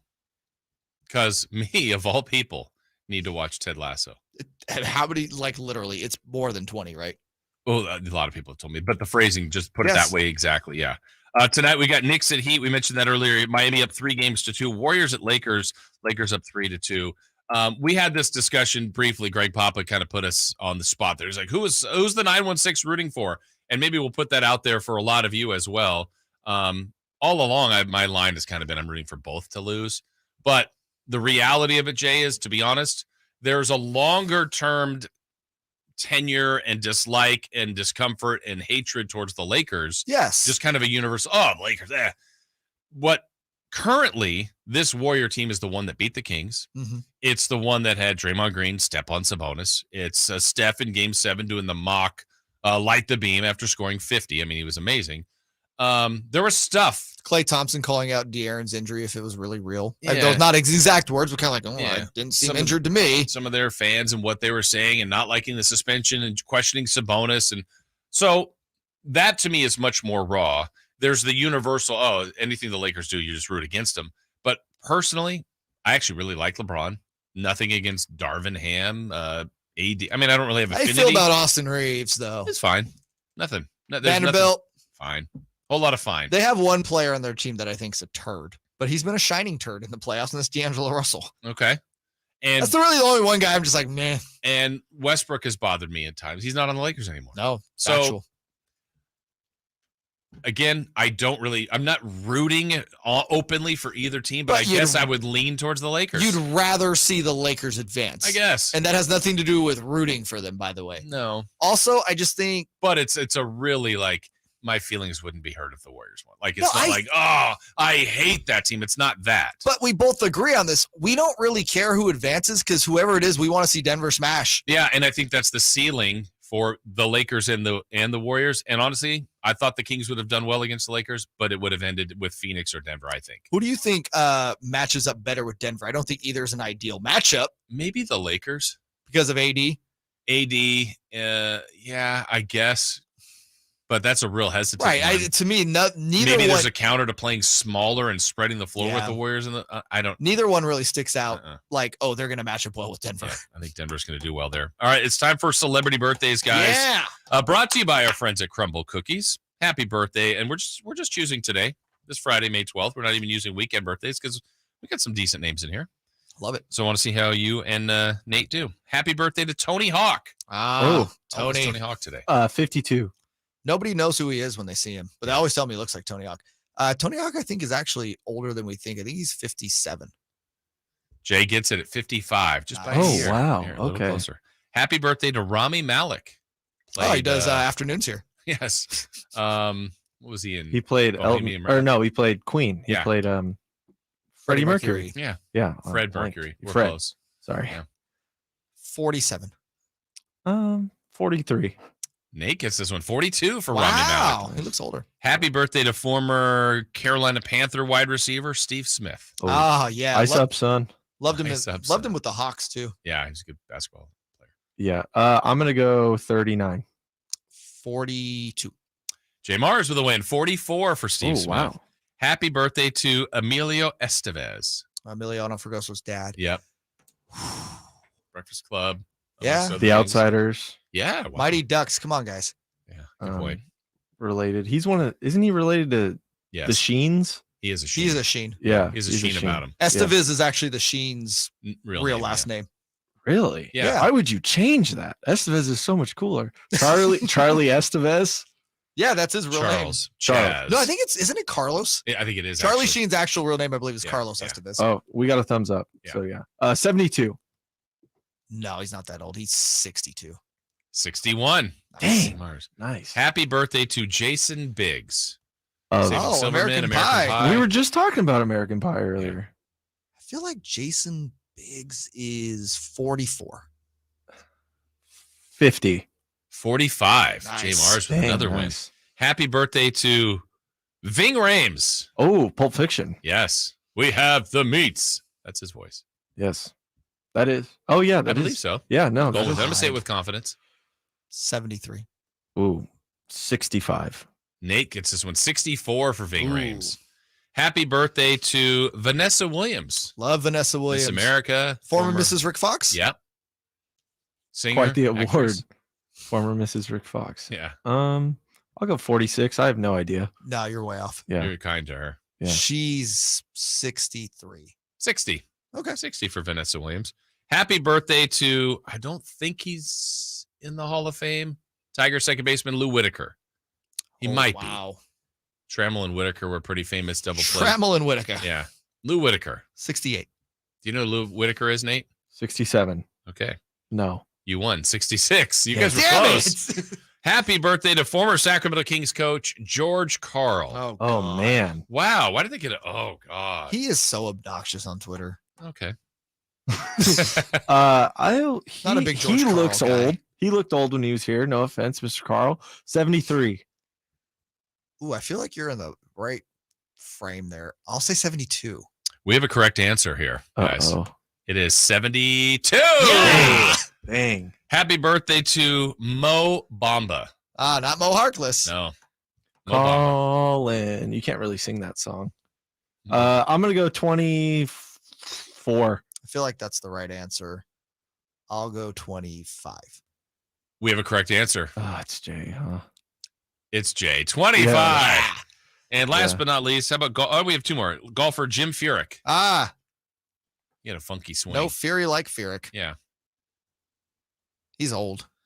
Furyk is 75. Whoa. 72. You guys have the wrong guy, I think, in your head. He's 53. Oh, I think I'm thinking of Arnold Palmer. Yes. Somebody else. And musician Steve Winwood will end there. Oh. Stevie Winwood. Yeah. If you see a chance, take it on his birthday. Anybody? I'll go 68. Say 70. Back in the high life again. 73. 75. Jay Nice. Mars. Dude, Jay killed it today. Hey, but you guys are now going to be a team teaming up in Friday Fun and Games when we welcome Against in the Cows. against the Kyles, Draper and Madsen. We've got that final segment for the week coming your way next. The Carmichael Dave Show with Jason Ross on Sactown Sports. It's Cattles and Rami. If it's a Lyles or Vezankov scenario, then how much is Vezankov going to cost? Would you rather have Vezankov for $9-10 million, or would you rather have Trey Lyles for $6 million? If you can make the money work to bring Harrison Barnes back instead of Trey Lyles, if you can make that happen of bringing in Vezankov and somehow keeping Harrison Barnes, that's really appealing to me and maybe your best case scenario. Cattles and Rami, weekday afternoons from 2 to 6 on Sactown Sports. Golf to Go is brought to you by the Hagen Oaks Golf Super Shop. Here's Frank LaRosa. Golf.com's Josh Sens offers 5 common golf course maintenance mistakes and tips to correct them. You've hit the green, and to fix your divot, you jam your tool underneath the ball mark and lift the soil. But the right way is to circle the edges of the mark with your tool, gently pulling the turf toward the center. Second, when fixing divots in the fairway, fill it with sand until it's level with surrounding turf, and gently smooth it with your foot. Third, when the course imposes the 90-degree rule, it means to stay on the cart path until you can turn at a right angle to your ball, minimizing wear and tear on the turf. 4, when you're driving on the course, proceed at a modest pace and avoid staked and roped off areas. Avoid sharp turns, wet turf, bunker edges, tees, and greens. The superintendent will applaud you. 5, in a bunker, rake the sand smoothly and exit as you entered from the low side. Tap the sand from your shoes and leave it as if you weren't there. And now that you know, make sure your foursome knows as well. That's your Golf to Go. I'm Frank LaRosa. Finding great people to hire can be like trying to find a needle in a haystack, but not with ZipRecruiter. Their powerful matching technology delivers so many qualified candidates. It's like finding a needle in a needle stack. In fact, 4 out of 5 employers who post on ZipRecruiter get a quality candidate within the first day. For less hay and more needles, head to ZipRecruiter. And right now, you can try ZipRecruiter for free. That's right, free. At ZipRecruiter.com/free. That's ZipRecruiter.com/free. Family-owned Clark & Rush, celebrating 60 years of serving Sacramento. It's time to convert your gas water heater and furnace to electric. Just turn to the experts at Clark & Rush and Carrier. We electrify more homes than any other contractor in Sacramento. Plus, we'll help you get up to $6,500 in utility rebates. We'll even do the paperwork. Call or visit clark-rush.com. Smart energy savings is what we do. Clark and Rush. Call 916-245-2829. You've waited long enough. Now, Grammy Award-winning rapper, entrepreneur, and actor 50 Cent is hitting the road. The final lap tour 2023. Get rich or die trying. 20 years later, featuring Busta Rhymes and special guest Jeremiah.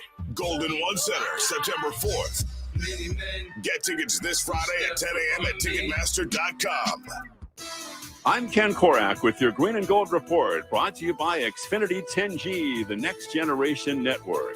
Well, as the A's continue to search for the right combinations after a tough start, one of the newcomers is outfielder J.J. Bleday. Drafted 4th overall by the Marlins out of Vandy back in 19, dealt to the A's in the offseason in the A.J. Puck deal, and so far so good. In his first 6 games as an Athletic, Bleday was batting .364 with a couple of home runs.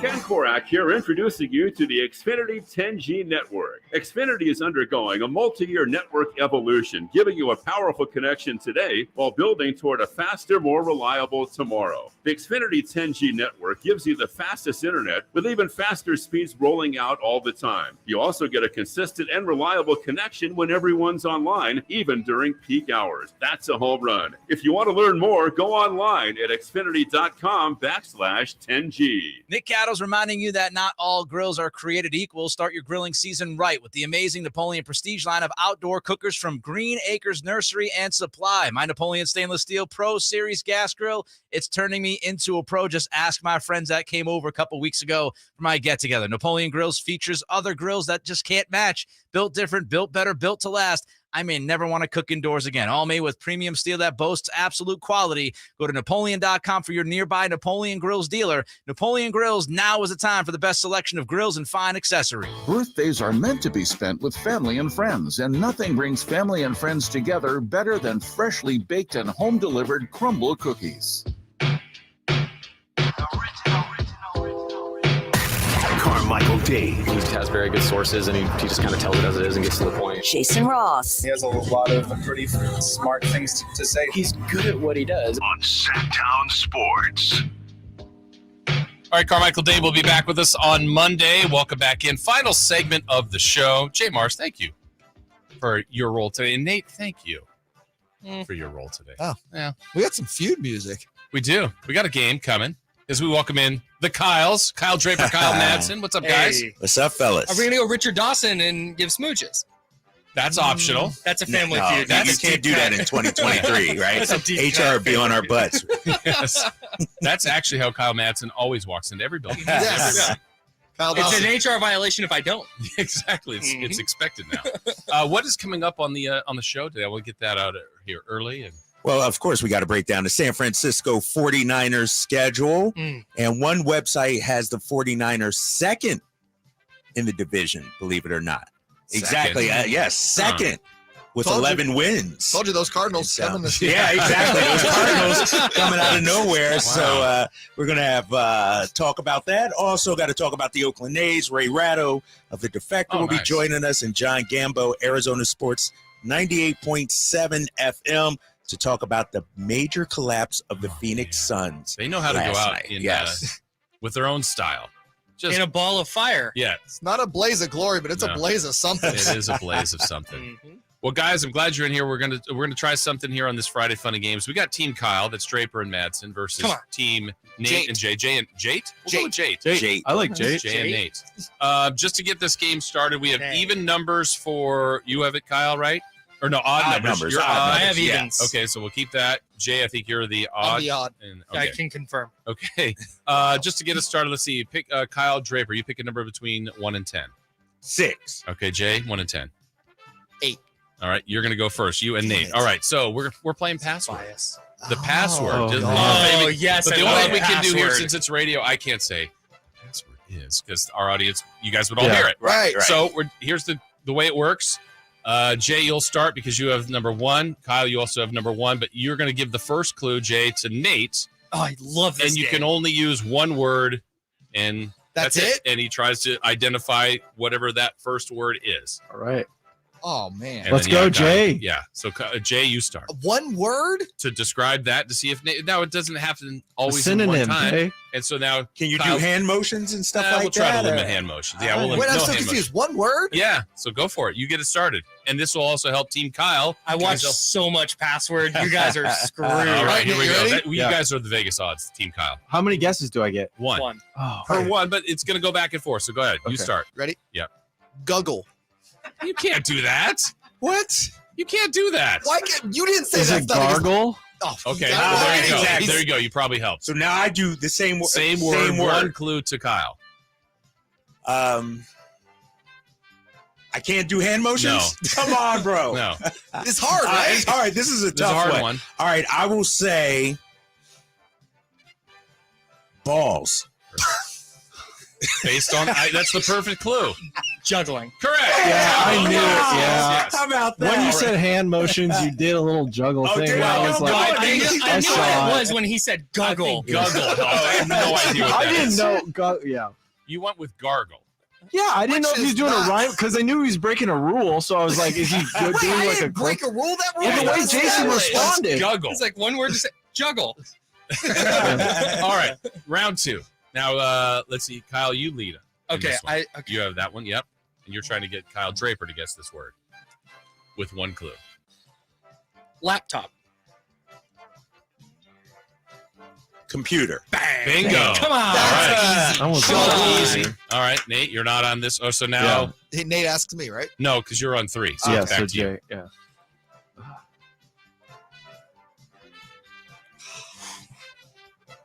Winter. Summer. Okay. Ah, Now for you. I suck at this game. month. December. Okay. Back to you. February. January. There you go. They're on the board. They're on the Nice, board. nice. Okay. All right. So, Oh man. yeah, back to you guys. Yes. Yeah, Good back job, to me. Jay. Back Yeah. to okay. Me first.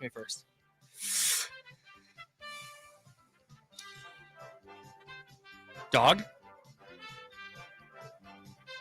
Cat. Okay. Nate? Give me a clue. He's thinking. Oh. Small. Chihuahua. Back to you. Baby.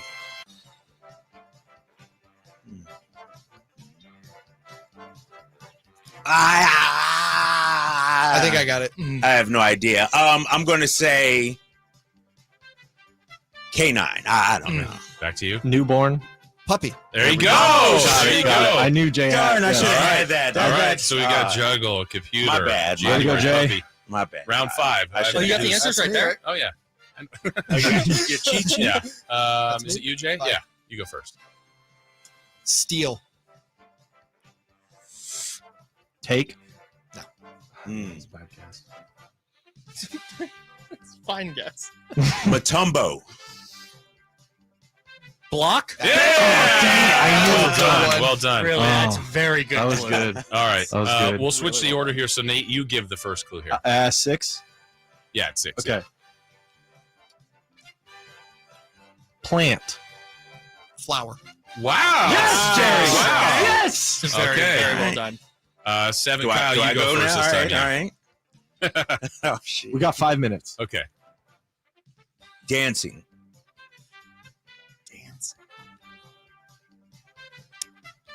Music? Okay. Jay? Shaking. Shakira. Those hips don't lie. I think I know what it is. But. Twerking. Yeah. He got there. Very strong. All right. Now let's go to number 8. So I think, Nate, you lead Yeah, off. I'll be asking. Jury. Judge. Yeah. Wow. I could have said Aaron, Give too. him all the That's easy it. I ones. was going to say Yeah, Aaron. yeah. All right. So we're back to number 9. Kyle, you go first. Which Kyle? You try right. first. Specific man. Yeah. Eyes. Glasses? Jay? Davis. Stevie Wonder. I know what it is. Okay. Above. Eyebrows. Yeah. Yeah. Oh, was David. Anthony Davis. Yeah, it was Steve. I got Oh. at first. I wasn't sure. Yeah, I was like, I was right. thinking Miles Davis. We'll go Madsen first this time. Meatballs. Meatballs. Spaghetti. Yes. Bingo. All right. We're down to our last 2. Jay Mars, you go on number 11. Man. 70s. Disco. Oh! Wow. Really? Wow. Nice. Very Nice. well done. I don't know who's winning. I wasn't By keeping Team score. You guys have done I great. think the Kyle's one. Last one. No bias. Madsen, you go first. ACL. Knee. Bingo.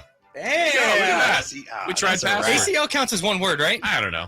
I went with it. We're going Right. with it. Yeah. Judges I mean, there's no vote. periods High or stakes. spaces. Yeah. Well done, you guys. Thank you. We That was fully fun. executed password. Yeah. Yeah. Nice What job, was the guys. trickiest one? It started on, I think Juggle was the hardest one. Juggle. Juggle's really hard. Yeah. Guggle threw me for a loop. I was like, Guggle? That's how we're coming out of the game? I was going to go like clown, but there's so many different things you can do with that. That's true. That's awesome. Guggle, you can only think of Juggle, really.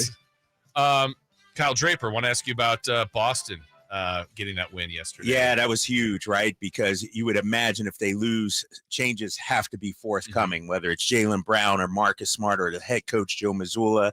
And I'm going to say the Celtics won that game. The Sixers didn't necessarily lose it. Mhm. We knew Jason Tatum at some point would He get went off, going. yeah. And like he said, after the game, humbly, he's one of the best players in the world. Yeah. And he showed it last night. How'd you guys take that, by the way? I mean, he's fine not with it. wrong. It's true. Yeah, it's he's true. always weird when He's you a hear starter in the NBA. They're Yeah. all the best players in the world. But is it? Yeah, Is but it he's when- like a really good starter Right. in the It's NBA. like when you say no offense and then you say something offensive. Like it's like humbly, but it's like, It's like is it third humbly? cousin. But he is great. He's awesome. I think you can say I'm the best player in the world and say so humbly as though like I know I need to get better. I know that doesn't mean I'm going to win just Like- by stepping on the court. I feel like they're kind of in the same narrative where he said, humbly, I'm one of the best players in the world. You have De'Aaron like, I'm effing nice. Yeah. Right. Yeah. right. Exactly. Which If they're all you're true. okay with that. Yeah, Yeah. yeah. They're all Yeah. true. I mean, he's amazing. He's absolutely amazing. And yeah, I know you guys are going to talk about Phoenix, but Yeah. Man, Phoenix, yikes. Boston. That game 7 or game 6 tonight, Warriors Lakers Yes. as well. So Yeah. Yeah, and Heat Knicks game 6 tonight. Game 6. Just feel like that's the one of the four that everyone's just Yeah. kind of like, Just end that one. It's just a rock fight. Like I was told I was Good point. supposed to care about that series, and I just I know. Will either of those? Well, every time I count Miami out. Well, I'll tell you, one of them advances. Well, it's true because nice. Somebody will win. I just it feels to me like Nuggets, Suns, and then Sixers, Celtics are the conference finals. I agree with that. That's how it comes. Yeah. That's how it seems to me. You don't think Lakers could or Warriors could give Nuggets a run? Probably not. I don't think so either. Denver But who plays does basketball better really against the Nuggets? Who takes that? I think the Warriors. You do? Yeah. It's hard to say. I thought Lakers too, but I feel Denver wins either way. I do too. But all of a sudden, Denver's this unbeatable team. It's like juggernaut. Yeah. Jokic will do that to you. Well, that's it for us, guys. Have a great show. Kyle and Kyle coming up. Thank you to Nate. Thank you to Jay. I'm Jason. Enjoy your weekend. Stick around for Kyle and Kyle coming up next. The King season might be over, but Sactown sports coverage never stops. We